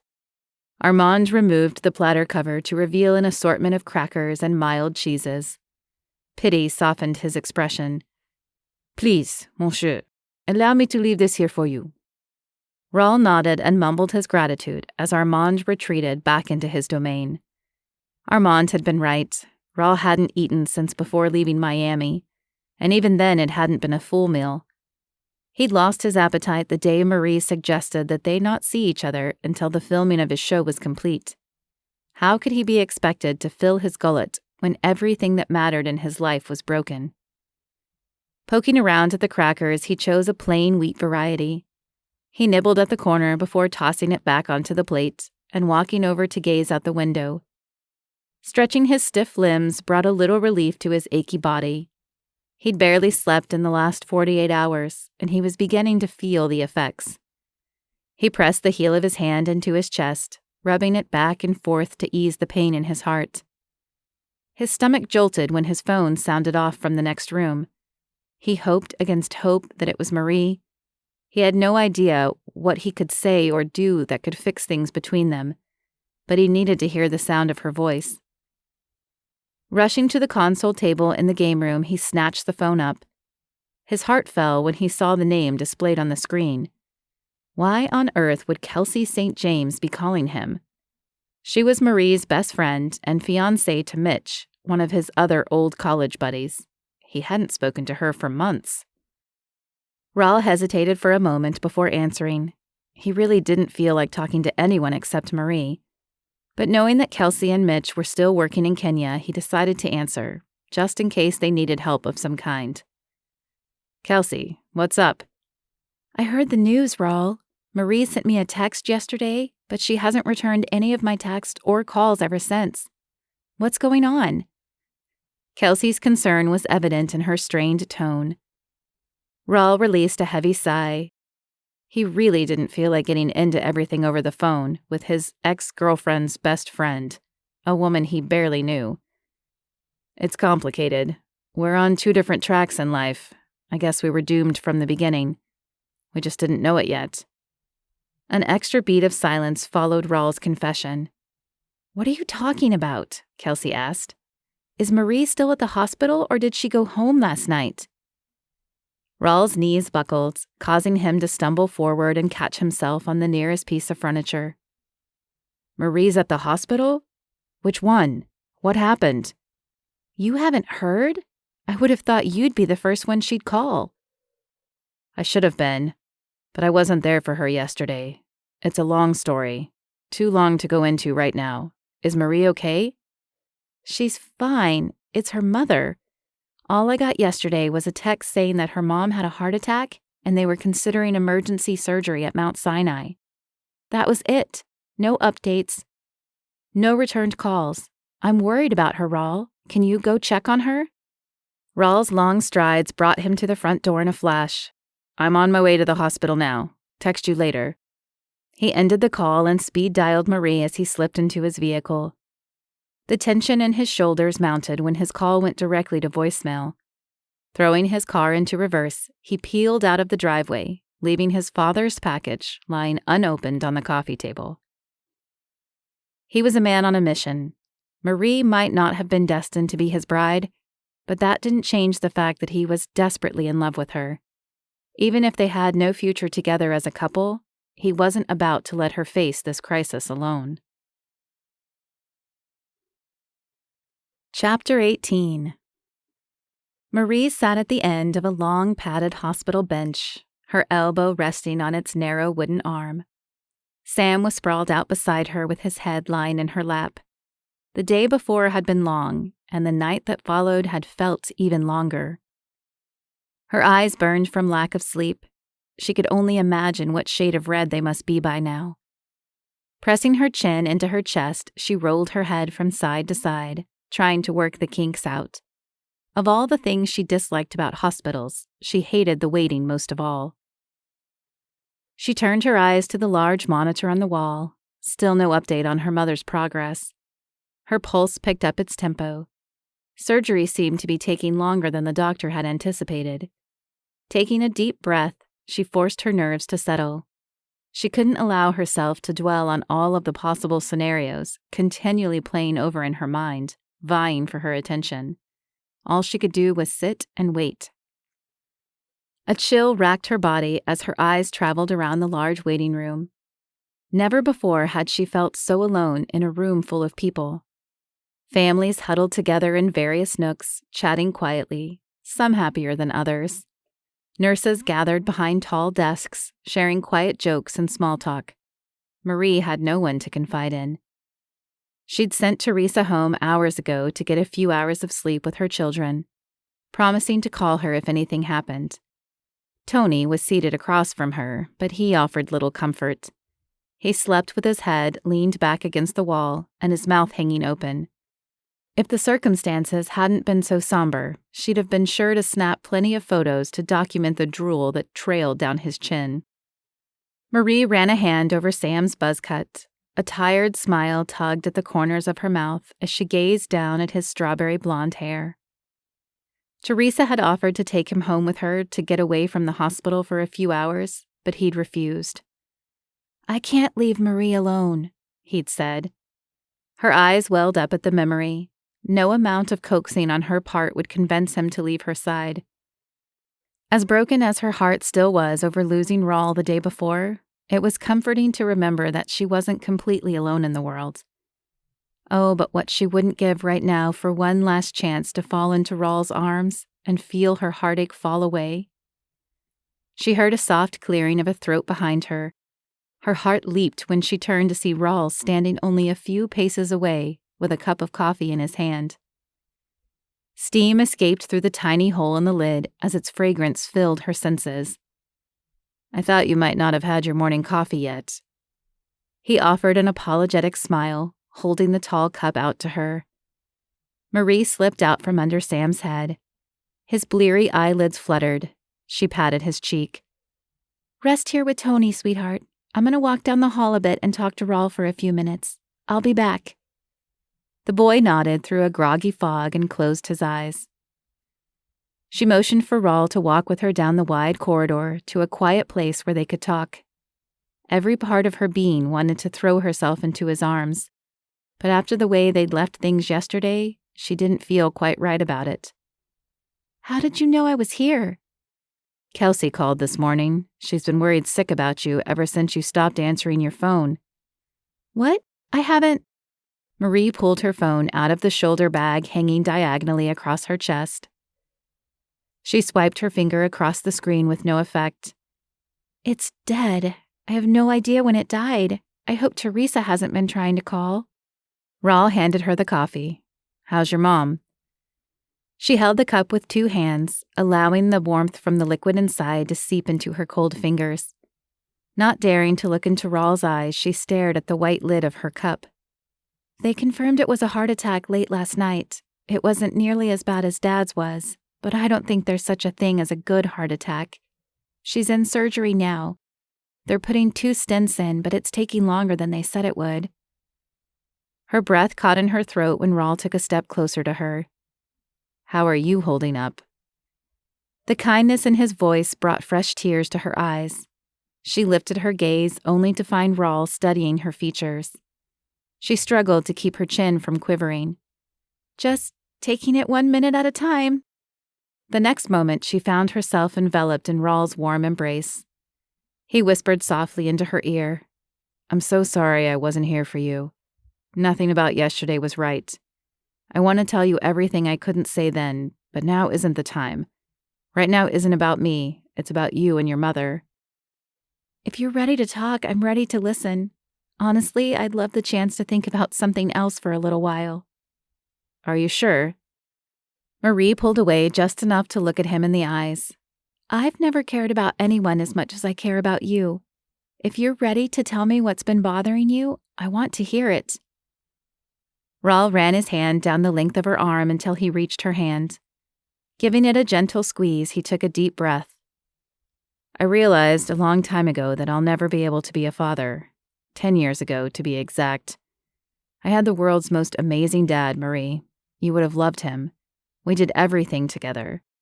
I always imagined myself growing up and becoming the same kind of father he was one day." Marie listened quietly as his pained stare looked beyond her and into a past filled with sorrow. The usual spark in his eyes was nowhere to be found. It had been replaced by weariness. She caressed the back of his hand with the pad of her thumb. What changed that dream? One day he was gone, dead. His eyes snapped back to hers. "I killed him." He passed a hand over his face, the crushing weight of his words turning the corners of his mouth downward. "What? No, your father died in a plane crash. You showed me the article from the newspaper yourself." "Where do you think he got the money to buy the plane? I gave it to him. It was one of the first things I did after we sold the company. I had a few $1 billion burning a hole in my pocket, so I started throwing money around like a fool. I didn't give any thought to what the consequences might be." Raul raked his fingers through his hair. "Dad had dreamed of flying since he was a kid. As soon as I had the money to make it happen, I did it. Sent him a check that would more than cover the cost of the type of plane he'd been eyeing for years, an ultralight." Marie placed her hand over Raul's heart. "You were being a good son." "No, a good son wouldn't give his father the means to kill himself. I'm responsible, Marie. If I hadn't given him that money, he'd be alive to this day. I'm guilty." "The only thing you're guilty of is having a generous heart and loving your father. Grief is a powerful emotion. It's twisted the way you see your role in all of this. You didn't do anything wrong. You couldn't possibly have known what was going to happen." "You're right. I didn't know what would happen if I bought him a plane, so I never should have done it. Actions have consequences, and I never gave them a second thought until it was too late." Marie gazed up at him, wanting to speak but not knowing what to say. "Don't you see? I'm too impulsive to be a father. I'd never be able to do the same things with my kids as my father did with me. Every time I'd try, I'd be brought back to another memory of me and Dad." "But isn't that a good thing? Memories of our loved ones should be cherished, not boxed up and stuffed into some forgotten corner of our minds. It's hard at first, but over time, it's been 10 years. My feelings are just as raw today as they were years ago. I don't know if that will ever change. Now, can you see why being father isn't going to work for me?" Marie closed her eyes and nodded. Raul had carried such a heavy weight for so many years. Even though he was all wrong, the guilt he felt was very real to him. It broke her heart to think of what the years since his father's passing must have been like for him. "You're doing a great thing for Sam. He needs you. And you're going to be the most fantastic mother in history. I wish I could be a part of it, but... Miss Maranzano? The surgeon had walked up while they were engrossed in their conversation. Marie latched onto Raul's arm. Your mother is out of surgery now. Marie bit down on the inside of her cheek, anticipating the rest of the doctor's report. We had a bit of difficulty with some bleeding, but she pulled through and is resting well in the recovery room. We can allow one of you to sit with her while she continues to regain consciousness. I'll look in on her later this afternoon. I'll know better how long we'll need to keep her here at that time. If everything checks out, she may be able to go home this time tomorrow. For now, I'd say she's in pretty good shape. Marie squeezed Raul's hand. Thank you, doctor. She threw her arms around Raul's neck as the doctor walked away, sloshing her coffee in the process. Raul winced as hot coffee trickled down his back. Releasing her hold on his neck, Marie grimaced. I'm so sorry. He chuckled. It's okay. I'm just glad your mom's going to be all right. Quiet settled between them. Marie tucked her hair behind her ear, unsure of where to fix her gaze. Raul cleared his throat.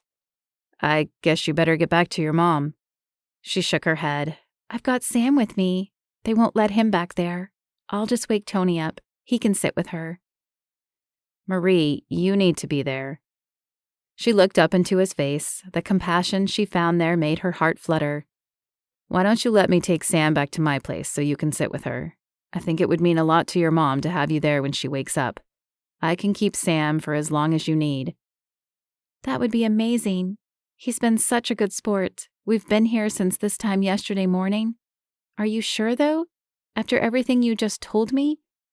I just don't want things to be hard on you. I'll be fine.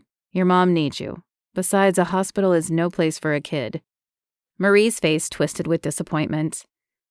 Oh, I just remembered he can't go with you. You haven't done the paperwork to be cleared to care for a foster child. If I could be sure it would only be a couple of hours, it wouldn't be any big deal. But things can change so quickly in situations like these. I have no idea when I'd be able to get away to come and get him. Raul held his phone up and wiggled it in the air. Have you forgotten that I have a legion of hotshot lawyers at my beck and call? Give me 5 minutes and I'll be cleared to babysit for the President of the United States. She stepped in for another hug, this time easing her arms around his waist. She rested her head against his chest, every bit of tension melting away from her body. Thank you so much. I'm glad I can do something to help. It's what friends are for, he said. Marie sucked in a sharp breath, cringing at his words. A new knot formed in her stomach as they walked side by side, back to the waiting room. She wanted to take his hand and interlace her fingers with his, but that's not what friends did. Friends. This was her new normal. The man she loved with all of her heart was now no more than a friend. Chapter 19. An afternoon that Raul had expected to feel awkward at best had turned out to be some of the most fun he'd had in a while. There was something special about spending time with someone who was unimpressed by his wealth. To Sam, Raul was just a cool dude with cool toys. It was a nice change of pace from the usual schmoozing crowd that always tried to worm their way into his good graces. Marie had been able to convince Sam to leave the hospital after he found out that her mother was out of surgery. Once he knew Marie could be with her instead of left alone in the waiting room, he was willing to go. He was a loyal kid. It was easy to see why Marie had fallen in love with him so quickly. Now they sat side by side at Raul's beachfront home, their plush leather seats rumbling in time with the video game they played. The big screen lit up Raul's darkened media room enough for him to see Sam's wide grin as he clutched the controller in his hand.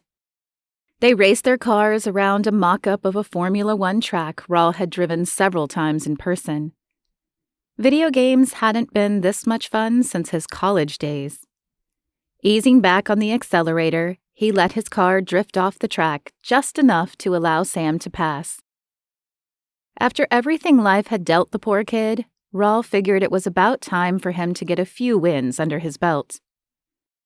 Sam's iridescent purple car whizzed past Rawls, crossing the finish line just ahead of him. "Man, you're good," Raul said. "Maybe I should hire you to drive for me in Monaco next season. What do you think? Would Marie let you out of school to go win a few races for me?" Sam's laughter was brief, his smile replaced by a pensive look. "Who knows where I'll be next year? They never let you stay anywhere long when you're a foster kid." "You've been in other foster homes before?" Sam scrolled through the vehicles in the virtual garage on the television screen. "Yeah, anytime my mom got into trouble, I'd get sent somewhere new." The matter-of-fact way Sam talked about his upbringing tugged on Rawls' heart. "You're a really strong young man. You know that?" Sam puckered his lips and scrunched his freckled nose. "That's what they all say." "You don't sound very convinced." Raul craned his neck to catch a glimpse of the boy's eyes and recognized something familiar in them. It was very much like looking into a mirror. Sam wore the same mask of bravery Raul had constructed for himself over the years. But he knew what lay behind masks. And it wasn't something any 9-year-old little boy should have to deal with. Sam selected his car and busied himself tricking it out with every upgrade available. Raul got up to stretch his legs and wandered to the other side of the room. "Does it bother you when people say you're strong?" "Yeah, they don't know me. They're just glad I don't cry myself to sleep because they don't want to hear it. Just because you don't cry out loud doesn't mean you're strong, though." Sam's powerful words pierced Rawls' heart. He wondered how many times the child he was looking at had cried himself to sleep silently, with no one to dry his tears or comfort his hurting heart. "What does it mean when you don't cry out loud?" The boy shrugged. "It means you're alone." Alone. Raul had spent the majority of the past 10 years of his life alone, living life behind a mask. That was no life for a child. Now things were starting to make sense. Sam had stuck with Marie overnight at the hospital because he was trying to protect her from feeling alone too. He was a good kid. Too good to spend the rest of his childhood bouncing around in the system, waiting for an adoptive family that may never materialize. Marie was right to take him in and make him her own. "I spent a lot of time being alone too," Raul said. "Then I met Marie and everything changed." His chest constricted when Sam gazed up at him, the brokenness of his young heart evident in his pained expression. "That's the way it was for me too, but it won't last." Tears welled up in Sam's green eyes. Before Raul had a chance to second-guess himself, he was across the room, draping his arm around Sam's shoulders. "Just because you've been alone in the past doesn't mean you have to be alone in the future. I happen to know for a fact that everything is going to turn out all right for you. Do you trust me?" Sam hesitated, studying Raul's face for a long moment. "It's not usually a good idea." "What's not?" asked Raul. "Trusting someone." Looking into the eyes of an innocent child as he quietly pleaded for help drove every fear from Raul's heart. "Take a chance on me." For the first time in years, Raul wasn't afraid. He wasn't afraid to feel. He wasn't afraid to remember. There were more important things to consider. A wounded child stood in front of him. Sam was a boy who needed love, who needed a father. Raul filled his lungs to capacity, gleaning strength from the very boy who needed him the most. Raul's heart flooded with raw emotions when his own father's words rose up from deep inside, replaying in his mind with as much clarity as the day they'd been spoken. "A real man doesn't do what's best for himself. He does what's best for those he loves." It was as if a bolt of light straight out of heaven shot down on him, illuminating everything about his life in that moment. He'd been lost in a dark place for so long that he'd accepted the lie that there was no way out. But this was it. Love. Pure, unselfish love was the only way to find his way toward peace and leave the torment of the last decade behind. Life was never meant to be lived nursing wounds and hiding away from people who needed you. He could see that now. A sudden rush of excitement filled his body, energizing him like he'd never known before. It was time to stop worrying about himself and become the man his father had raised him to be. Anticipation stirred in the pit of his stomach at the thought of opening his father's package. It still lay on the coffee table where he'd left it earlier that morning, partially opened. He gave Sam's shoulders a quick squeeze. "I've got to take care of something real quick. You keep playing here if you want, I'll be back." Only a few hours before, it had taken every ounce of his strength to force himself to even consider opening the package. But things had changed since then. It was time to see what was inside. He was ready to stop hiding. Raul squinted at the sunlight streaming into the back room of the house as his eyes adjusted from the darkened room he'd just left. Sitting in the same seat as before, he took the box in his hands. He released the tape from the underside and pulled the brown shipping paper away. Inside the brown cardboard box, he found a smaller box rolled in bubble wrap, with an envelope lying on top. He pulled the yellowed paper from the envelope and gazed at his father's handwriting. Taking a deep, steadying breath, he read his father's last words to him. "Son, I've been trying to get a hold of you all week to thank you for your gift.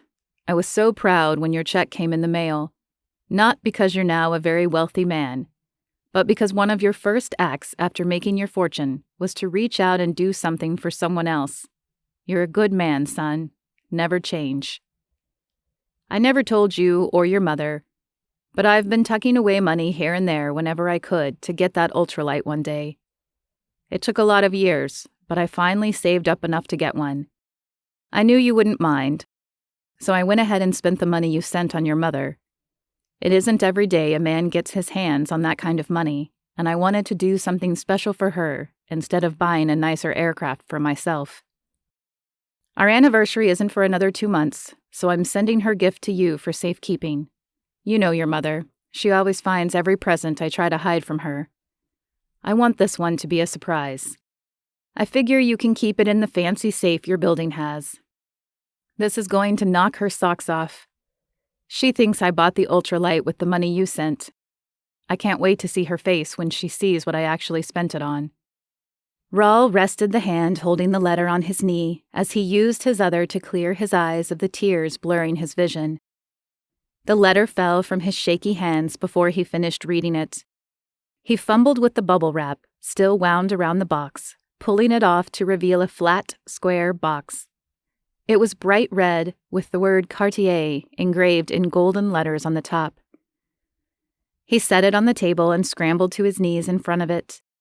Running his fingertips across the surface, his mind raced to process the thoughts swirling there.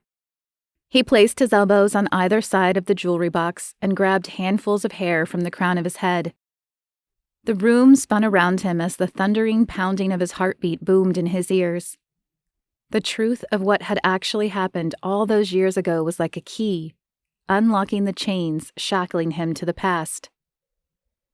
He reached down and opened the hinged lid, revealing a platinum necklace with a single pendant hanging from it. The teardrop-shaped ruby dazzled his eyes as it refracted the afternoon sun. Taking the pendant in his fingers, he ran the pad of his thumb over the heart-cut diamond, nestled into the platinum setting just above the ruby. It was just his mother's style, delicate and feminine. Raul squeezed his eyes shut, trying to hold the tears back. His father's scrawled handwriting lit up his mind's eye like an LED billboard. "I spent the money you sent on your mother." Raul hadn't had a hand in his father's death. His shoulders shook as voiceless sobs poured out of him, the hot tears streaking his face, washing away years of needless guilt. His father's death, though a tragic accident, hadn't been his fault. A small, warm hand came to rest on Raul's back. "You can cry out loud. I don't mind." Sam patted his shoulder with a tenderness that melted Raul's heart. It was as if he'd been reborn. He turned to look Sam in the eyes. With tears still streaming down his face, a fierce love for the boy he gazed at bloomed in his heart. He cupped the boy's round cheek in his hand. "Sam, we're both going to be okay. We're all done being alone." In only a moment's time, Raul had a clear vision of the future. He knew what he wanted. He knew what Marie wanted. And for the first time in a long while, it was the same thing. Not many people get a chance to get a do-over, but Raul was going to make it happen. It was time to go back to the beginning and do things right from the start. The doorbell sounded, pulling Raul back into the present. He stood and dried his tears before heading to the front door. It was Marie's sister, Teresa. He opened it, heart bursting with excitement. If he was going to pull off his plan, he'd need help, and Teresa was just the person for the job. Hey, Raul. I'm here to pick up Sam. Raul peered around Teresa, checking the car to see if Marie had come along. They're releasing Mom tomorrow. Marie is at home getting her house ready for Mom to come and stay with her for a little while. She thought it might be easier for the two of you if I stopped by for Sam, you know? The look of pity in her eyes didn't faze him. Come in, Teresa. You're exactly who I needed to see. I need your help. Raul was a man on a mission, and it was time to enlist the troops it would take to get the job done. He'd faltered and nearly failed to protect Marie's heart, but never again. She needed a man to cherish her. Sam needed a father to stand by him. Raul would be that man for both of them. Chapter 20. Marie stood at the kitchen table, sorting through 3 days' worth of mail that had piled up since her mother had been released from the hospital. Having a recovering houseguest underfoot gave her plenty to do, but no amount of busyness could distract her from the gaping hole in her heart. She'd lost the only man she'd ever really loved, and there wasn't anything she could do about it. 2 ships passing in the night. She felt like the living embodiment of the old cliché. Though their time together had made an indelible mark on her life, there was no question about it. Her and Raul's lives were set on 2 different courses that would likely never intersect again. A familiar lump formed in Marie's throat as she recalled their last meeting for the 100th time that day. She couldn't fix what was broken between them. As long as Raul carried that crushing weight of guilt on his shoulders, he'd always shy away from the family life that Marie dreamed of. Marie, didn't I teach you to make coffee better than this? Marie's mother walked into the room, carrying a barely touched cup of black coffee, steam rising from its surface. It's decaf, Ma. No wonder I'm dying over here. Where are you hiding the good stuff?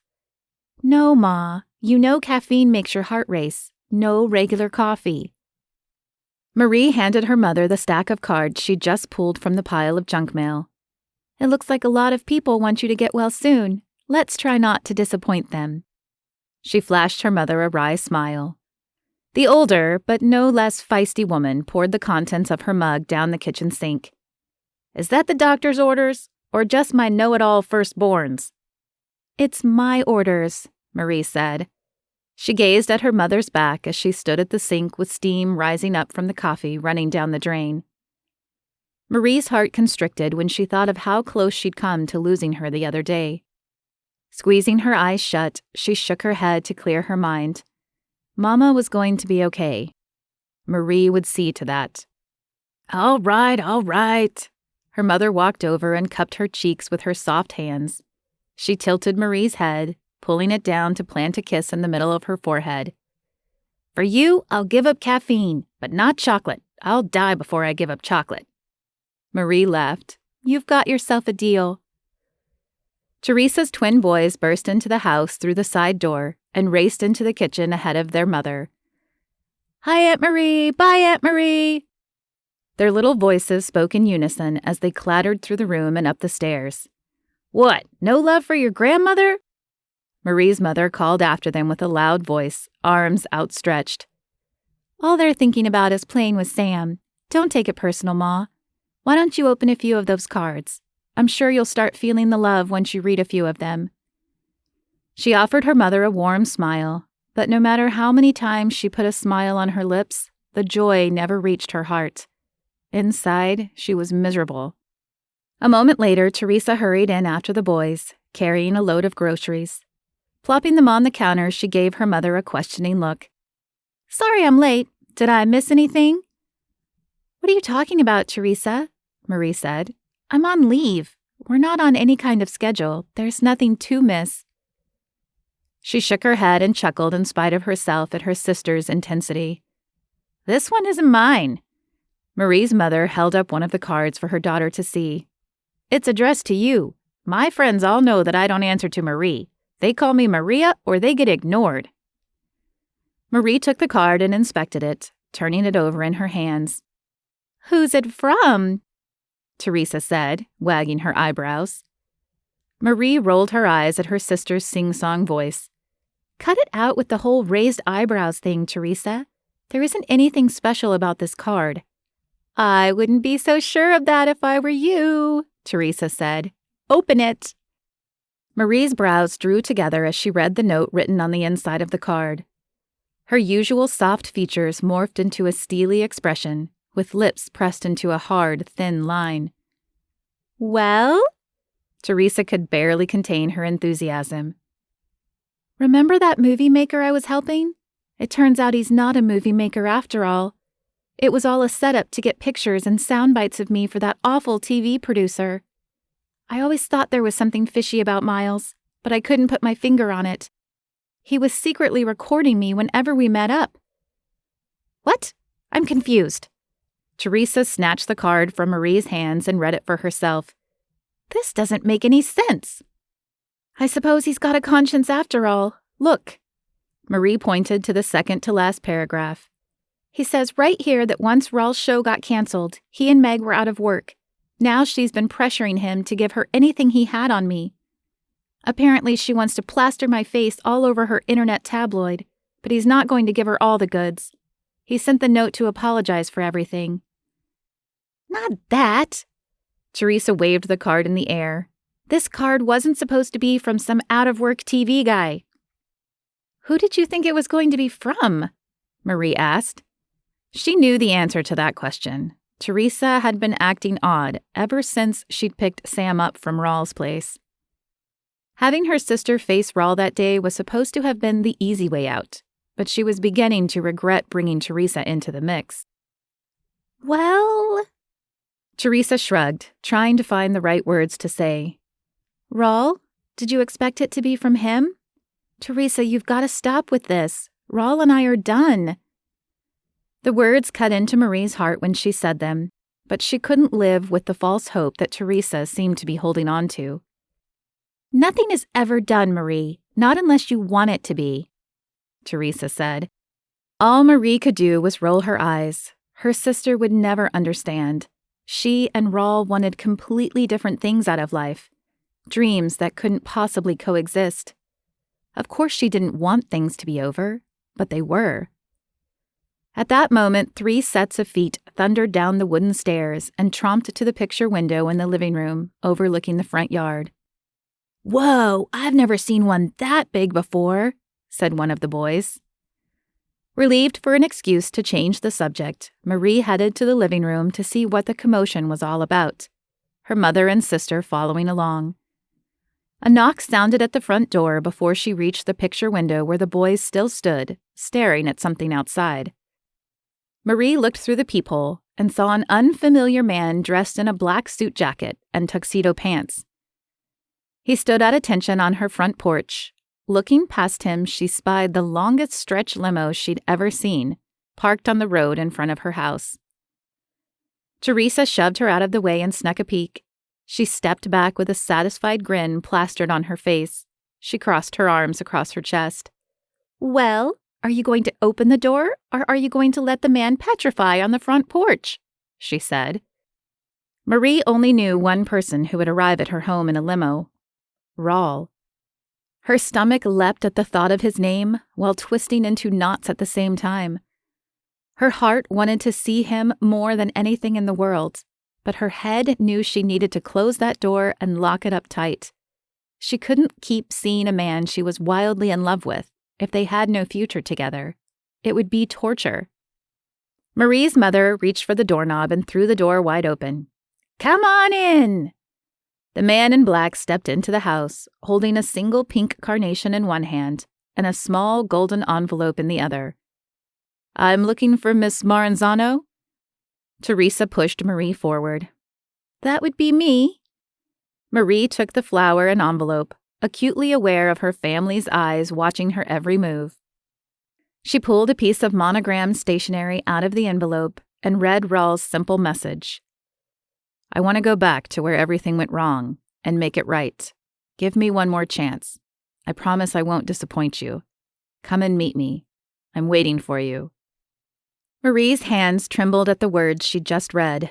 Dared she hope that they still had a chance? Sure, he promised that he wouldn't disappoint her, but she wasn't convinced he knew how important being a mother, being Sam's mother, was to her.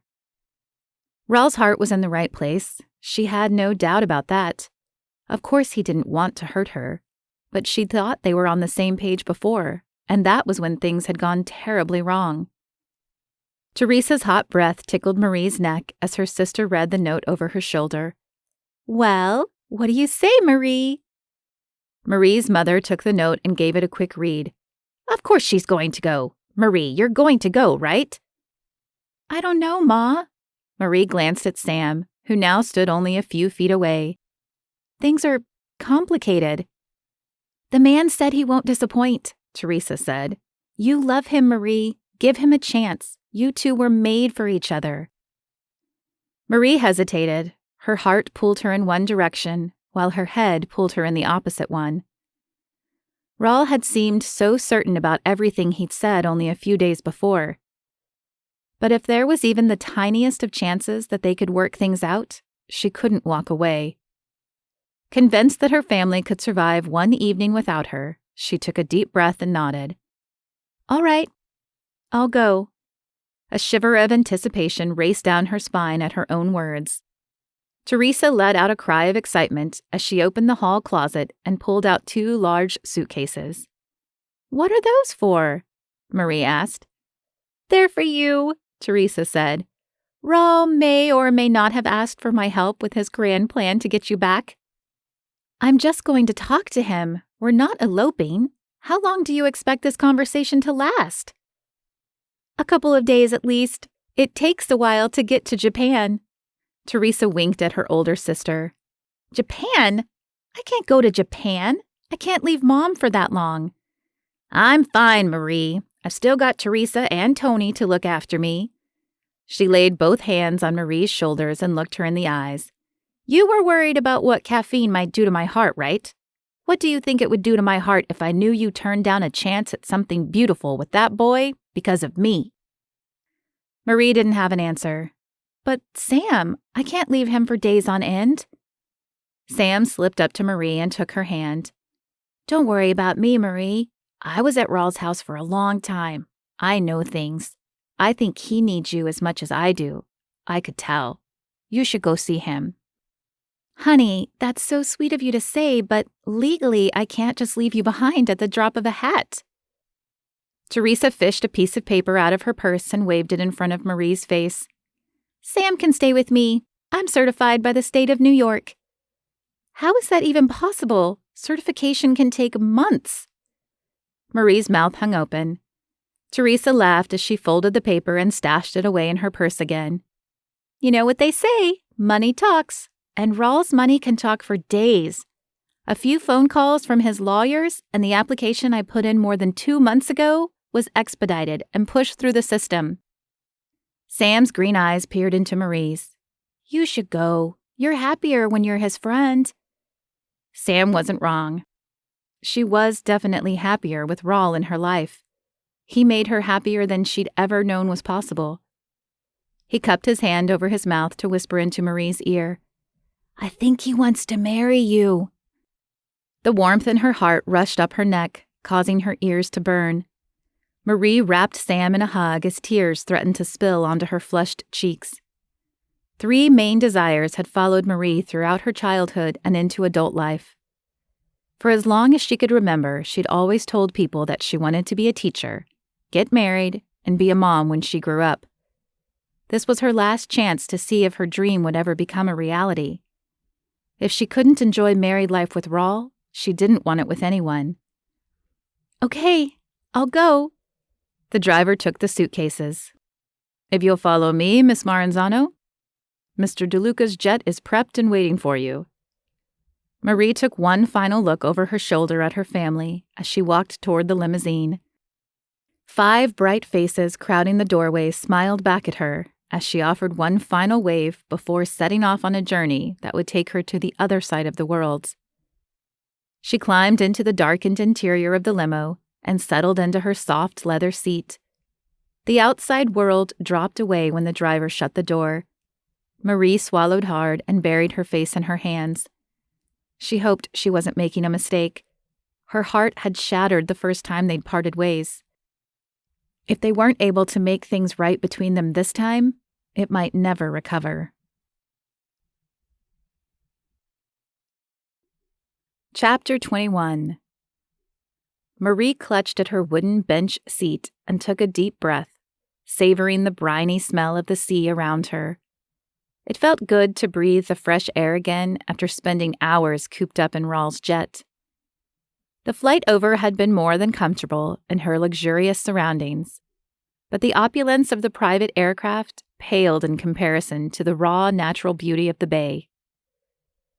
Overhead, lowering clouds heavy with rain blocked out the sunlight, bathing the world in gray. Ocean spray hit her in the face as the same small fishing boat took her to the island where she and Raul had celebrated their 3-month anniversary back in August. So much had changed in the 2 months that had passed since then. She'd gone from being convinced that Raul was her future to losing him entirely. Looking over her shoulder, she gazed at the familiar, wrinkled fisherman piloting the craft. With his hand on the wheel, he focused intently, eyes busy reading the choppy seas he navigated. More questions than she could count flooded her mind, all competing for her attention. She'd tried to call Raul while they were refueling on the West Coast, but hadn't been able to get through. All their troubles would be over if Raul had had a change of heart about having a family. She wanted to believe that he had, but she couldn't. Not yet. She had to guard her heart against getting carried away by the romance of being whisked off to a romantic rendezvous. There was no way to know what Raul was thinking until they spoke. She was done assuming things where their relationship was concerned. The emotions filling her heart churned just as much as the rough seas tossing the boat. The sound of the surf crashing on a rocky shoreline told her that they were almost there. Her secluded island destination loomed just ahead. She turned her attention to a horizon veiled in sheets of rain and bit her bottom lip, the taste of sea salt filling her mouth. What was she going to say when she saw Raul? A sudden feeling of self-consciousness washed over her as she smoothed her hands over her clothing. She hadn't seen Raul since their last meeting at the hospital, when she'd worn a 2-day-old outfit wrinkled from her overnight stay. She wanted to look her best for him today, but Teresa had only packed her most boring clothes. Her wide-legged black gaucho pants and snug black sequin tank would have to do. She hugged a royal blue cardigan around her torso to shut out some of the blustery October wind. The old man pulled up alongside the dock and tethered the boat in place. Marie scanned the shoreline for Raul, but didn't see him anywhere. She took the fisherman's hand and stepped onto the dock. From her new vantage point, she could see a large arrow drawn in the sand, with a single pair of footprints leading down the beach and around a large stand of boulders. Her shoulders shook with a massive shiver that raced down her spine as she followed in Raul's footsteps. The moment of truth had arrived. In only a matter of minutes, she would learn, for better or for worse, what her future would look like. Raul stood on the sandy beach with his eyes fixed on a large rocky outcropping. He'd spied Marie's boat approaching the dock a few minutes before. She'd round the corner any minute. He wiped perspiration from his brow and muttered the speech he'd prepared one final time. He wet his lips and tugged at the hem of his shirt as a low rumble of thunder rolled in from somewhere far out to sea. But the storm brewing out there was nothing compared to the storm raging in the pit of his stomach. He'd been so sure of himself while making his plans to sweep Marie off her feet, but now that it was showtime, he felt woefully unprepared. He glanced behind him at the solid wood pavilion at the other end of the beach. Its thick redwood beams supported a multi-tiered tile roof that curved upward at each corner. Between each post stretched an intricate wooden latticework from which bamboo and paper lanterns hung, swinging in the wind. Had he done enough to make this moment special? Probably, but he wasn't sure about anything anymore. Marie wasn't the type to have her head turned by extravagance. Maybe he'd gone too far. He probably should have just gone over to her house and had a heart-to-heart on her porch swing. That was more her speed. Why had he... Raul sucked in a sharp breath. There she was, standing in his footprints, with a hand resting on the large boulder beside her. With a hammering heart, he watched as her hair whipped out behind her in the wind. Her sequined shirt clung to her in all the right places, sparkling even in the stormy gray light of day. She looked every inch a goddess of the sea, risen to steal the hearts of men. Raul's Adam's apple bobbed as he tried in vain to swallow his nerves. Mesmerized by her swaying hips as she trudged through the ever-shifting sand, every one of his carefully planned words abandoned him. There he stood, with nothing but stammering lips and a heart overflowing with love, to offer the single most gorgeous woman he'd ever laid eyes on. Marie walked up to within a few feet of him before she stopped, an unreadable expression on her face. "Hi," she said, offering a guarded smile. "Hi." Raul squeezed the back of his neck as if hoping to coax more words to pop out of his mouth. How was your flight?" If it wouldn't have made him look like a crazy man, he would have punched himself in the side of the head for such a stupid opening line. Why hadn't he said something profound, or romantic even? He needed his brain to start functioning. Stat. "It was nice." Marie caught a handful of hair, twisted it, and pulled it over the front of her shoulder, trying to contain it in the rising wind. Lightning arced between the clouds above the water only a few miles away. It was as if the charged air shocked Raul back to life. He stepped toward Marie. It took every ounce of his willpower to keep his hands off her. "Marie," he said, voice husky with emotion, "I asked you to come here because I wanted to go back to the place where things went wrong. Nothing but you, me, and the sea." "I like that." She looked up at him through thick, dark lashes, causing his stomach to turn a flip. He reached out and took her hand, interlacing his fingers with hers. "The last time we were here, you tried to share something very special with me. You tried to share a piece of your heart, and I didn't listen. I heard the words you said, but I didn't listen." He lifted her hand to his lips and placed a lingering kiss on her knuckles. "I was lost, Marie.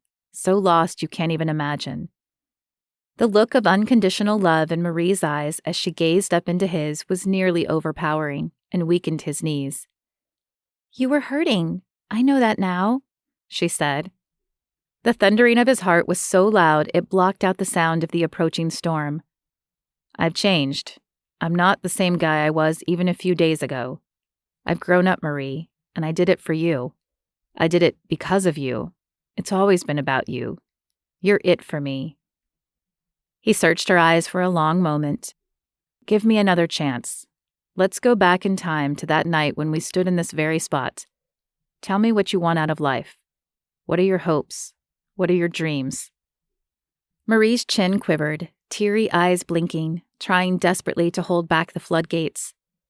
Raul leaned in close and whispered in her ear, the sweet scent of her hair making his head spin. "Trust me with your heart one more time. I'll protect it with everything I've got." She pulled back just enough to look him in the eyes. "I've only ever wanted one thing, a family of my own to love." She shrugged off her trembling voice and offered a smile that didn't reach her eyes, stretching her trembling lips thin. Raul closed the remaining gap between them and wrapped an arm around Marie's waist. With his broad hand spanning the small of her back, he gazed into her eyes. "That's exactly what I want too." He could have sworn that he was struck by a bolt of lightning when Marie laid her delicate hand on his chest. She stared at him with a mixture of hope and confusion swirling in her wide brown eyes. "But what about your dad? And kids? I thought you couldn't..." Raul brushed a few wisps of hair out of her face with his free hand and worked his fingers into the thick locks at the base of her neck. Cupping the back of her head with his hand, he drew her closer. He took a deep breath to steady his racing pulse, but it was no use. As long as Marie was this close, it was a lost cause. I've made peace with the past. There's nothing holding me back now. Tears streamed down Marie's cheeks. Do you mean it? Every word. Raul's heart sang when Marie leaned into him, her curves melding with the lean lines of his own body as the first raindrops began to fall. Marie's hot breath teased his lips. It's starting to rain. Her breathless voice invited him to make the next move. I don't care. He muttered the words, lost in the moment, before pressing his lips against hers. How he'd missed the softness of her sweet lips. He kissed her with such passion, it was as if it were their first, last, and every kiss in between, all wrapped up into one. Marie slid her arms around his neck, giving as much as he gave, oblivious to the downpour around them. Desire lit a fire that coursed through his veins that no amount of rain could dampen as he deepened the kiss. A crack of lightning in the sky above them broke their trance. Raul pulled away, chest still heaving. Come on. He nodded toward the pavilion. I think you'll like what's next. He grabbed her hand and they took off running down the beach toward the shelter the ancient structure had to offer. Once inside, Marie wrung out her hair and peeled her sopping wet cardigan off, dropping it to the floor with a slap. Raul raked his fingers through his hair, slinging it to the side and out of his face. He stretched his arms wide. What do you think? I think it's not fair that we just ran through the same rainstorm and you still look like a fashion model while I look like a drowned rat. Raul dropped his chin to his chest, his shoulders shaking with laughter. You could never look like a drowned rat. He stepped close and rested both hands on her hips. You look like a siren of the sea, and I'm powerless to resist. Marie held on tight as he placed a trail of kisses along her jawline, stopping when he reached the corner of her mouth. Squeezing his eyes shut, he forced himself to step back and get himself together. If he looked at her full lips another minute, he knew he'd fall under their spell again and never finish what he'd set out to do this afternoon. He cleared his throat. I was actually referring to this place. What do you think of it? Colorful paper lanterns hung from the latticework beneath the eaves and swayed from the rafters above their heads. They glowed all the brighter as the storm outside grew darker. A small candlelit table was set for two at the other end of the pavilion, well away from the rain blowing in through the open walls. It's the most romantic thing I've ever seen, she said. Raul's heart skipped a beat. Is it really? Marie sighed in response as a dreamy smile lit up her face. Raul had more conviction about the next words he was about to say than anything else he'd ever said in his life. I was going to wait until later, but I think now is the time. Without another word, he took Marie by the hand and dropped to one knee. I don't want to waste another second of my life without you by my side. I love you. I want you to be my wife, and I want Sam to be our son. Will you marry me? Marie clapped a hand over her mouth, stifling her scream. Once the squeal had run its course, she fanned her face wildly with both hands as she struggled to catch her breath. Raul inclined his head to catch her eye. I'm hoping that means yes? Quit talking and kiss me, you big hunky chunk of beefcake. Of course I'll marry you. Marie flung herself at him and wrapped her arms around his neck. She pulled his face close to hers and smothered it with kisses, leaving trails of bright red lipstick in her wake. Raul dug into his pocket and produced a small box. Let's make it official. He opened the hinged lid, revealing a solitaire diamond engagement ring. Its round, brilliant cut reflected the lantern light above, glimmering in its bed of black velvet. Sliding it onto her finger was the final step on his long road to healing. He would never again be a lone wolf, racing to outrun his past.